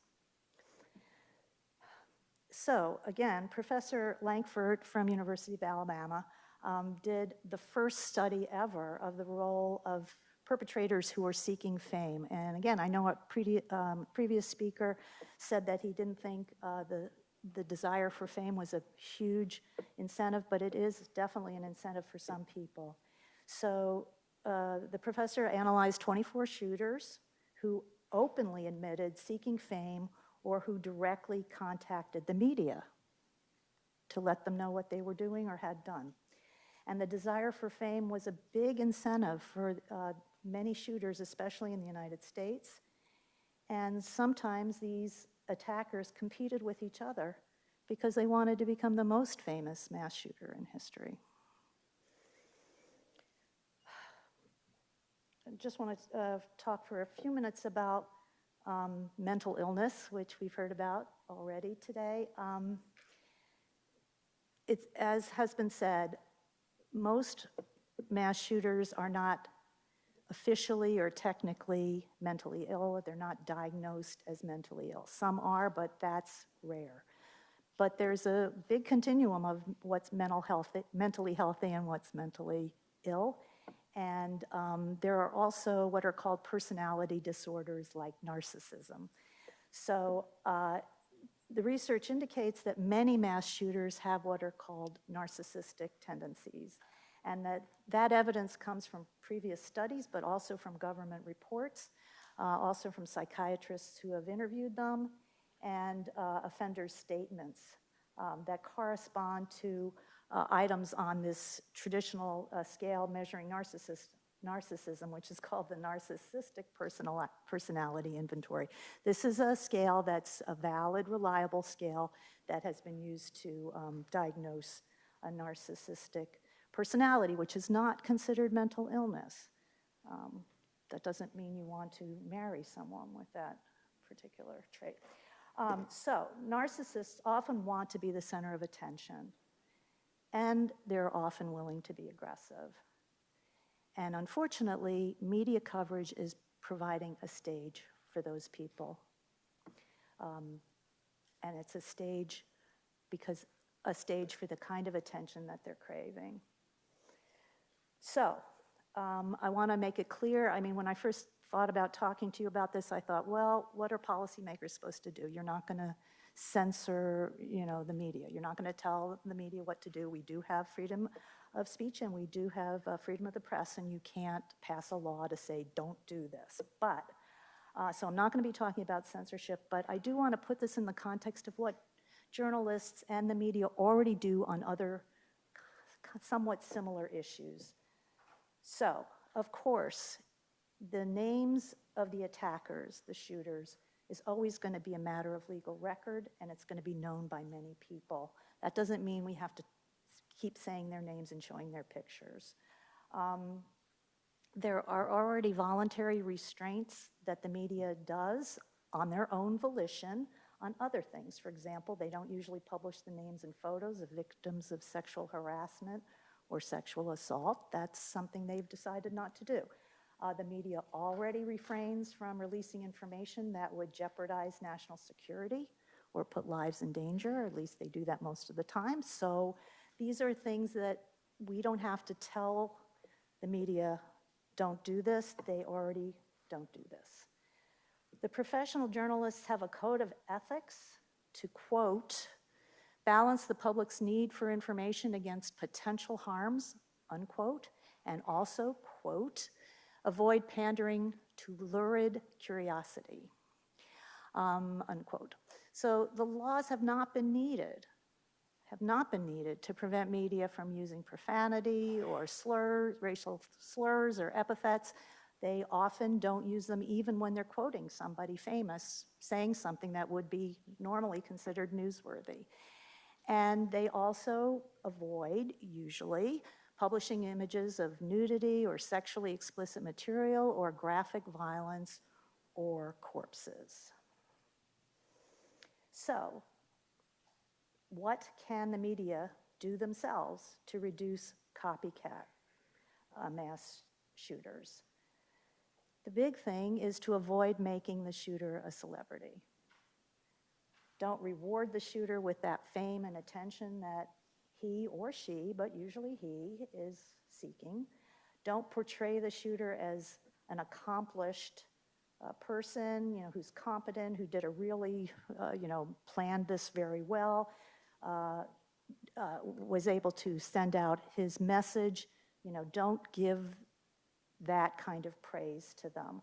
And then the warning is that even identifying shooters as dangerous or menacing can be perceived as a compliment by these shooters. So we can't always control how they're going to perceive what's said about them, but we can do our best.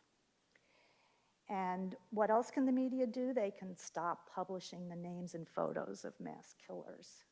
They can replace the names with the year of the attack, especially when you're talking about previous shooters. Instead of saying the name of the shooter, you can say, the Virginia Beach shooter, for example. You can, of course, have the media continue reporting other details of the crimes as needed. We're not saying not to cover the stories. We're just saying don't dwell on the shooters, don't give them the fame. So what we are really saying is to deny mass killers the celebrity status and fame and the free advertising that they crave, and that can be very dangerous because it then influences other people to try to do the same thing. We want to reduce the chances of any mass shooter becoming a role model for other mass shooters, and we want to also really disrupt future perpetrators so that they can't connect on that personal level by reading all about the past shooters. And I think you all know that there have been some very clear examples of that where somebody who just committed a mass shooting had a whole kind of obsession with gathering information and reading about and thinking about a previous shooter. There are other problems with media coverage I'll just talk about briefly. Inaccurate stereotypes that most mass shooters are psychopaths or psychotic loners, for example. We do know that there seem like a lot of mass shooters are described as loners, and it's easy to think of them as psychopaths, but it would be an inaccurate stereotype. There's all kinds of reasons why people are mass shooters, and although, as I said, they may not seem mentally healthy, that doesn't mean they're diagnosably mentally ill. Research shows that coverage results in the public becoming more excessively fearful. So I want to say something about that. Obviously, the people killed and their family members, it's a horrible tragedy. But I think especially lately, it's felt like all of us are suffering because of the fear that we have. Do we want our children to go to the mall without us? Do we want them to go to a park? Can we go to a concert? What are the things that we love doing that we're becoming afraid to do? And having safer media coverage, by which we mean ones that don't emphasize the shooters, could potentially reduce both the number of copycats and the public fear, the fear that we in the public all have. Again, some caveats: not all mass killers are seeking fame, and not all mass killers are copycats. There are other reasons why people kill. And changing media coverage would obviously not stop all mass killings. But let's look at other successes that the media's had when they changed the way they portrayed things. The portrayal of smoking and alcohol use has changed dramatically in the last few decades, and by if those of you old enough to remember, all the glamorizing of smoking in movies in the 40s and 50s and 60s, that's not happening anymore for the most part. So by changing how we perceive smoking and alcohol use, just as an example, it does change our perceptions of what's good behavior and what's appropriate behavior, and what we want to imitate and what we don't want to imitate. And again, as I mentioned before, changing the way suicides are reported by not reporting and focusing on people who've killed themselves, and particularly teenagers, that has reduced copycat suicides. The FBI and other groups have something called the Don't Name Them campaign. I'm sure many of you are aware of this. This is what I'm talking about. Don't name the perpetrators. Don't name and don't focus on the names, the photos of the people who committed the mass shootings. If you are reporting about them, portray their actions as shameful, not exciting. Avoid in-depth descriptions of why they did what they did. Don't print their manifestos, because that's, of course, what they most want. Try to reduce or encourage the reduction of overall news coverage and make that coverage less sensational, so it'll be less exciting, so it'll be less stimulating to potential copycats. And avoid the detailed accounts of their actions. Only talk about the information that's necessary to describe the event. And I just want to say, I know how hard this is because we don't control what the media does. And the media does like to investigate and talk about and interview all the people who survived and so on. So it is difficult to control this. And the role of social media is just making it worse. With the rise of the internet and social media, violent behavior can just spread faster and can be more permanent. And people who are interested in mass shooters and want to find out more about it can use the internet to obsessively study them and to study details of the past events. In fact, the research is showing that Twitter is the most useful form of social media to spread information after a mass shooting. So, what can you all do? What can we all do? There's not one cause, there's not one solution.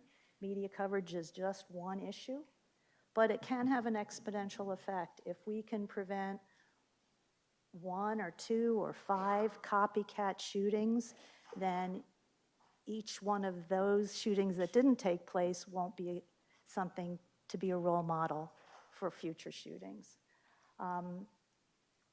It's also, of course, important to talk about reducing the availability of firearms and how effective that's been in reducing suicide rates. So again, if you can reduce availability and that reduces suicide rates, it suggests that the same thing could be true for mass shootings.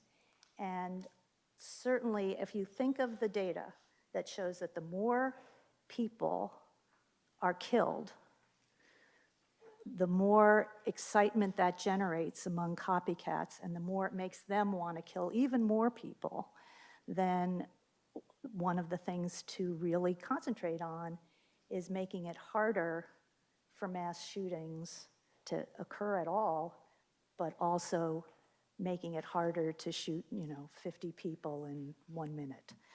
So anything that we can do both to reduce access and reduce the kind of weapons of war that are being used is very important. Bottom line, there's a lot of media coverage of mass killers, and that media coverage is rewarding those past and current perpetrators by giving them the fame that a lot of them want.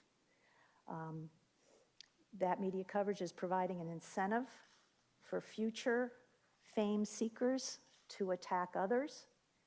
It's providing an incentive for perpetrators to choose options that enable them to kill as many people as they can, as quickly as they can, in order to gain more attention. And we've seen that with the kind of weapons being used, kind of increasing in terms of the ability to shoot more people more quickly. So what's needed is more research, but that's obviously not the only answer. It would be nice to have federal funding or foundation funding to get a better sense of how to prevent these mass shootings. It would be helpful to have a federal database on all mass killings and school shootings, for example, including details such as what kinds of weapons were used. You heard earlier today that we know that they're firearms, but we don't know what kind. Wouldn't it be helpful to have that information? And by having a federal database, then all the states can use that information instead of each state having to reinvent the wheel. We want to know how weapons were obtained, whether it was legal or not. And it would be helpful to have, I think, a national understanding of this Don't Name Them campaign and why that matters. And even though it's just a small part of the story, it's a part that will save lives. And also to reduce access to weapons by people who are most likely to be copycats of mass shootings. And I'd be happy to answer any questions. Dr. Zuckerman, thank you very much for your thoughtful presentation. Senator Norman, I believe, has a question. Thank you very much for that interesting presentation. And I'm just wondering if you think that it's a contributing factor that maybe the mainline written media is experiencing an irresistible impulse because of the competitiveness in the written media as opposed to social media or 24/7 news, and that they're struggling for survivability and readership, and therefore feel that they must perhaps be a little more salacious in what they write? That's a great question, and certainly one that I can speculate. Yes, the media is competing for viewers and for readers. They need that to survive. They're competing with social media, and you're right, social media tends to say things that mass media in the past wouldn't talk about. So I think we have to be aware of that. I do think, though, that the media is responsive to the public. And if the public, whether it's the FBI talking more about the Don't Name Them campaign or legislators talking about it, I've certainly seen some state-level legislators saying, I'm not going to mention the name of the shooter. I think all of that really helps contribute to this idea that we want to be part of the solution, not part of the problem. And yes, people want to know, why did this person do this crazy thing? And are they crazy? Isn't anybody who kills strangers they don't even know, isn't that crazy? Not exactly. So I think anything that we can do and that you all can do to change that conversation a little bit so that the media doesn't feel that they are going to get, to create disincentives, I guess is what I'm saying, create disincentives for them to do that kind of coverage. Delegate Adams. Thank you, Mr. Chairman. I have a couple questions, Dr. Zuckerman, about the initial part of your presentation where you mentioned the data as it relates to the increase in frequency, and in particular with the definition of public mass shooting, the number 4, that we have, where 4 persons are shot. Mm-hmm. Is that, where does that definition come from, and is there consensus among all public safety and health agencies with that number? Also, if you could elaborate on how that compares or contrasts to the active shooter definition that's used by the FBI. And then lastly, is that the same data that is used as a benchmark going back to the 1960s, where you started sort of the frequency analysis? And anyway, sure. If you could address those are great questions, and thanks for asking it, because one of the things I meant to say is we use the definition of 4 or more deaths in the mass shooters, and that is a definition that quite a few analyses have used, but not everybody. There is some differences of opinion, but I think 4 or more, sometimes it's 3 or more, is the definition. And when people are measuring over time and looking back 2 decades or even more to look at mass shootings, they are basing it not on an analysis that was done 10 years ago or 15 years ago that might be different. They're basing it on what we know about how many people were killed at that time or shot at that time, depending on what's being measured. In terms of the FBI, can we have the FBI slide? Can somebody do that, or do I need to do that? Go backwards? There you go. Okay.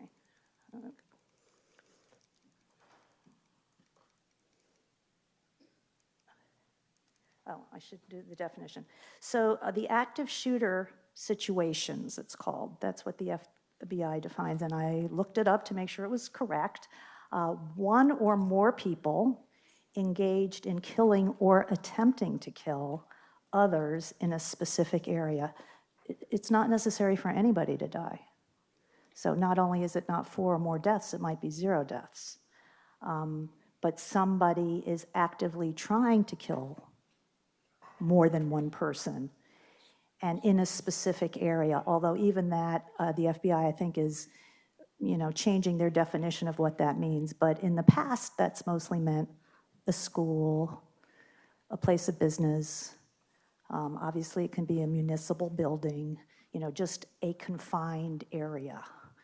But it could be a concert where there's, a very large area. Did I answer all your questions? Yes, and thank you. And that sort of leads to another question that I had. It would seem that the FBI analysis would exclude domestic violence situations. That's correct, because if they're just seeking to kill one person, well, of course, sometimes domestic violence kills the whole, children as well as a spouse, or parents as well as a spouse. But it is my impression that, I guess I'd have to ask the FBI, but it's my impression that that would not count.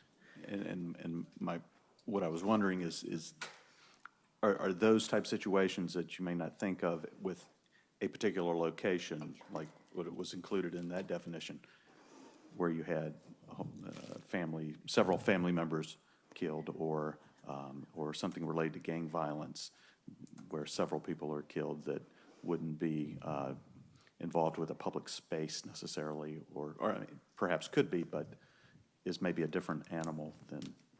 Yeah, I think the active shooter definition is different. I used it because it's the FBI, and I think it's instructive, and it's instructive to see that, like other kinds of mass shootings, it's going up. But in terms of what most people are talking about when they talk about mass shootings, I think most people aren't talking about what the FBI defines as active shooters, although, of course, an active shooter can be a mass killer as well. Delegate Herring. Thank you, Mr. Chair. My question is specifically to what you mentioned about social media and Twitter, and that after mass shooting, there's an increased use of Twitter. But is there any peer review literature that suggests, though, that increased use contributes to copycat? Because I would think the increased use is just people are trying to find out information. But is there any evidence really that causes a copycat or contributes to it? Yeah, that's a wonderful question. I think that we know very little about the impact of social media on mass shootings. We only know that there's a lot of coverage. We don't know how influential it is. It's very hard to know. With a newspaper, you know what their circulation is. With a TV news program, you know how many people watch it. With social media, you may not know. And then, of course, there are these various websites that have come under attention lately for providing a platform for hate speech and horrible communities of hate, really. And I don't know that anybody has studied those in a way that is useful yet. And I guess the choice is either should we be spending money doing that, or should we just assume those are bad, and that what we have to do is figure out how to reduce access to those horrible hate sites that are fomenting, these horrible thoughts and plans. Delegate Kriesek. I got a few questions along this line really quickly. So I'm a little confused because you showed your graphs show that mass shootings are getting closer together and they're happening with more frequency and more deadliness.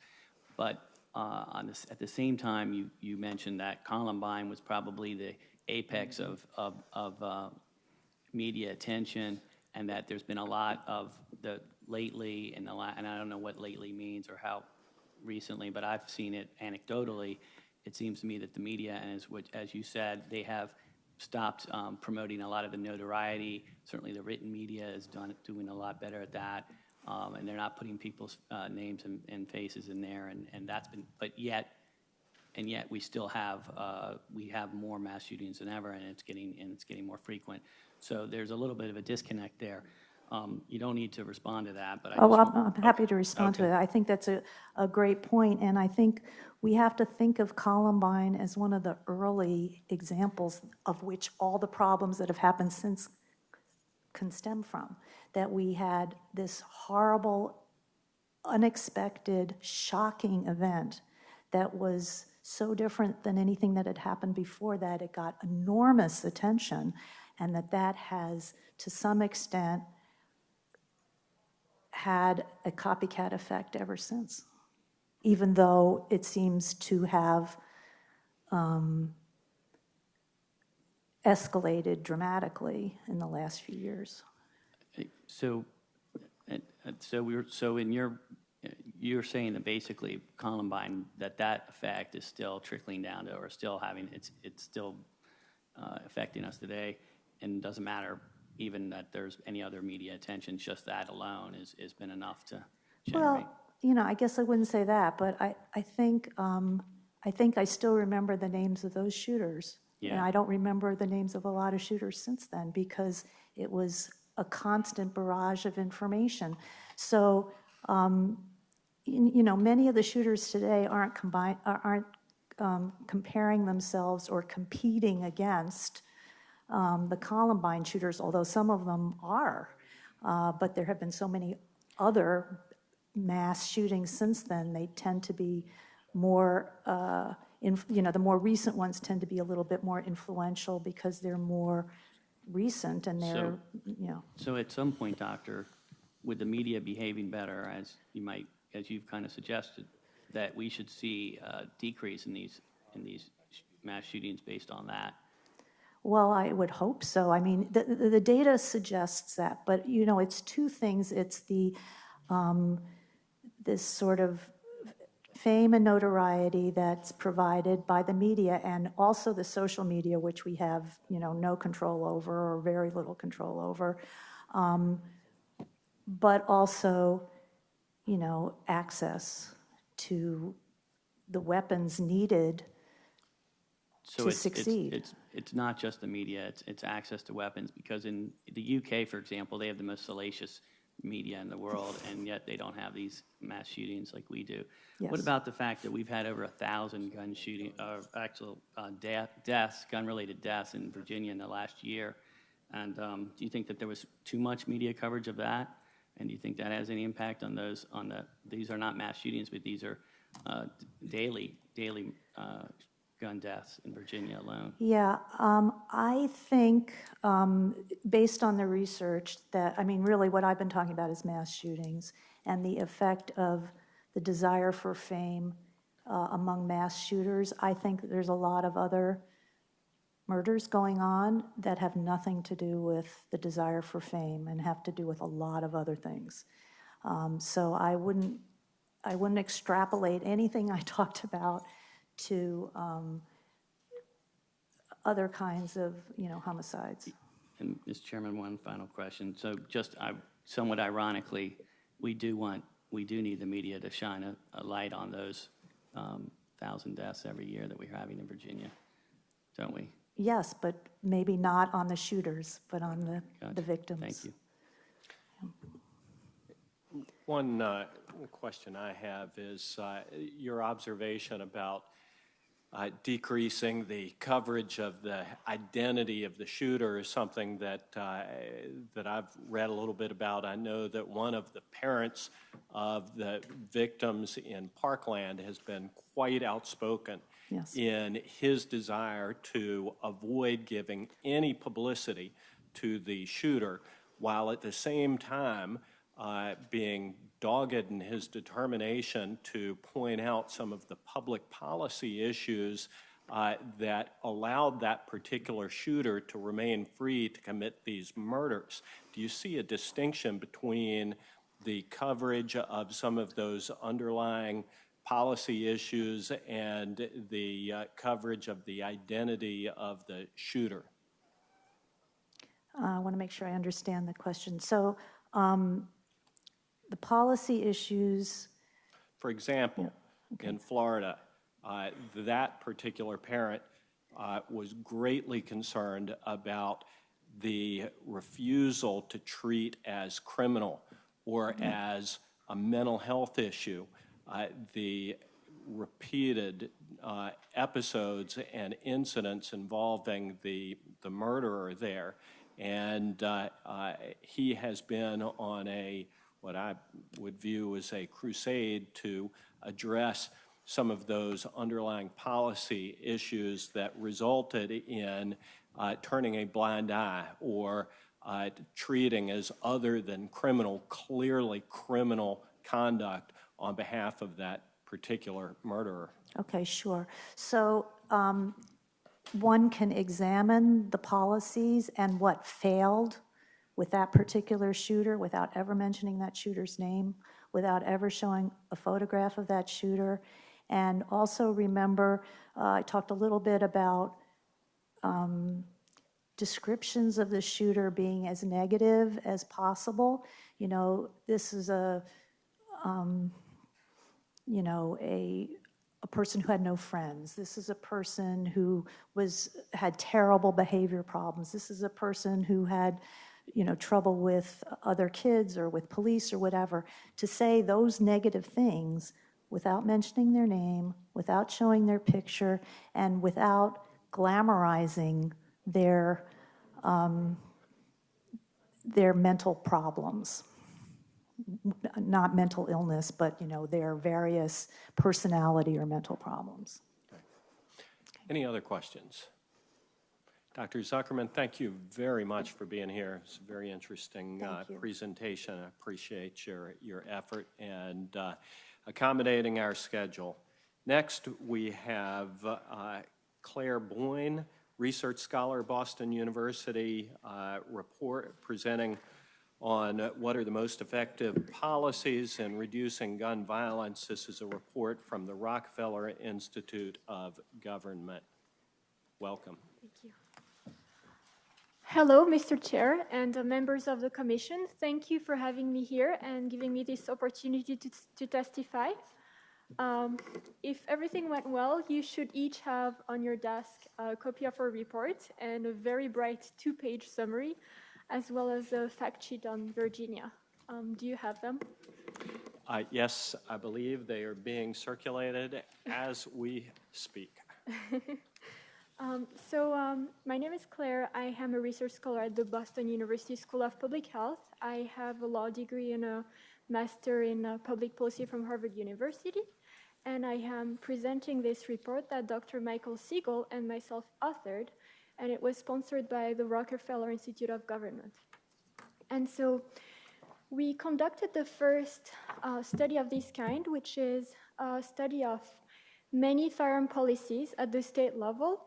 We looked at them in combination, and we looked at their effects on overall homicide over a 20 and almost 30 years period. So today I'd like to first give you a brief overview of firearm homicide, and then I'll tell you about the study methods that we used. I will tell you about the type of laws that we included in our study, and I will show you the findings and implications before telling a few words about red flag laws and suicide.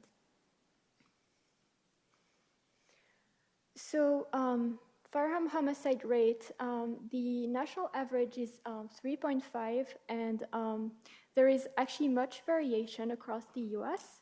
It ranges from a low 0.7 per 100,000 people in New Hampshire to a high of 9.8 per 100,000 people in Louisiana. And the Virginia average is close to the US average with 4.1.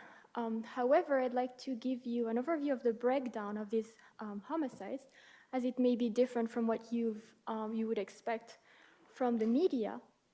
So actually, most firearm homicides are committed by someone who is known to the victim. 60% are committed by a family member or an acquaintance, and 40% are committed by an intimate partner. Only 25% are committed by a stranger, and 1% of gun deaths are actually mass shootings for this year. Other years, it may be a little less. And so I'm calling your attention to this number because in this study, we really looked at the laws that would reduce overall homicide rates, but based on which type of homicide you're targeting, the policy may be different. So if you're specifically targeting intimate partner violence, for instance, or mass shootings, then the policies you would adopt might be different from what I'm going to present today. I'd like to tell you a bit more about our study methods. So first off, we created a database that includes all of the state firearm laws across the US. We coded 127 laws over the period from 1991 to today. And we first tried to look at which laws could be fairly compared.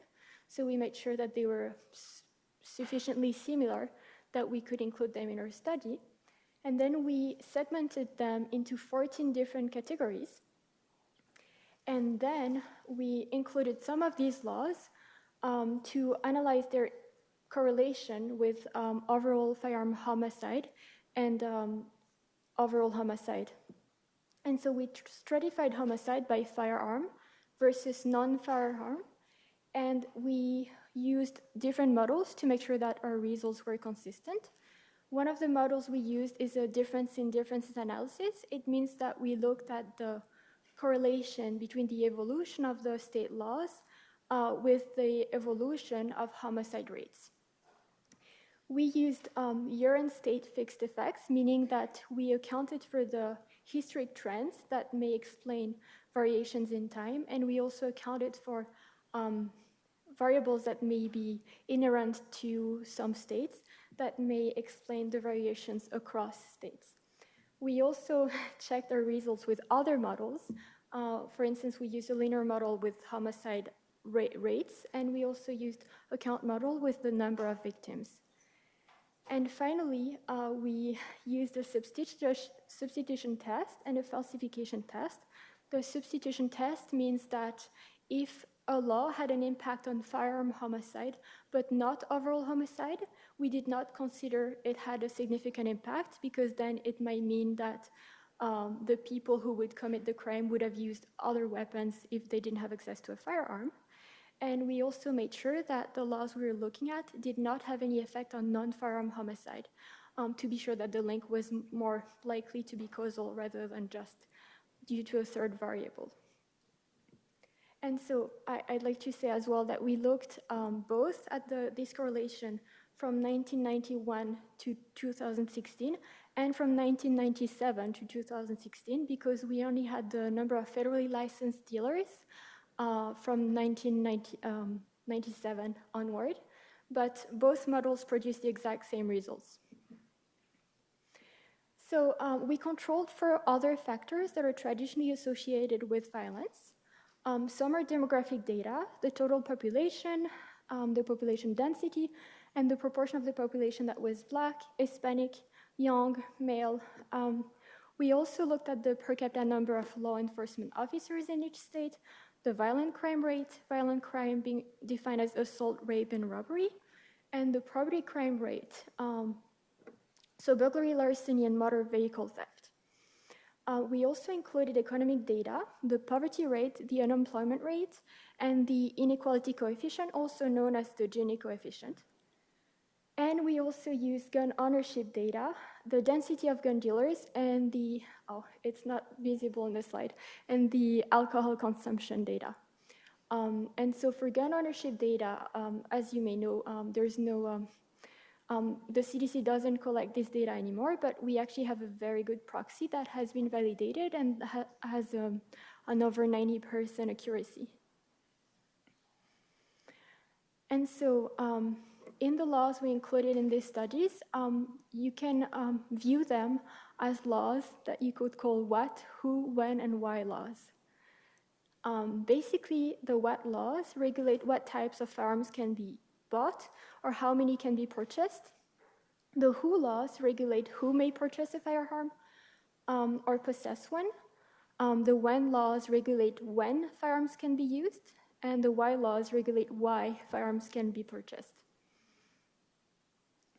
So these are the laws regulating what that we included in this study. The first one is the assault weapon ban laws. So they were codified as laws banning the sale of both assault pistols and other assault weapons. And you can see that they are currently, well, in 2016, there were 5 states that had such a law. We looked at large capacity ammunition magazine ban, so assault pistol ammunition and other large capacity magazines ban. And as you will see, in 2016, there were 7 states that had such a law. And we looked at 1 gun per month law, which Virginia has one as well. These laws basically regulate who may, regulate how many handgun can be purchased, but there can be a waiver if the person proves that they have an extraordinary need for an additional handgun. And they may or may not, depending on the state, apply to purchase from private sellers. The categories of law regulating who may purchase firearms are universal background checks. So individuals must undergo a universal background check either when they apply for a permit for the state that have possession permit law, or at the sale of, or when they purchase the gun. May issue laws. So these laws are opposed to what are called shall issue laws. For the states that require a concealed carry permit, some states are considered shall issue, meaning that the authorities have to issue a permit if the person meets the legal requirement, whereas in may issue law states, the authorities have some discretion to actually refuse a permit if they think that the person may, pose a danger, may not have good character or some similar reasons. And this extends in the states that require a permit for possession, this would extend to that. So the chief of police could refuse a possession permit to someone with discretion. Violent misdemeanor laws are laws that prevent people who have been convicted with a violent misdemeanor, meaning a misdemeanor punishable by less than a year in prison, from purchasing firearms. And then we have another category of laws that we looked at, and it's based on prohibition based on either commitment for mental illness or if you are treated for a substance or alcohol-related disorder, or if you are alcoholic. And so many states have such laws. In Virginia, I believe that you have the involuntary commitment law, both for inpatient and outpatient facility.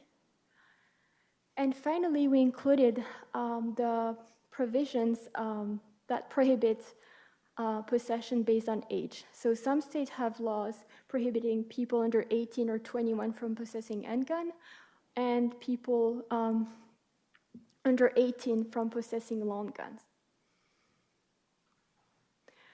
We looked at a when law, which is the standard ground law, but I want to make it clear that this table shows the states that do not have a standard ground law. So this indicates the absence of a standard ground law.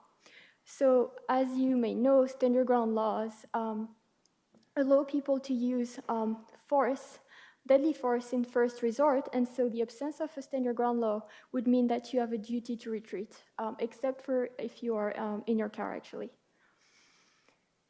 And we also looked at the laws regulating why firearms may be purchased. So this is a firearm trafficking law, meaning that you cannot buy a gun with the sole intent of reselling it, except for if it's to transfer it to a relative.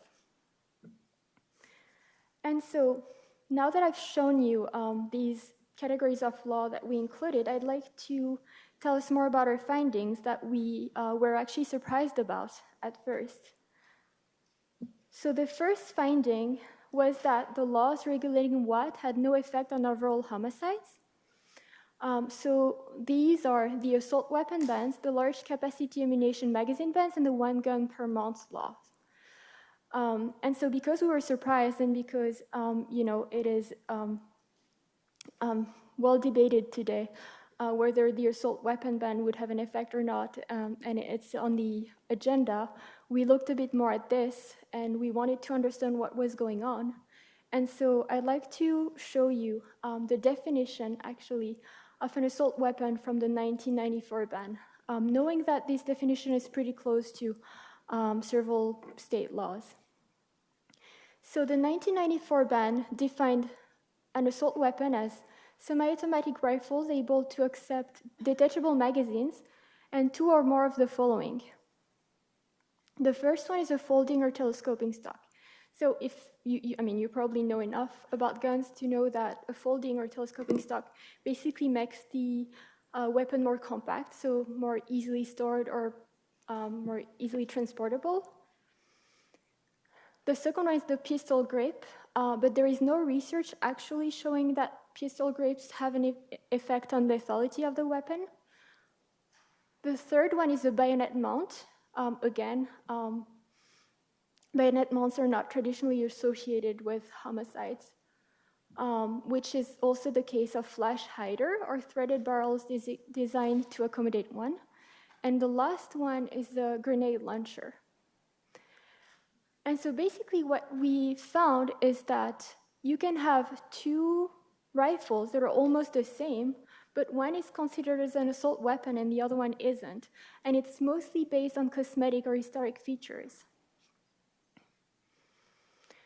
So in the end, we thought that the definition of an assault weapon was too arbitrary and that it made it very difficult to have an effect on lethality. Another reason that might explain the lack of impact of this law is that very few crimes are actually committed using assault weapons. And so there is a little bit of research. There is a study that was published in the Journal of Urban Health recently that showed that based on the cities they looked at, it was between 2.5 and 8.5 of crimes that were committed using assault weapons. So you could see why it wouldn't have such a significant statistical effect. But there is a lot of research showing that most people who are actually acquiring assault weapons are recreational gun owners, either collectors who would actually enjoy having these kind of features on their gun, a bayonet mount or a grenade launcher, or target shooters. And so it's not, we looked a little bit at political feasibility when we wrote this brief, because although it wasn't the primary purpose of this study, we decided to make it accessible to policymakers. And we came to the conclusion that an assault weapon ban not being very effective might actually alienate gun owners more than anything, because it would mostly affect lawful gun owners who have recreational intents. And so we felt that it might send a symbol that we might blame gun owners for most crimes when most people using assault weapons are not responsible for crime. However, I'd like to tell you a few things about the high capacity magazine ban, because as I told you, what we're looking at in this study is the overall homicide rate. And so because 99% of firearm homicide victims are not mass shooting victims, these laws would not have such a big impact. But if you look at specific cases of mass shootings, then maybe a high-capacity magazine ban might make a difference. Because if you look at the Dayton and El Paso shootings, for example, both times the shooter was stopped within 30 seconds of first opening fire. And yet, in one case, the shooter had time to kill 9 people, and in the other, 22. And so it might make a difference whether the person used a 10-round magazine or a 30-round magazine when such small periods of time matter. Our second finding was that the laws regulating who can access weapons have a significant effect on homicide. In fact, it was very high numbers. So the most impactful law is the violent misdemeanor law, and it does decrease homicide rate by 19% and firearm homicide rates by 27%. And so this is basically a prohibitor, prohibiting people with a violent history from accessing firearms. The second law that was the most effective is the May issue law. And so we view that more as an enforcement of a prohibitor. As several presenters before me said, a lot of people with a history of violence were not convicted of anything. A lot of people with a history of violence do not have a criminal record. In fact, if you take the Dayton shooter in a state that had, if he had operated in a state with a possession permit combined with the May issue law, he would probably not have access to firearm because the chief of police would have denied it based on the fact that they knew he had had a rape list and a hit list in the past. And so many people with a history of violence have been in contact with law enforcement and simply were not convicted, which is why May issue laws giving discretion to law enforcement are probably so effective. And the last law that we found to be really effective is the universal background check law that decreases total homicide rates by almost 10% and firearm homicide rates by 13%. However, we found 2 laws with no significant effect, which are the age restriction and the prohibitions based on commitment for mental illness, alcoholism, or drug abuse. Once again, we're looking at overall homicide. It doesn't mean that these laws would not have an effect on other specific things, such as youth violence. And so the first one, the age restriction, is obviously very narrow. And the second one is very broad, and we'll get back to that after.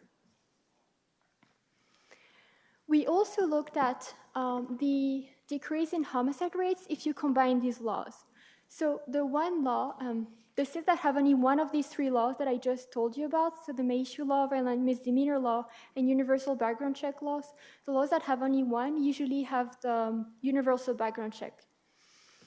And then 2 laws is a combination of either background check plus violent misdemeanor or background check plus May issue law. And so if you combine one of these 2, you get a reduction in 22.3%. But the biggest finding is that if you adopt these 3 laws as a package, basically, you can reduce overall homicides by 35%, which for the state of Virginia would mean 124 people per year. Now, our third finding was that the laws regulating when and why had no effect on homicide. So this was the firearm trafficking laws and the standard ground laws. However, I want to point out that standard ground laws are very recent. We started our study in 1991, and the first standard ground law was adopted in the state of Florida in 2005. And then they, were adopted progressively by other states. As a result, we did not have many data points. And so since then, 2 studies that studied laws over a more recent period of time found that states that had standard ground laws had higher homicide rates. So I want to point that out, but You can, read these studies separately. You'll find them mentioned at the end of our report. Now I'd like to tell you the implications of these findings. And the first one is that, as my colleagues mentioned before, past violence is the strongest predictor of violence, which is why the laws regulating who can access firearms have the strongest impact. Our second finding, our second implication is that mental health is not a predictor of violence. Again, that was said in several presentations before, including Mr. Driscoll. But I just like to point that out. A lot of people in the US experience mental health issues at some point in their life, whether it is depression, a burnout, or other mental health related issues. And so that would be a very broad prohibitor, and you might end up preventing a lot of people from accessing firearms. And in fact, it might even have a negative impact on gun owners, because some gun owners might not seek treatment when they're depressed if they're afraid that their guns would be taken away from them. Our third implication is that prohibitors must be combined with enforcement policies. And I guess the May issue law finding is a good example of that. Another example is intimate partner homicide. Unfortunately, we could not include these laws in our study because there's too much overlap with the violent misdemeanor laws. A lot of domestic abusers were convicted of violent misdemeanor, so we couldn't look at both in the same time. However, there is a really good study from 2017 by J.S. Carolyn Rothman et al. And they showed that the states that had a law prohibiting domestic abusers from accessing firearms did not have any significant reduction in homicide rates. However, the states that had such a law and also enforced it by forcing domestic abusers to relinquish their firearms had a 14% reduction in their homicide rates, in their partner intimate homicide rates.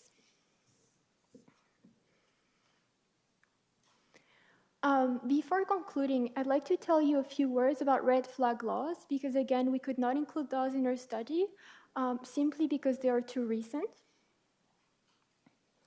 So red flag laws are also called extreme risk protection order, and they allow for someone's family members or for law enforcement to petition a court in order to prevent someone from accessing firearms during a certain period of time, if that person may be a threat to themselves or to others.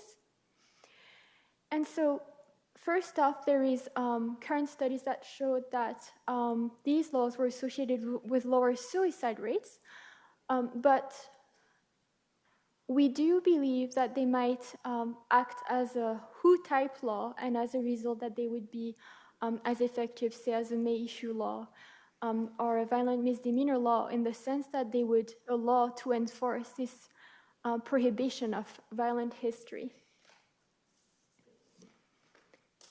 And finally, I'd like to say again that we didn't look at suicide outcomes when we studied these laws.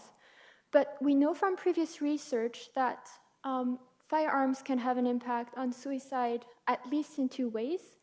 They reduce the period of time that happened between the first suicidal thoughts and the suicide itself. So the window of opportunity to help the person seek treatment is smaller. And they increase the lethality of the suicide attempt. Most suicide attempts, when they're not committed with the firearms, actually do not lead to death, and so then the person has an opportunity to seek treatment. So the laws that I told you about, although some might not affect, although some might not affect homicide rates, may affect suicide rates. In fact, the prohibition based on age have an impact. They do decrease suicide rates, probably because youth are at higher risk for suicide. And the prohibitions based on commitment for mental illness, alcoholism, and drug abuse also are associated with lower suicide rates. So our study limitations were that we did not have enough data on most recent laws, and including the red flag laws that we couldn't include. We couldn't include the domestic violence laws along with the violent misdemeanor laws, and the laws reducing overall homicide rates are not the same as laws targeting specific types of violence. Again, for instance, if your goal is specifically to target mass shootings, then it's not the same. So to conclude, I'd like to say again that the laws we found to be the most effective in reducing gun death are the violent misdemeanor laws, the May issue laws, and the universal background check laws. We found red flag laws to be similar in the way they are designed, and so we expect them to have a similar effect, although we could not look at that. And other laws that we presented to be ineffective in reducing homicide have an effect on suicide, especially the prohibition based on mental health and substance abuse. The age-based prohibition and the red flag laws were also shown to have this effect. Thank you, and please ask me anything you'd like. Well, thank you very much for that presentation. Any questions of the presenter? Delegate Krizak? Just curious why, or if you have studied these, the link to stronger laws and other types of gun violence, because you just focused on homicide. What about, injuries and things like that? Do you think that would have had any impact on your findings? So we didn't look at unintentional injuries and intentional injuries. We just looked at lethality. However, we conducted a literature review of these laws on suicide that you will find as an appendix of the report. And if you want, I can follow up with you on this. Delegate Herring. Thank you, and thanks for your presentation. I do have a question on the assault weapons ban and your findings. And what most people are seeing, though, across the country with these mass shootings is that we're having high-capacity guns being used. They're shooting off a lot of rounds. So the conclusion I think that you had was that, on the overall, it won't reduce the overall homicide rate. To me, it doesn't seem logical because of the number of people that are killed in some of these mass shootings. One would think that it would reduce because of the number of rounds that are shot before help can get there. So I'm trying to reconcile what we're seeing, just watching, and what we're seeing across the country with your study. Yes. Again, 99% of firearm victims are not mass shooting victims. And so most of these homicides are not committed using these type of weapons.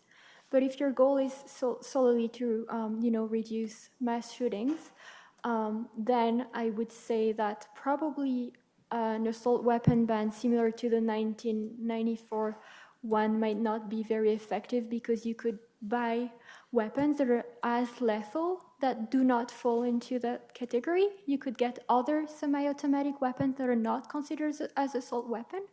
However, to me, looking at how fast law enforcement intervene in all these mass shooting cases, and yet how many victims there were in such a small period of time, I would assume that a large capacity magazine ban would be effective, because it would, increase the window of opportunity to intervene. Thank you. I appreciate that. Yes, ma'am.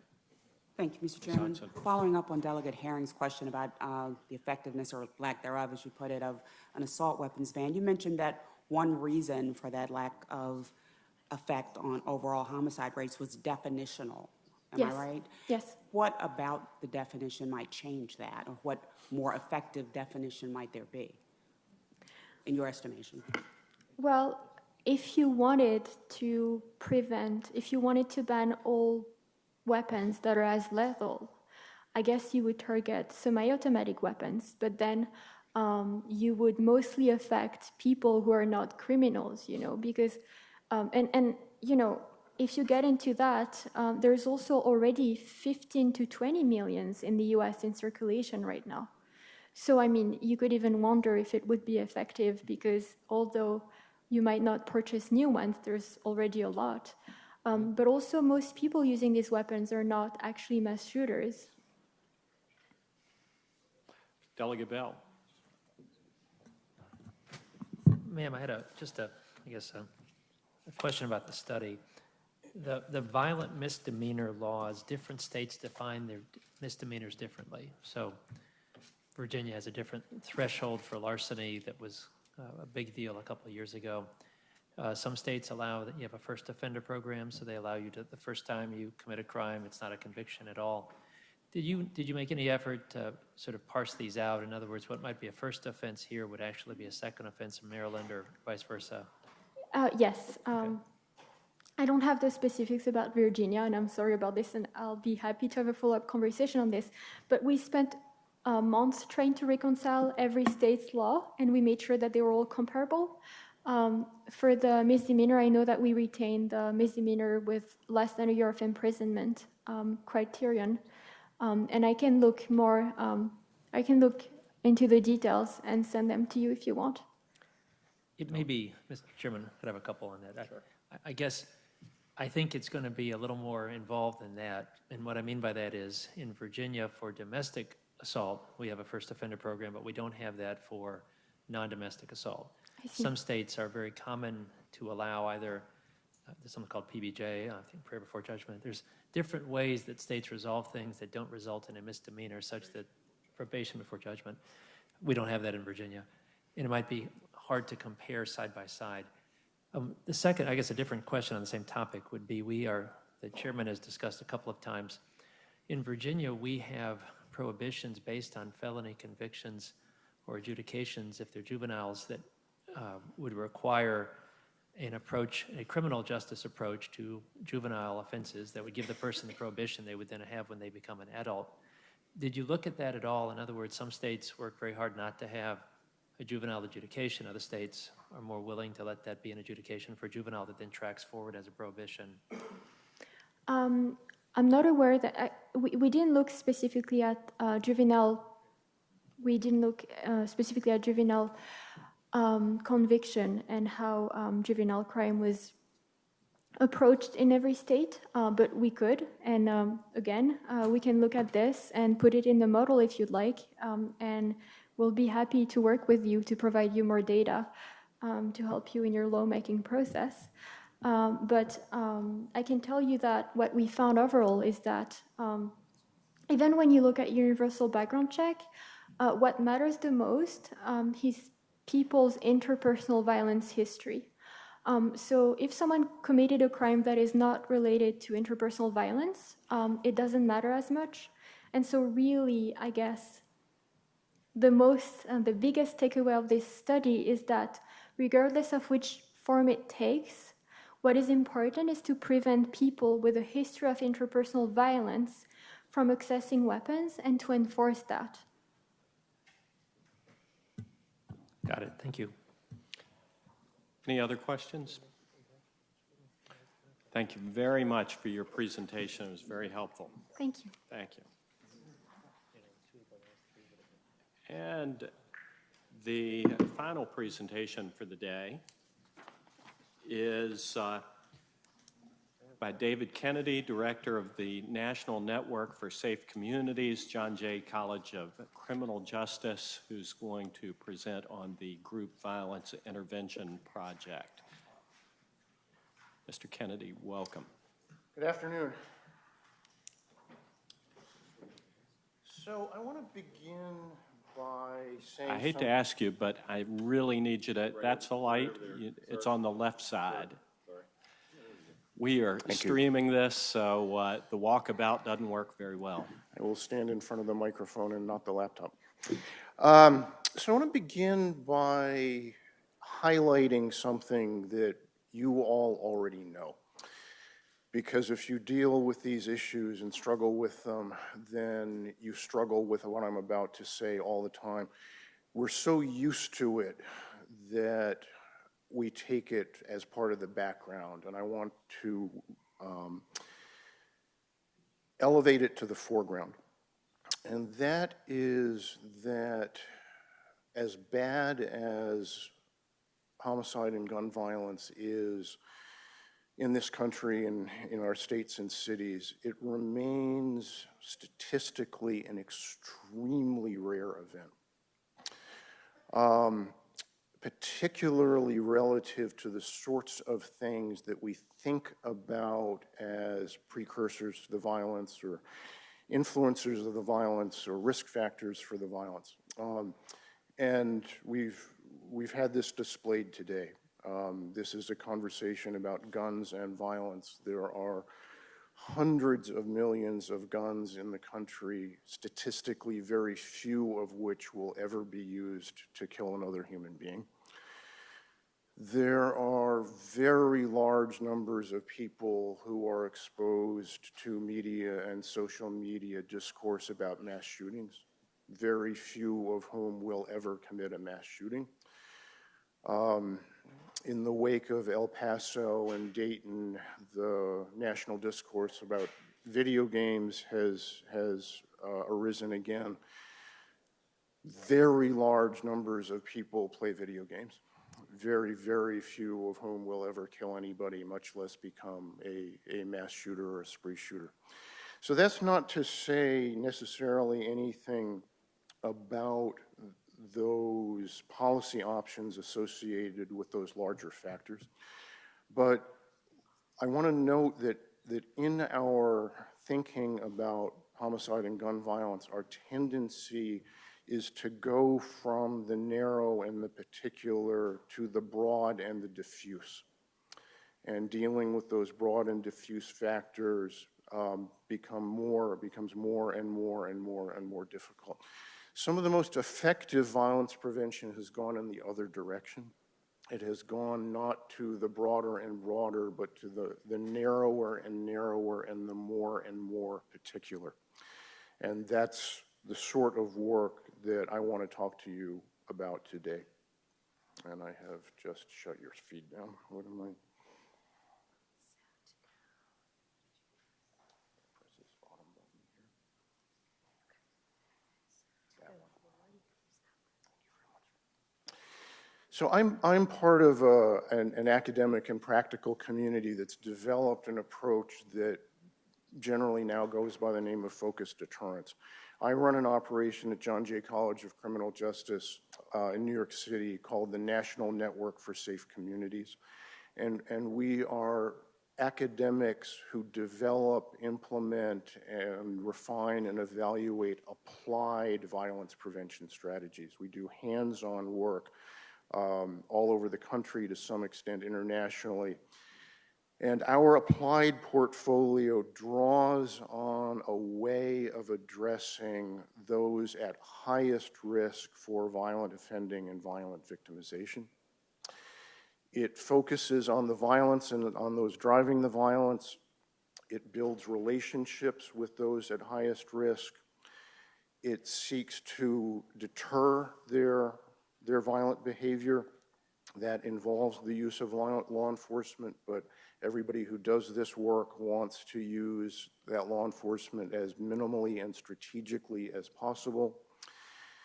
It draws on community engagement, and in particular a kind of community norm setting we call the community moral voice, and it seeks to support and protect those at highest risk for violent offending and violent victimization and keep them alive and unhurt and out of jail. One of the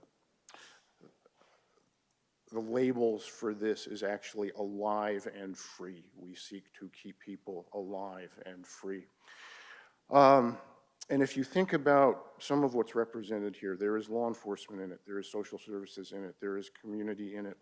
One of the things that turns out to be true about this kind of effective violence prevention is that if you think law enforcement and accountability matters, that's right. If you think helping people who are traumatized and have been harmed and neglected is important, that's right. If you think families and churches and communities should take responsibility for their own governance, that's right.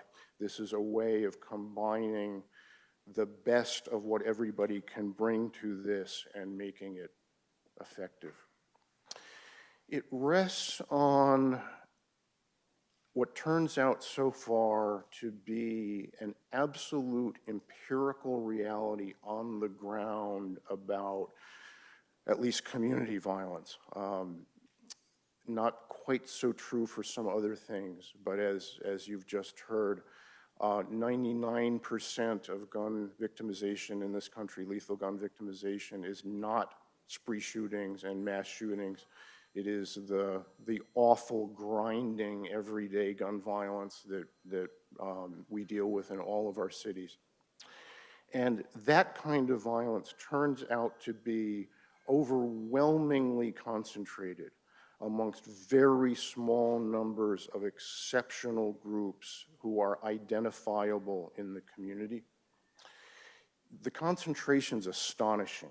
So we and others have been doing this for decades now. This has turned out to be true in every single setting.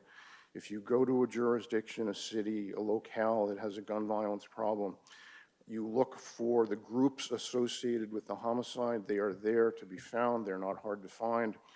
They will collectively, in the aggregate, represent right around 0.5% of the population of the place. And they will be connected with 50 to often 70 or 80% of the homicide and gun violence. It's shockingly concentrated. It is a very small proportion of many of the ways we think about this, right? It's not the neighborhood. There are no violent neighborhoods. There are neighborhoods that have small numbers of high-risk people in them. It's not a race. It's not a gender. It's not an age group. It's not an intersection of any of those things. It is within our communities a very small number of people in these high-risk groups. And most of the people in them are not particularly dangerous. Even within those groups, we're really talking usually about 10 to 20% of group members really drive things. And so now we're down to 0.1% of the jurisdiction that is really at highest risk for both violent victimization and violent offending. It's very, very small. So this is just graphic representation of that point. This is true in cities all over the country. We're finding in Europe, we're finding it in Latin America, even in places like El Salvador, where the narrative is, MS-13 owns the country, dominates the government, drives violence. When you go on the ground and look at MS-13, it is right around 0.5% of El Salvador that is involved in MS-13. So the first empirical lesson of effective violence prevention in our ordinary day-to-day life has been, it's the groups. Within the groups, risk is not evenly distributed. So this is work in a Cape Verdean gang network in Boston, Massachusetts, done by Andrew Papachristos, who's a colleague of ours. The dots there are Cape Verdean gang members in Boston. The red dots are Cape Verdean gang members who have suffered gunshot victimization. They've been shot. And what you see is, even within the world of high-risk people, victimization clusters. And people who are close to people who've been hurt get hurt. If you're close to this, you can see it propagate through the network, what Andy and his people call cascades.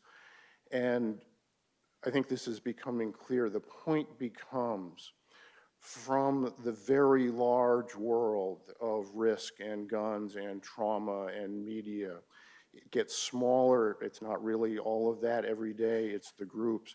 Within the groups, it's not every day, everyone every day. Even within this high-risk world, there are identifiable patterns of victimization. The groups make things different. So as it became clear how central the groups and the group dynamics are to violence, it became equally clear why so much of what we have always done about violence, gun violence, doesn't work. So very simple manifestation of this, but very common. Much of the violence is driven by vendetta. You will have a group in the community, another group in the community. They're beefing, as the term goes. There are these patterns of retaliatory violence. They will go on for decades sometimes. And traditional law enforcement practices: solve the last homicide in each side, send those two guys to jail. Prevention practice is teach some people anger management, try to get them jobs. Very effective work in both of those directions can be done. People go to jail, people get jobs, and on the street, it doesn't make a bit of difference.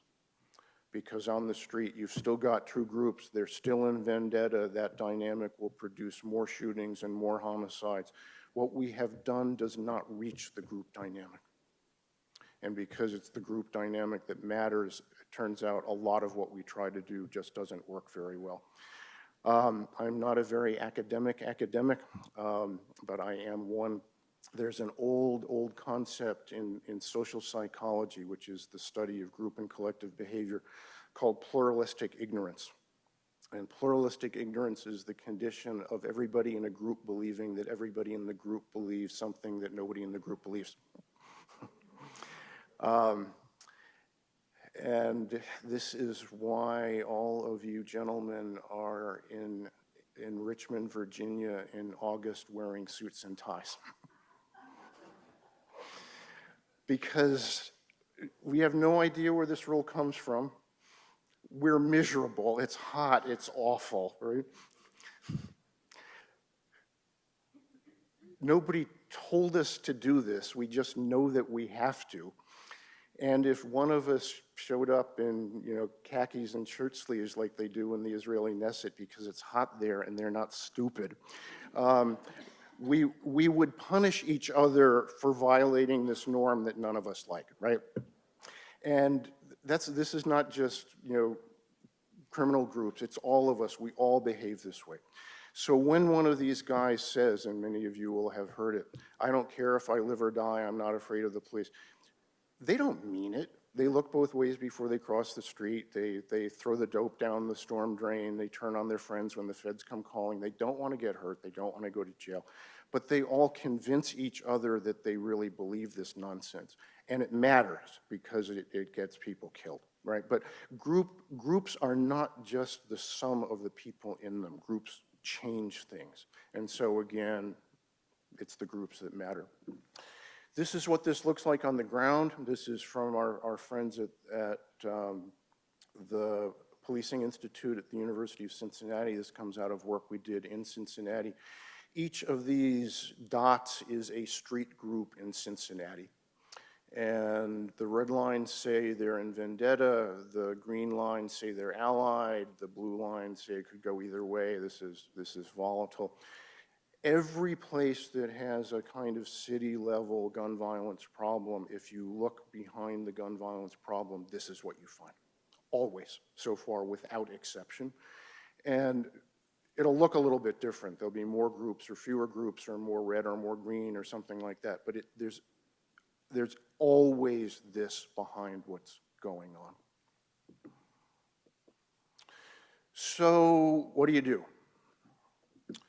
What has turned out to be so effective, and what we now call the group violence intervention, it was ceasefire in Boston, and then everybody used that name, and so it doesn't mean anything anymore. We are academics, so we call it the group violence intervention, which doesn't work for anybody, so that's great.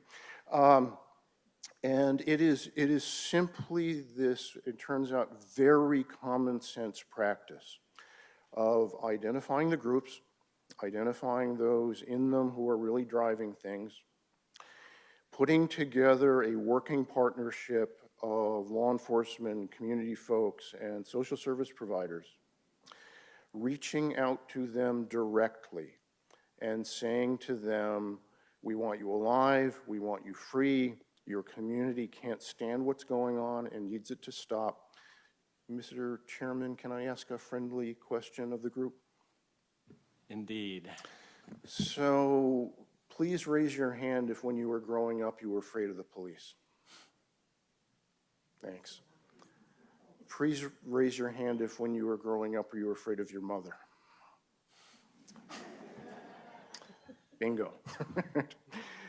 Community standards really matter here, right? So you put all of that together, you enter into direct engagement with the groups and the group members. It's just talking to people. There's nothing, it's not fancy. But there turned out to be some very systematic ways that this can be done. Some of you will have heard of what's now called a call-in.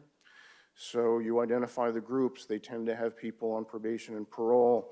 That means the probation and parole authorities can say to those on paper, come to a meeting. You talk to them in the meeting. They go back to their groups in the community, and if you have one guy from 40 groups, you have talked to all 40 groups at once in one afternoon. We do something we call custom notifications. There's about to be a retaliatory act, the vendetta's about to jump off again. People kind of know who's likely to be at the forefront of that. You go find them in the community. You say to them, everybody knows what's going on. Nobody wants this to happen. What do we do to stop it? What do we do to help you? And let us put you on notice. We have looked at your criminal record. Here is your legal exposure. If this, one of the next three things happens, we're going to put it in plain English. You don't want to touch that hot stove. And that has turned out to be very, very effective. But the framework's really simple. It is identifying the groups and engaging with the groups in this systematic way.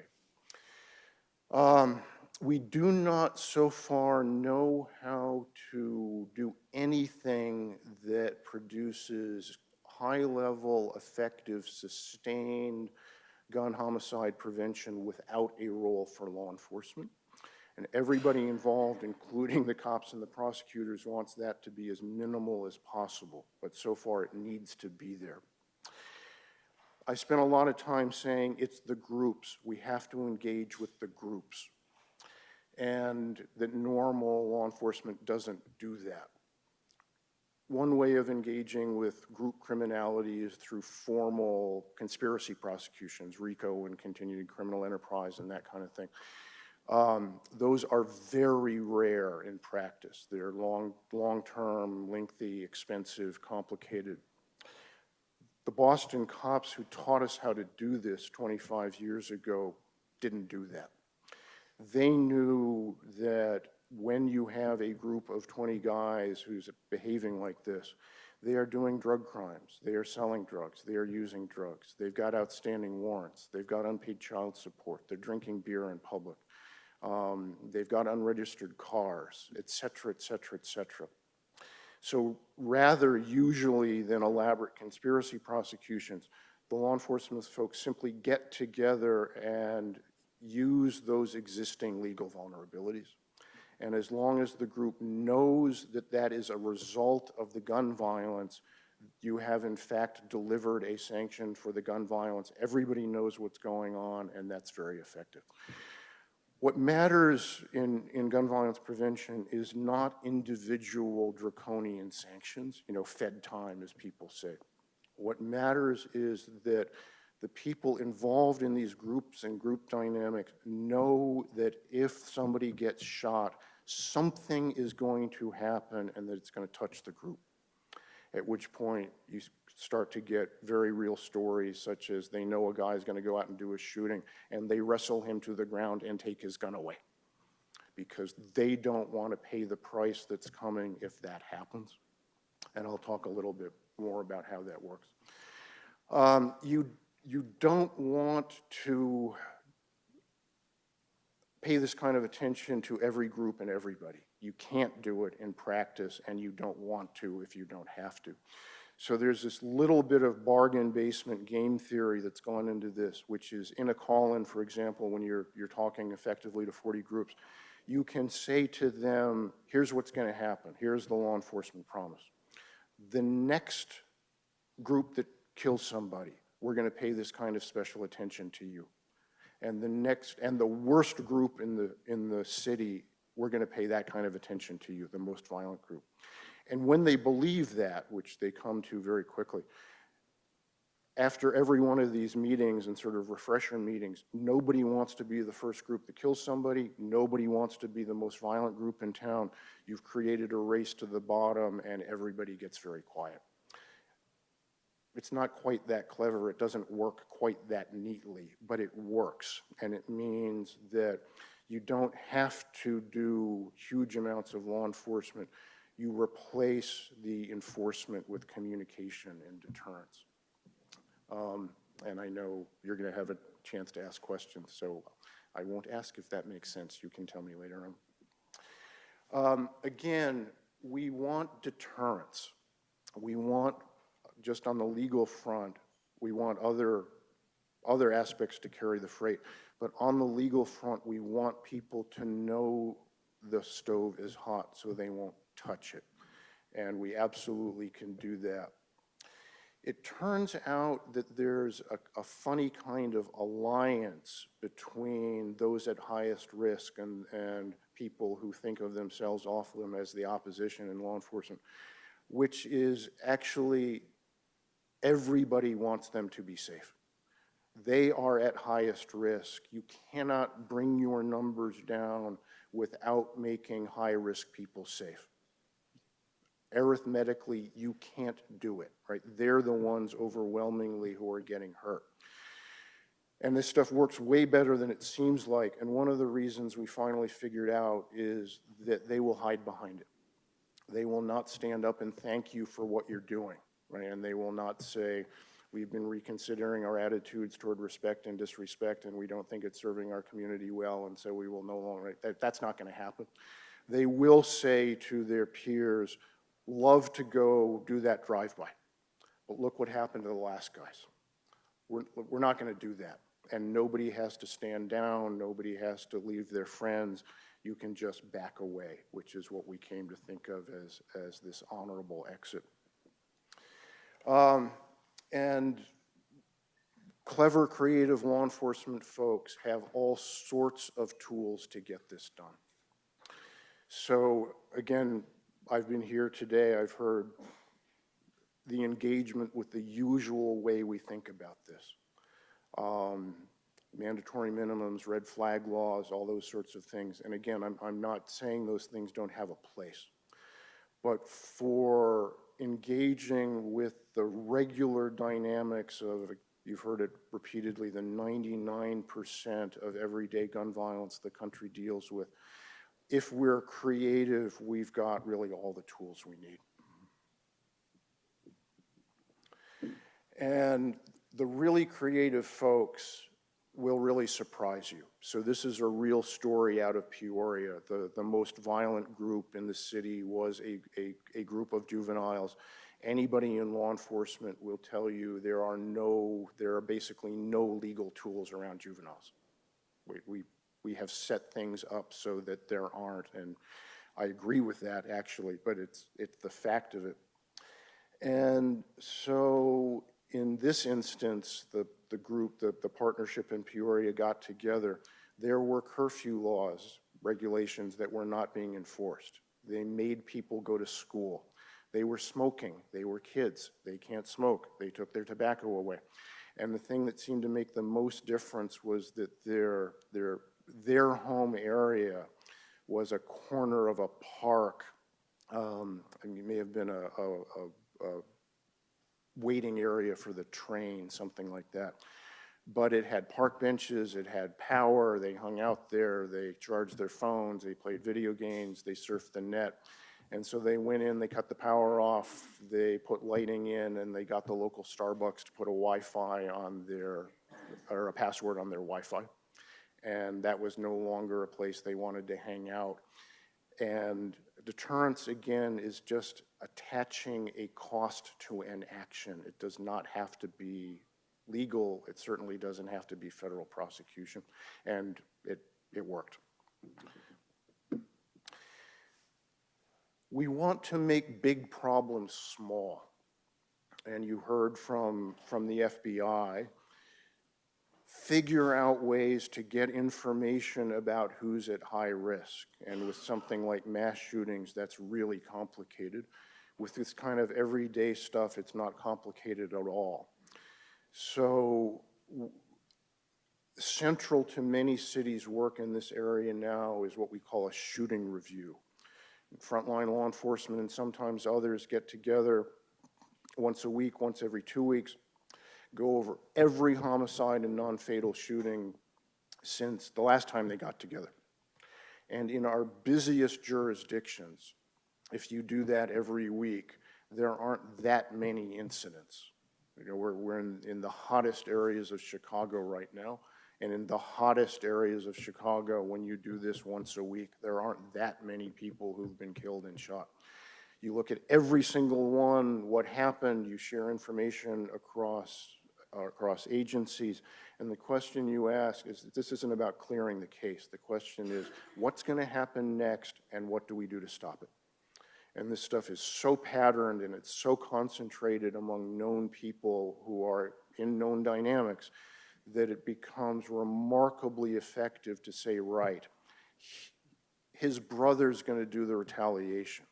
Let's still do a custom notification on the brother. He's going to get killed, and there's nothing he can do about it. Let's get him into an apartment under assumed, a hotel room under an assumed name across town for a week while we settle this thing. There are all sorts of things you can do when you're on top of it at that granular level.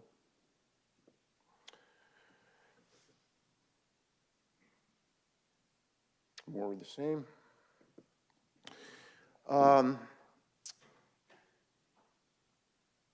Second main piece of this is communities setting their own norms.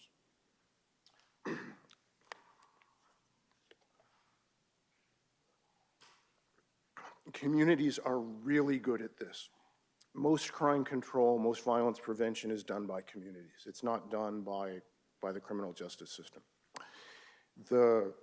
As I said, what we think of as dangerous communities, they do a really good job of providing for their own public safety. They raise their kids, they deal with their neighbors such that, again, almost nobody in them grows up to be part of this high-risk world. And communities have always done things like candlelight vigils, and they don't work very well. What we know now is that, you know, if you've had 500 people at a candlelight vigil, the 7 guys that really need to hear that, they're not out there. If you take the right 7 people of those 500 and put them in a room with the 7 guys who need to hear it and they say the right things, that is really meaningful. And the sorts of things that community figures say and that those at high risk hear, it's common sense, it is heartfelt, it is extremely powerful. And I have seen rooms full of the most dangerous men in a core urban area listen to a mother talk about what it meant to her and her family to lose her son to gun violence. And they sit there weeping. It's tremendously powerful. And when the original gangsters they looked up to when they were coming up look at them and say, I just came out of a 15-year Fed time bid, and nobody in my street family so much as picked up the phone and called me, nobody visited me, nobody put any money in my commissary account, and nobody paid my mother's mortgage. The emperor has no clothes.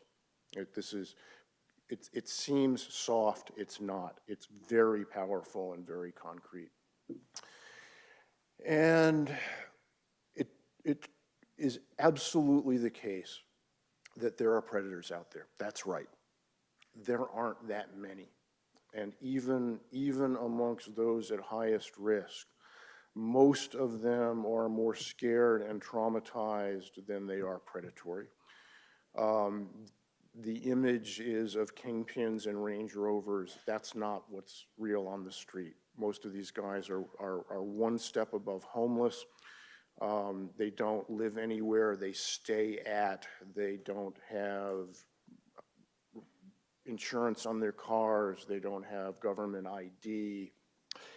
And the traditional image always from the social services world was school and work. And if you're 21 years old and somebody's trying to kill you and you've got a drug problem and PTSD and you don't have anywhere to live, school and work is not what you need. So there's a whole different repertoire of support and outreach that has emerged out of this work. It focuses on keeping people safe. Who is trying to hurt you? We will stop that. We will keep you safe. It's the immediate needs of everyday life: food, shelter, clothing, dealing with your criminal record, dealing with your outstanding warrants, dealing with your kids and their needs. This is back from Cincinnati again. When we did the traditional school and work stuff in Cincinnati, none of these guys signed up. And a woman named Deanna Wilkinson came up with this. She started handing out this card in the call-ins. And it said, do you need insurance? Do you need housing? Do you have issues with outstanding warrants? Do you need work with child support, expungement?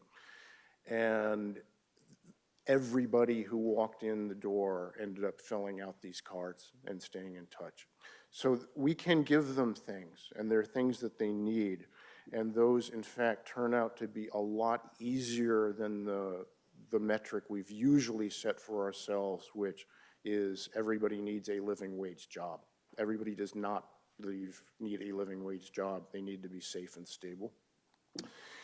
So in practice, this stuff is really simple. It's the groups, it's the partnership, it's these three elements. You stay engaged, you stay focused.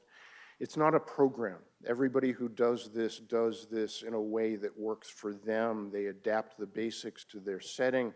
So it's about taking this seriously, figuring out how to do it for yourself, putting in place, keeping it in place. And it really works. So none of this would mean anything if it didn't work on the ground. And it's not perfect. We don't know how to cure this issue. These initiatives have a lot of moving parts. They take a lot of work, but they are the most effective thing we know how to do around homicide and gun violence. Most of these quotes are from what's called meta-analyses, systematic reviews. There's enough research on this now that they're doing evaluations of the evaluations, and they consistently say, best we know how. These are big results. You've heard about statistical significance already today. Statistical significance means, practically speaking, something that even, the most refined academic research methods can say something happened. That's not what communities mean by significant, right? What communities mean is we're scared, and we're scared for our kids, and we want that to stop. Most of these numbers you see are citywide impacts, which means people are seeing 30, 40, 50, 60% reductions in homicide and gun violence across the city. And because, as you all know, this violence is concentrated in particular neighborhoods and hotspots, in those places they get bigger. And at this point, these evaluations go on and on and on and on. So we've known for quite a while that we can understand this kind of violence in a very practical way. We know we can engage in it in a very practical way. I'm very glad you're all thinking about this. I have done this work. I've been part of doing this work here in Virginia. About 10 years ago, we did it in Richmond and in Petersburg. This was something that Frank Wolf supported and supported me in doing. And I'll bet nobody here knows that even happened. And that's because it was not sustained, it was not kept going.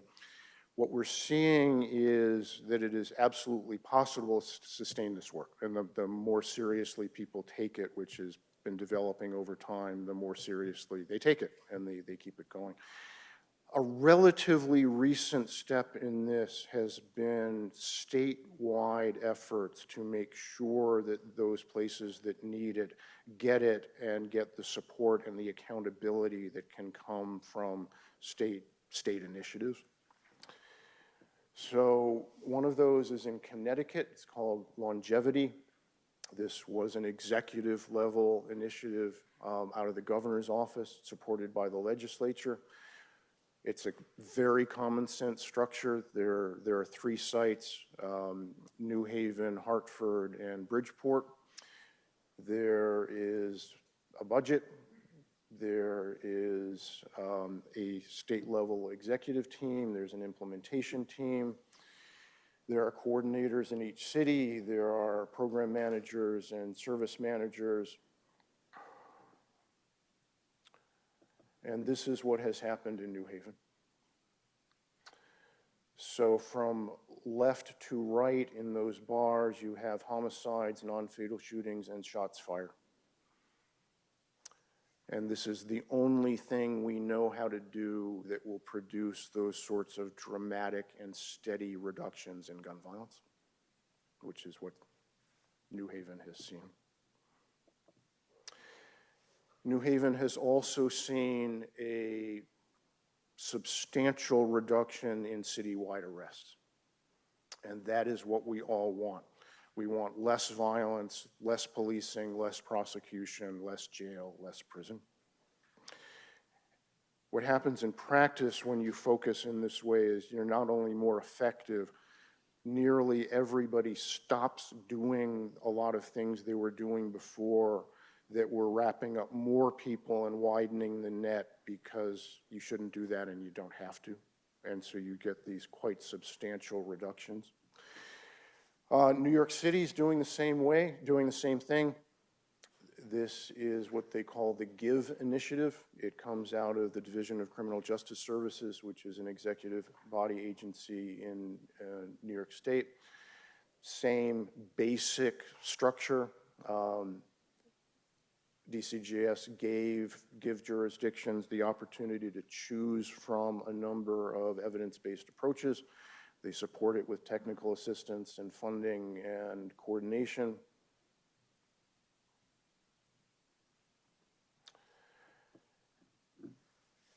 Newburgh, New York is one of those jurisdictions.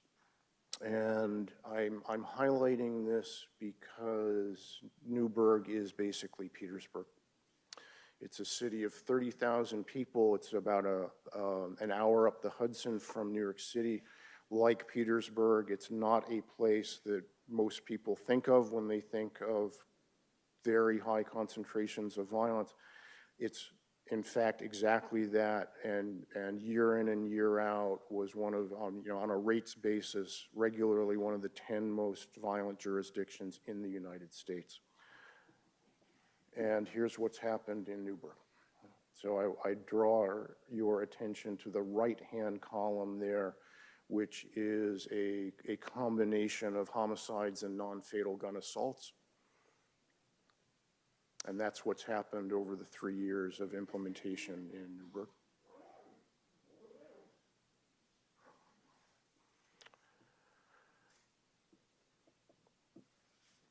Thank you. Well, thank you very much for that presentation, Mr. Kennedy. I assume we've got some questions. Delegate Gilbert. So just from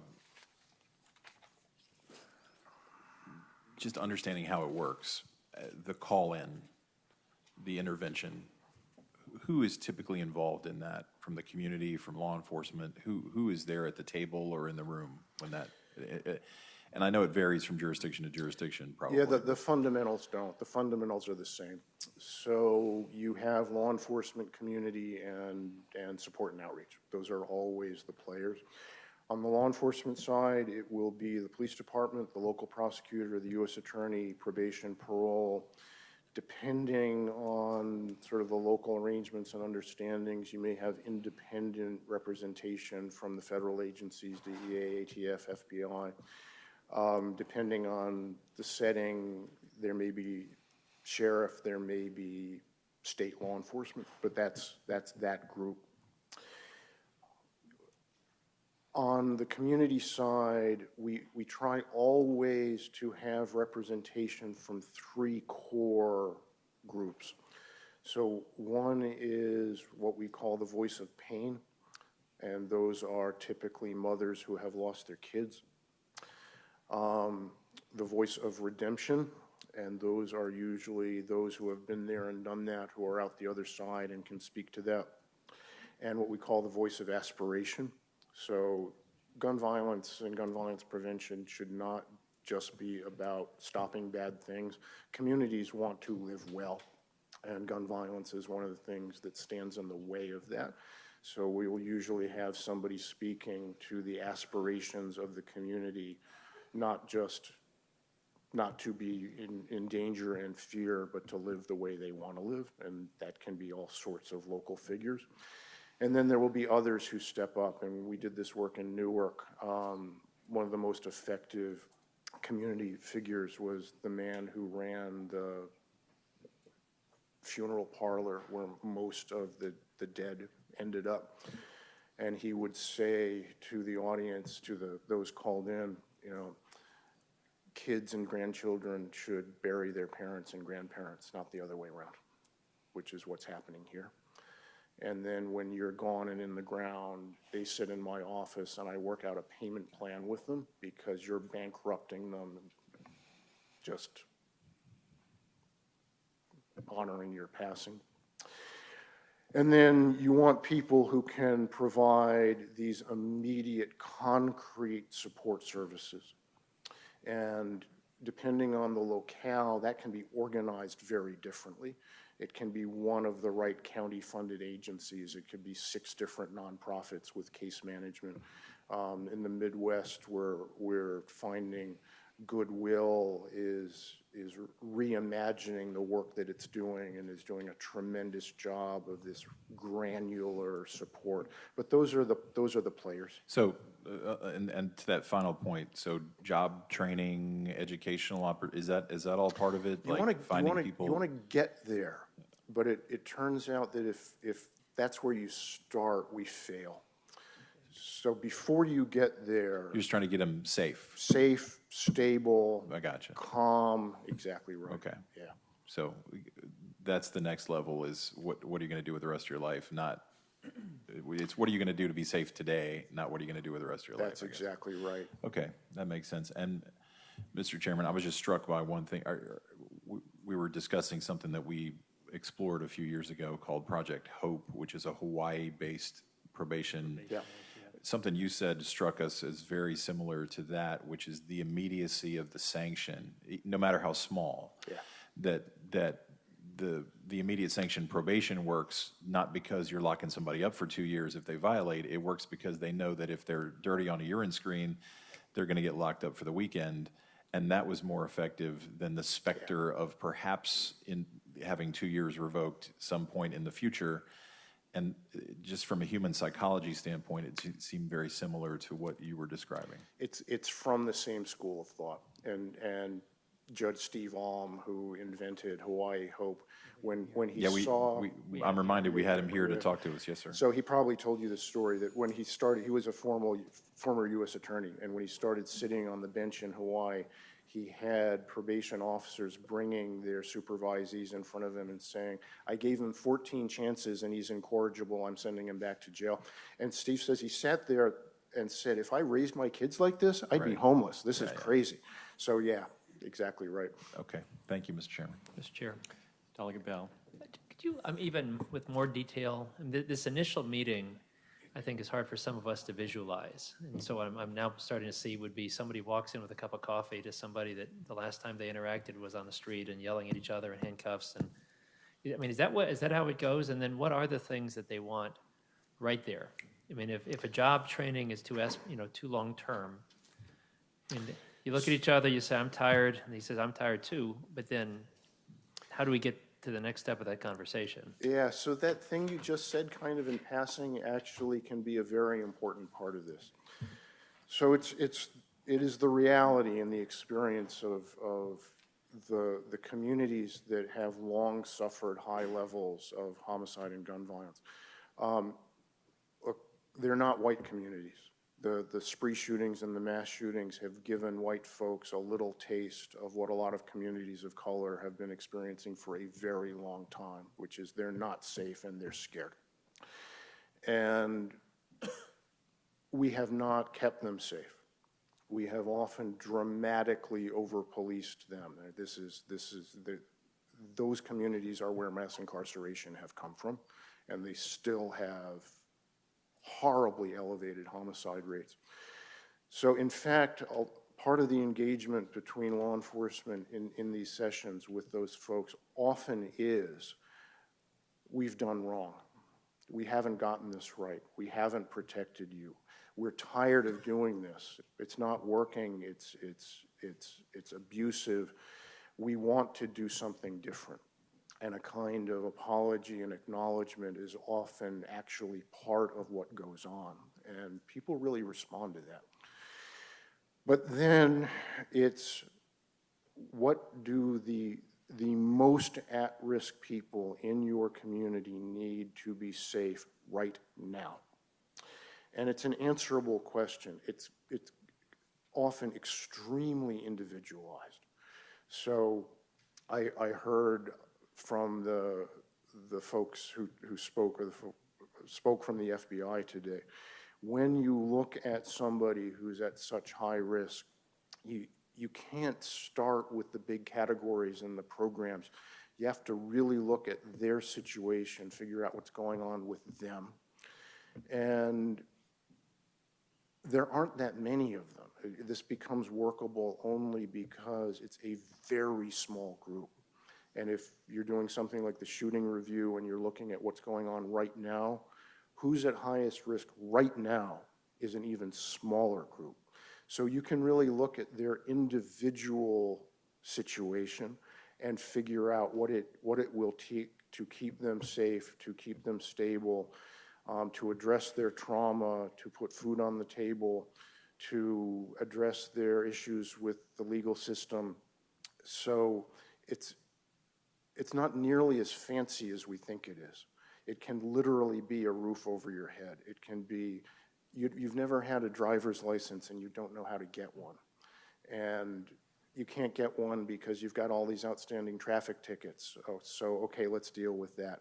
And that guy's trying to kill you because he thinks he owes you you owe him $100. Fine, we'll find $100. We'll get him off your back. I mean, it's just that granular. Mr. I know that Ms. Herring, Delegate Herring had something, but I have a question also. Well, it's a big one. It's a big one if you've got, I mean. Delegate Herring. Thank you, and thank you for your presentation. Just a couple of questions. How long does it take to get, we have basically the law enforcement arm and then the community spectrum together. Like, how long does that take in practical terms to get into a room together? With a committed city, so we're in Richmond right now, so if Richmond said it wanted to do this and it had sort of done its due diligence and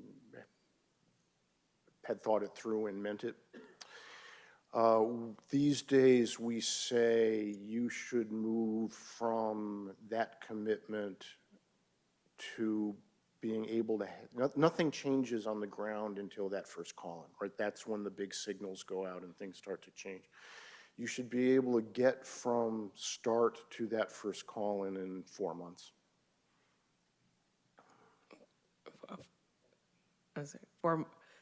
You said first call, so 4 months before people get into that room with, yeah, okay. Yep. And Mr. Chair, just a couple more follow-up. Then are the individuals assigned somebody, basically, I don't want to say a caseworker, but somebody to make sure, because I agree, I think safety's first and food in the stomach, basic primary needs that we need before we move on. Is there somebody that then follows that individual to make sure, so when they get to the bigger aspirations, they're able to obtain and succeed? Ideally, yes. So you can make it work without that, but the closer you get to that, the better you are. There's a guy named Devon Bogan, who, if you don't know and haven't heard of, is somebody I would commend to you. He comes out of violence prevention in Richmond, California. And when he was doing this sort of work, asked the police department for their list of highest risk people. And I'm probably get the numbers wrong here, but he tells this story a lot, and he will certainly know. But my recollection of his story is he got a list of about 300 people.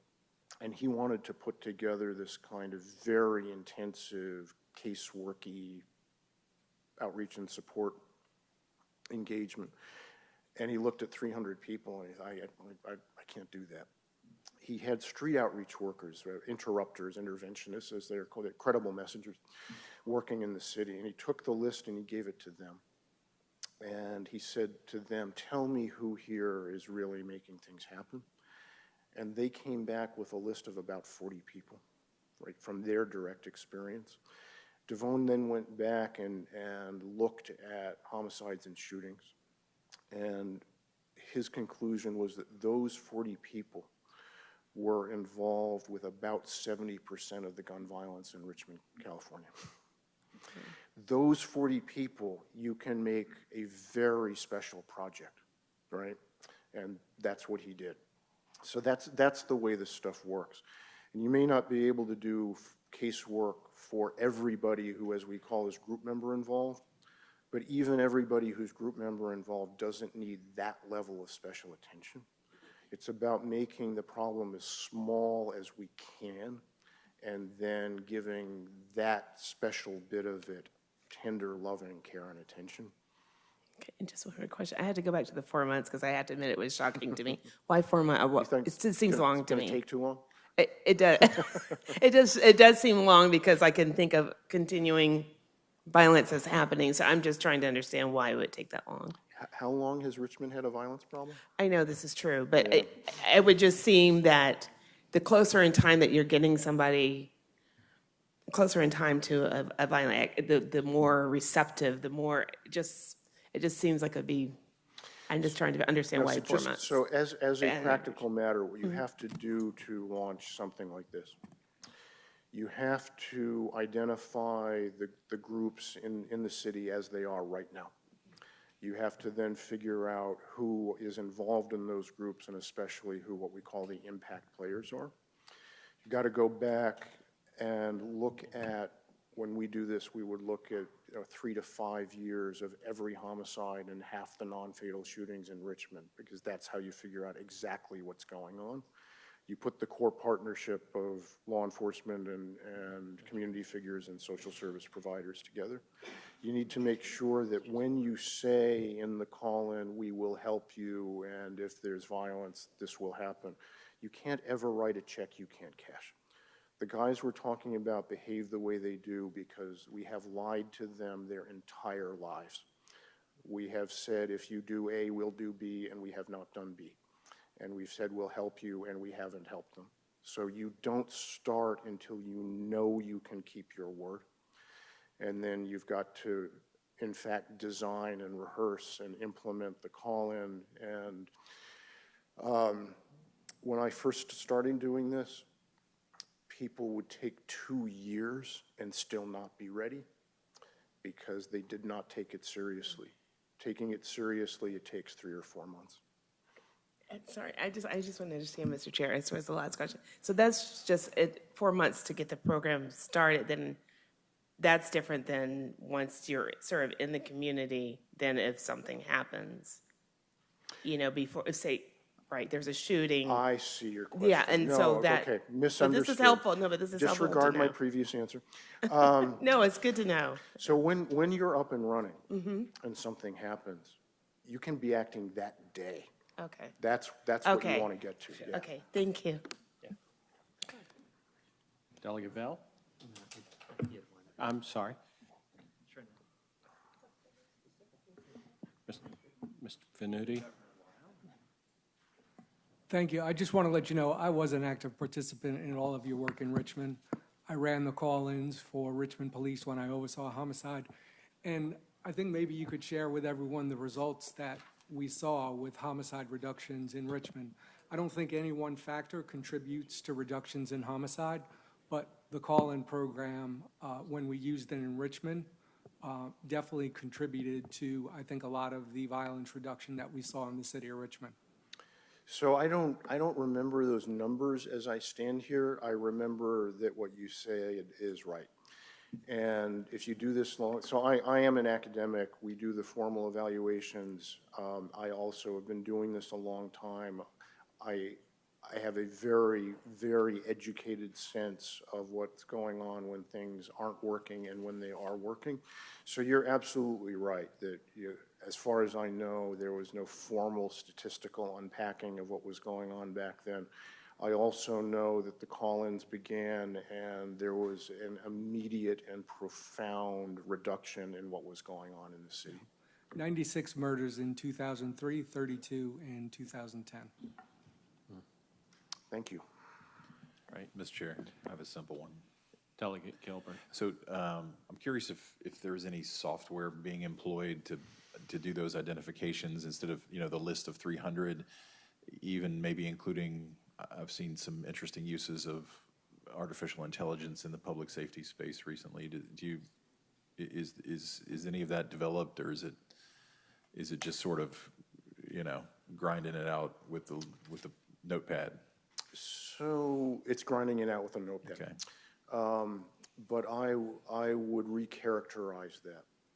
And what turns out to be true is that right now there are no mathematical or big data or algorithmic kind of techniques that are of any use at all, either to predict violence or to identify and predict folks at high risk.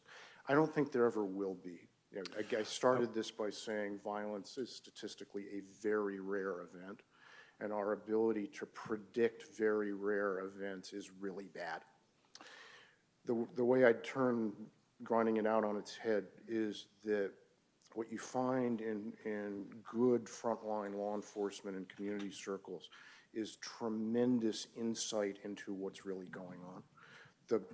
The real experts on community violence are those who work with it or live with it every day. And their granular understanding of what's happening is profound. And you want checks and balances, there's no question, right? So you don't want some angry narcotics officer to be able to put his enemies on the enemies list, right? So you got to insure against that kind of thing. But the real knowledge comes from those on the front lines. And I'm outspoken about this. I don't want to in any way increase surveillance or prosecution or sanction on somebody because of a mathematical model. I don't think we'll ever get to the point where that's either accurate or justified. In all of this, what really guides what we should be doing is behavior. And this kind of gun violence and associated behavior, it's not undercover, it's not secret. When I first started doing this, you needed to be out and about because the action was on the street. Now you can sit in your office and watch it on Facebook and Instagram. As they have recently discovered, you can find white supremacist cops by looking on Facebook and Instagram. But we should really be guided by behavior and not by prediction. Okay, much appreciated. Delegate Bell. Right, so, I'm sorry. oh yeah, go ahead. I'm Sheriff? sorry, I've already spoken. I was just wondering, the funding, where does that come from? Where's that resource? I'm sorry, say again? The funding resource and to make this work. Most jurisdictions do the actual work with existing resources. So that's been the history. And no disrespect, but law enforcement has lots of money and lots of resources that it is supposed to be using on violence prevention. And the fact is, and again, no disrespect, it's just the truth, an enormous amount of what not just police, but the criminal justice world spends on, in the name of violence prevention, doesn't work. And some of it's actively harmful. So before we start looking for new money, we should think about using what we've got to do something else. The community folks primarily articulate community norms and expectations, and they don't need to get paid to do that. The outreach and support, I'd say the same thing about, as I did about criminal justice. Every decent city and county and state spends an enormous amount on social services in the name of violence prevention, and I am here to tell you almost all of it's going down the drain. It is not reaching this dynamic. It's not reaching the people at high risk. The programs we're offering are not what they want and what they need. They don't get evaluated. They don't get assessed. They can't meet their marks, and we just keep on paying them anyway. And we should really take at least a slice of that and redirect it in this way. Now, having said that, I'm not dumb enough to turn resources away. But what the resources are probably most importantly used for, and if people are thinking about a state role in Virginia, making sure that the jurisdictions and people who want to do this understand what it really is, get the support they need to do it right, hold them accountable, fill critical roles. So this will not work over time without a full-time project manager at the city level. You've got to keep all the pieces together, and somebody should be tasked with doing that and held accountable for it. You saw in the Connecticut and New York examples, coordination and focus on keep the community side together, keep the support and outreach side together. So there are places where investments can be really important. They're mostly guidance and fidelity and accountability investments. The day-to-day work really ought to be done sometimes through hard choices, but with existing resources. Ms. Hudson. Thank you, Mr. Chairman. In answer to the last question, and I'll ask an additional question as well. In addition to reallocation or commitment of existing resources, there's certainly grants available by which local law enforcement and state law enforcement authorities can give effect to these kinds of programs. Certainly, Attorney General's office has one that it has pursued pursuant to Project Safe Neighborhood federal grants, and I believe the Virginia Association of State Police and other law enforcement organizations are certainly able to apply for, can't be guaranteed resources from those kinds of efforts. And obviously, too, they also present a more recent example or a similar example to the one that Chief Venuti was pinpointing in terms of gun violence reduction in Richmond and in Hampton Roads by virtue of those efforts. And my question on that was whether or not your group has looked at, not just in Virginia, but in other states, of the use of those kinds of program funding sources available and getting to these group violence intervention kinds of programs. Have they been effectual, and are many of them being used in the same way? They are effectual. You're absolutely right that in different ways in different states and cities, those funds are available. The world that we've been living in is one in which cities have scrambled to try to figure out how to patch those things together. And what I'd add to your list is they're often, at the local level, there are community foundations that will often play that role. But again, I'm talking to the state of Virginia here in effect, and we shouldn't have to do that. I mean, this is one of the most central public safety issues there is. And in at least some parts of most of our cities and increasingly in our small towns, there are people who are dying and being wounded, and their families are terrified and they're traumatized. If we know that there's something that works, and now we do, They should not have to go out with a tin cup and figure out how to patch together the resources they need to do what is a fundamental, I think, commitment of public life. And, you know, this is why we're so encouraged by what we're seeing in Connecticut and New York and now in California and some other places. The people who are responsible for this are stepping up and saying, we're actually going to play our assigned role. Thank you. Thank you, Mr. Chairman. Certainly. Mr. Chair. Anybody else before Delegate Bell? Yeah, I think everybody's spoken. Go ahead, Rob. You've answered a bunch of the things I was going to ask about funding and what the state role might be. Understanding from the literature is that many of the places that have done this liked it for a while, and then as the years went by, it became more and more diffuse, and before the decade was out, I think even Boston no longer has a system as rigorous as this, and maybe you could speak to that. I mean, if this works so well and is so obviously the right answer, why do we not have it in every city already? And how come some of the places that have tried it eventually sort of... Yeah. So the why we don't have it in every city already, I think there's just kind of an arc over time, which is that 25 years ago when we showed and started telling other people the way you fight the most serious violent crime issue in your city is to sit down the most dangerous men you can find and talk to them respectfully. You can probably imagine how well that went over. It took a long time to get people to just take this seriously. And then there was a kind of middle period in which folks would try it, but it was a pilot, it was somebody's special project. Over and over and over again, it produced results and dissolved as you described.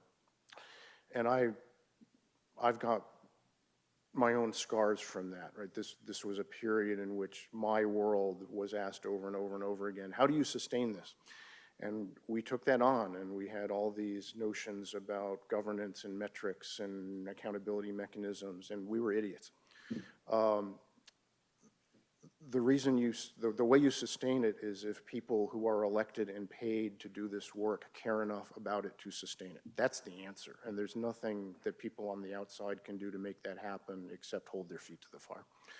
What we're seeing now is people like that get it, and that burning bright and burning out is not gone, but it's much less common than it used to be.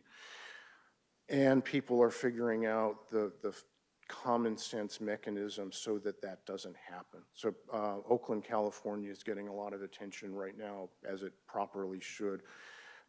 Oakland did this a couple of times badly, and it didn't work, and they didn't sustain it. And there ended up being organized community pressure to bring it back and do it right.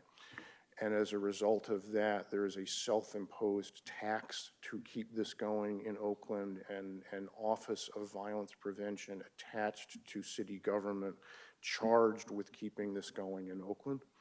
And Oakland used to be a poster boy for out-of-control violence in the United States.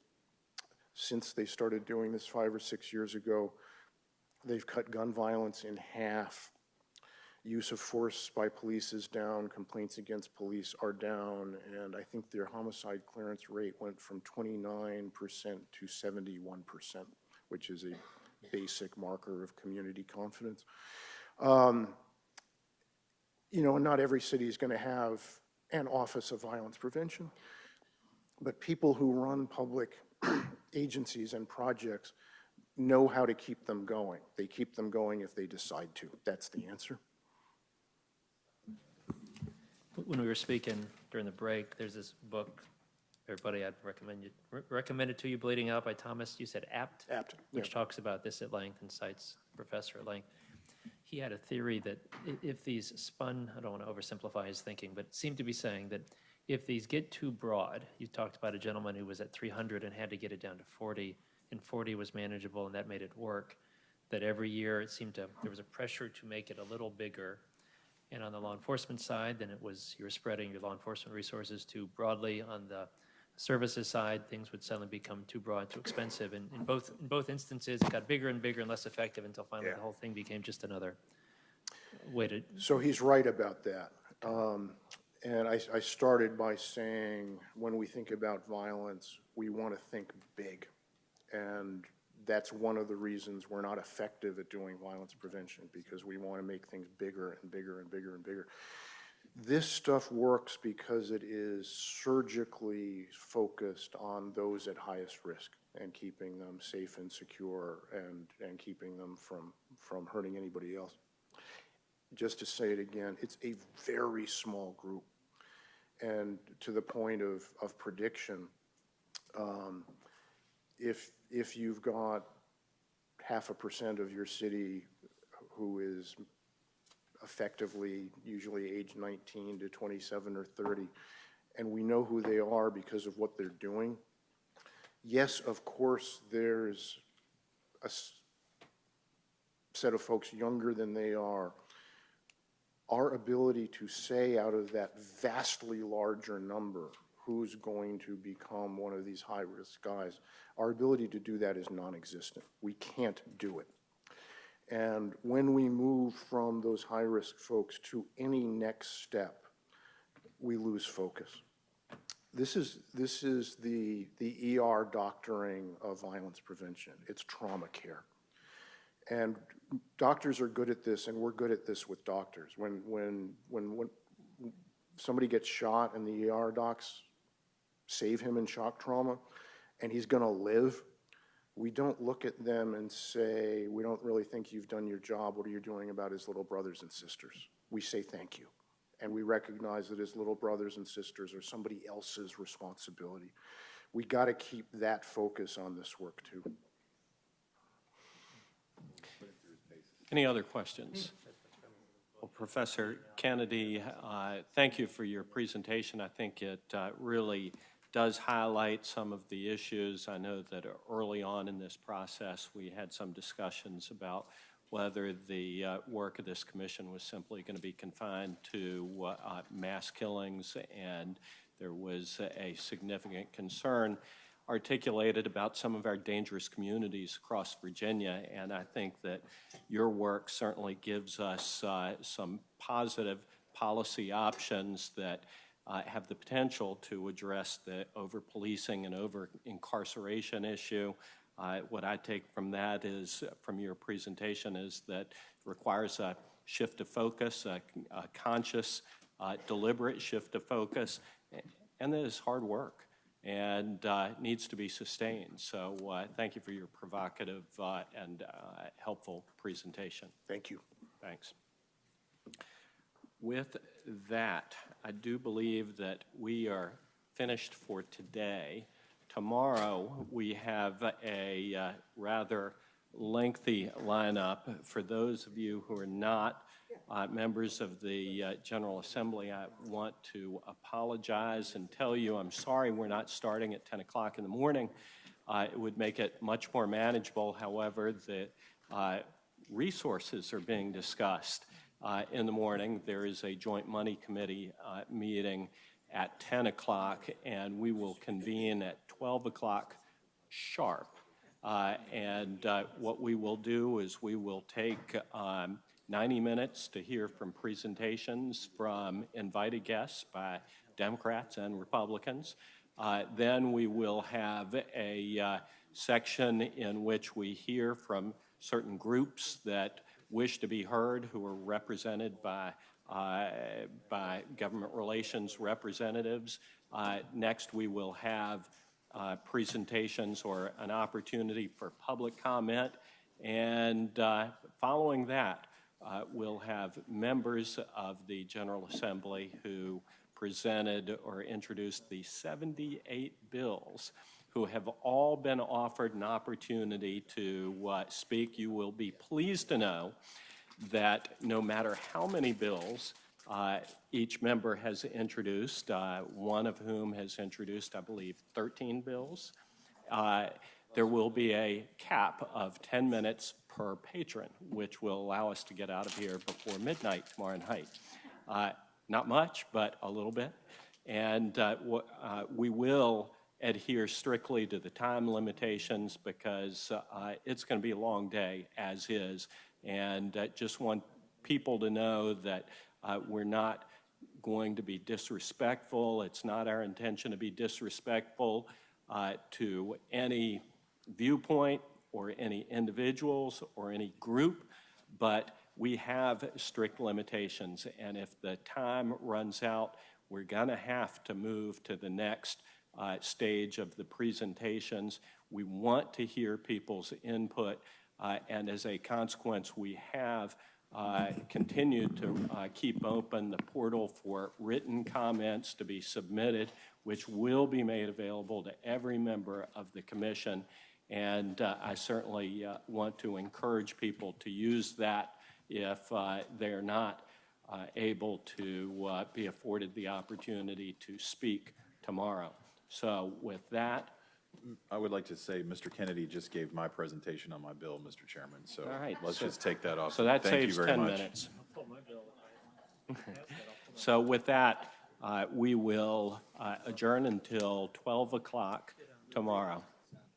Anything else?